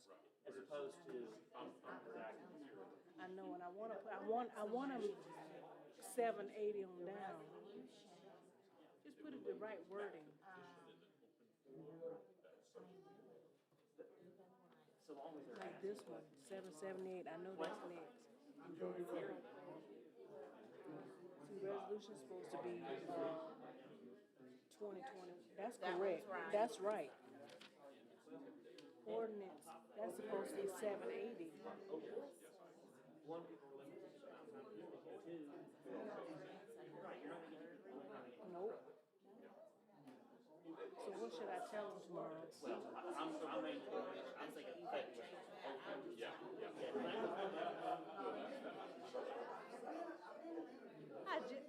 Did they, I am Taz Potts. I've gotten your email, and you did real well tonight.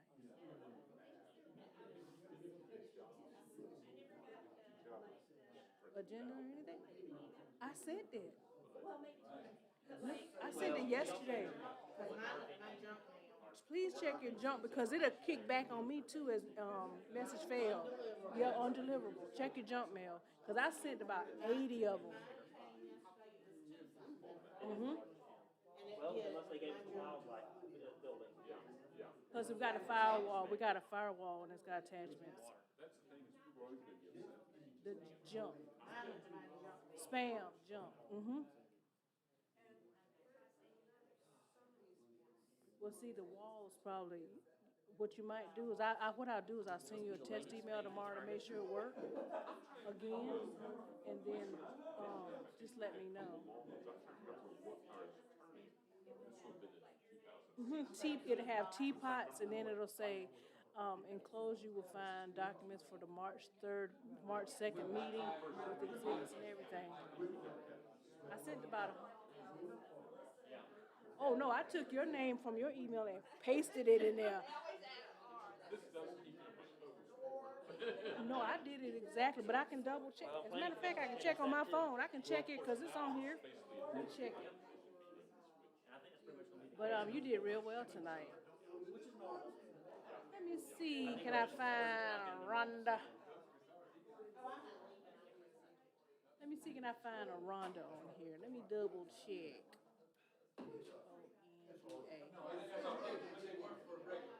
Isn't it Rhonda and Mike? Yeah, you sent me something and then I turned around and sent it. Yeah, now Wiki Chickies, that's exactly what I sent. No, I sent it yesterday because I sent it yesterday afternoon when I sent a group. about it. Yeah, I sent it yesterday. No, no, you won't see that. As a matter of fact, I'm about to send you a test page right now. Reply. Yeah, it's breakfast. Yeah, yeah. I'm gonna say test, that's all I'm gonna say. And let me know that you get it real quick.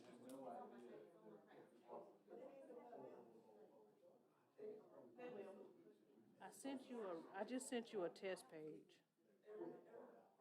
Yep, Rhonda underscore, is it Rhonda underscore Nowiki@yahoo.com?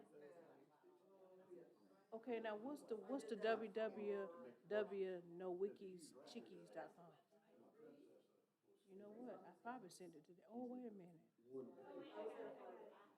You got my test page? Okay. So it is Rhonda underscore Nowiki@yahoo. Okay. And see, it might have went through junk. Might have went through spam. But I'm gonna send it to, I'll go to send it to this underscore. Yeah, I got you. I got you. I got you. All righty, all righty.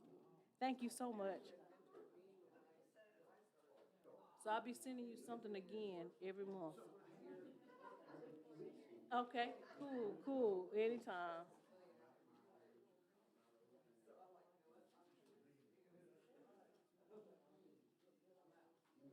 It was pretty peaceful tonight. Call the sheriff's deputies. Yeah. Yeah.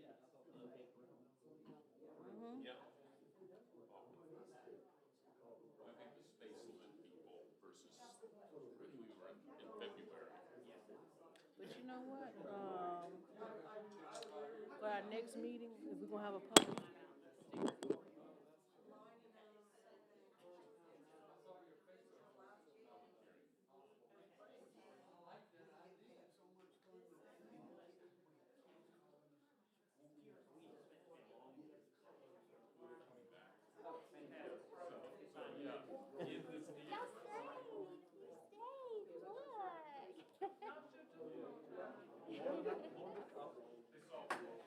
Did you solve all the world's problems? Great.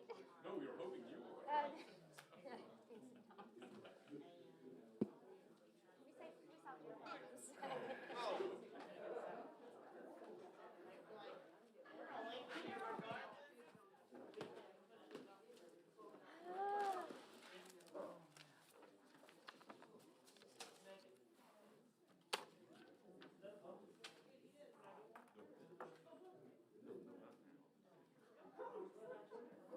What does it say?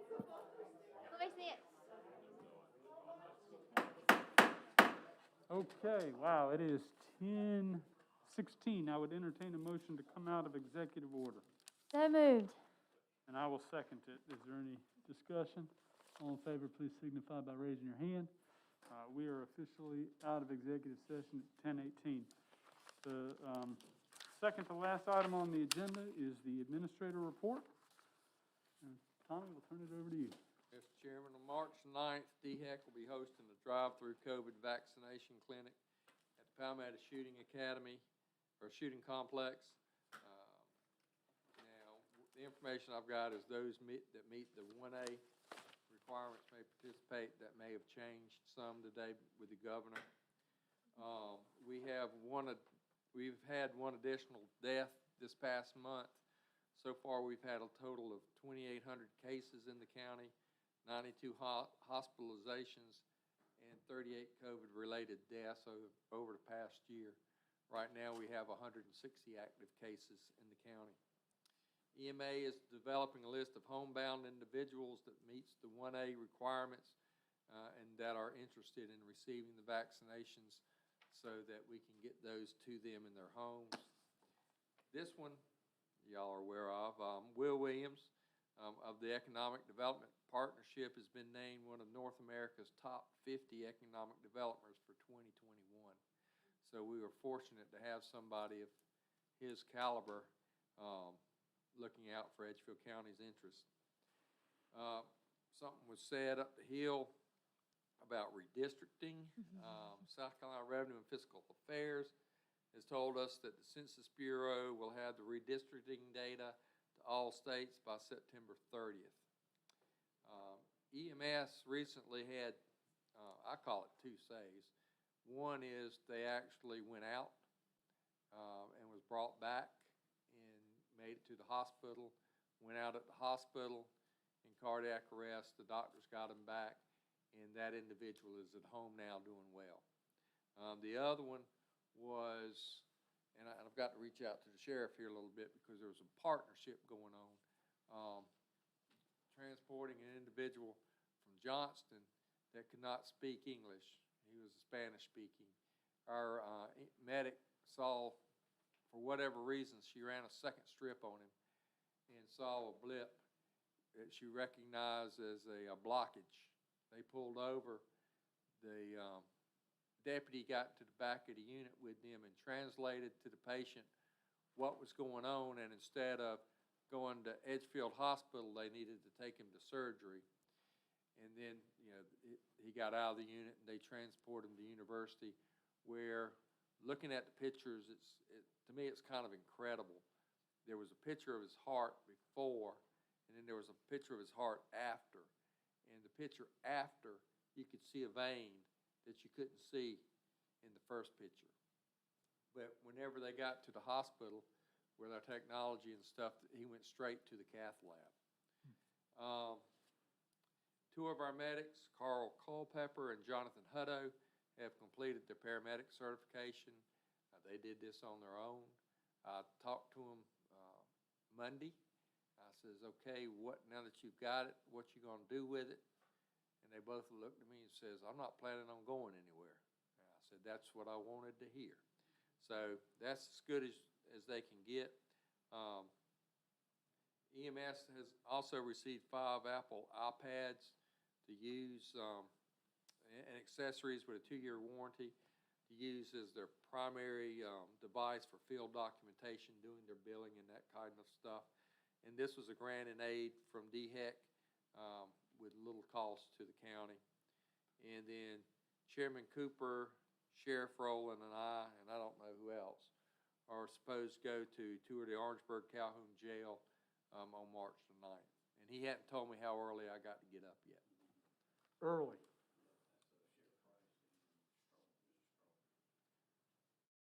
Good. So that's my report, and hopefully it was short enough. All right. Are there any questions for our administrator? I hate to ask this, I know we're all tired, but let me go back to the redistricting part. We, Edgefield County, signed up to get help from which department over there? Revenue and Fiscal Affairs. And they're not gonna have anything until September 1. Correct. And that's just when it gets to the state. Correct. And every county in South Carolina, some cities, the state, the congressional lines, all that will have to be done by that organization. Through the elected bodies, but they'll have to do all those, right? No, sir. I don't think it's required that Revenue and Fiscal Affairs help them. Now, why they wouldn't help them, I don't know. But if you had you could hire a private consultant to help, or attorney to help you through that process. Why somebody would do that when the state's sitting there, I don't know. But that's why staff got that request to y'all as early as we could, so that hopefully we'll be at the beginning of the line. Well, and I appreciate that, but hopefully it's not a strategy. I think we need to have a strategy which entails maybe getting our senator and our House members to call over there to say Edgefield County wants to be the first in line. Because I say that, council, because the census is late. That we should be doing redistricting in April, next month. That's when it should happen. And so pushing it won't be September for us. If the state gets it September 1, we'll be lucky to get it in December, I think. And my only point is, it has to be done by March, because everybody signs up for March to run it out for office. And to run for office, you got to know what district you're in, whether you want to run for county council or school board or anything you want to run for that has to be redistricted. They have to know by March 1. I mean, in essence, the middle of March, but it'll have to be done so everybody can get the voter registration office done. So I'm saying it'll be a very fast track for us. And if we're not in line to get the help, then I don't really want to be doing it, in February 28th. Now, trying to hit a deadline. Now, not every, and I did not realize this till, the presentation by Revenue and Fiscal Affairs. But not every, I don't think municipalities and counties are required to redistrict. By statute. I don't know about municipalities, school districts, and some of these others. They can. They can. They can. But we're required to. And so is the congressional districts and State House, Senate, and House, and all that stuff. So, yeah, State House and federals. But, so, I mean, the state, it takes a lot of people. It does. To do that. I mean, because everybody's trying to do it at the same time. That's all I'm saying. I didn't want Edgefield County to be at the end of the road just because we haven't raised our hand enough times, so to speak. I'll just mention, I spoke to Bill Hickson about this last week. We'll get to the front of the line. We'll work on it as quickly as possible. Thank you. I think we will. Any other comments or questions for Tom? Yes, I know it's late, but have we talked to anyone about this trash just getting out of hand? Yes, ma'am. The litter control officer has talked to both the magistrate and the parole, and they're supposed to be getting them some people that's sentenced to do pickups. That's the plan. I will tell you that I've been seeing some things on TV and reading some things that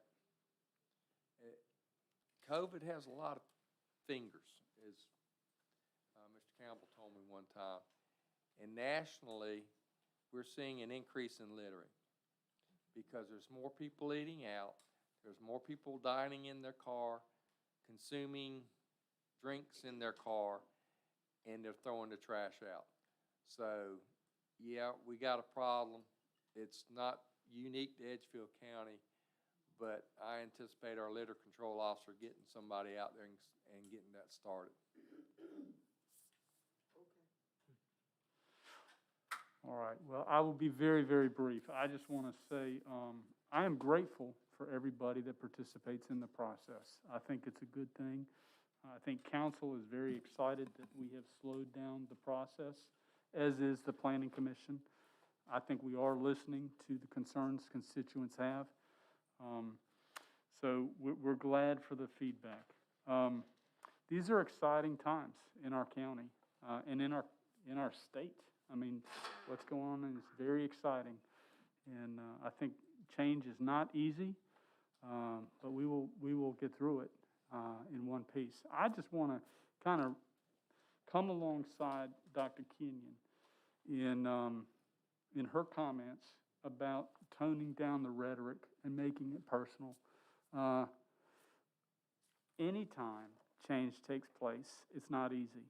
And there's always friction. The best ideas come through iron sharpening iron, and sparks fly. But we need to focus on the issues and not make it personal. So I commend you for making that comment. And then the final thing, I just wanted to mention that we met with the new president of Piedmont Tech today. She's an exceptional lady, Dr. Rivers. We talked about a wide range of things, but I told her two things that I thought Piedmont Tech could focus on, which would be good for our community. One is entrepreneurship.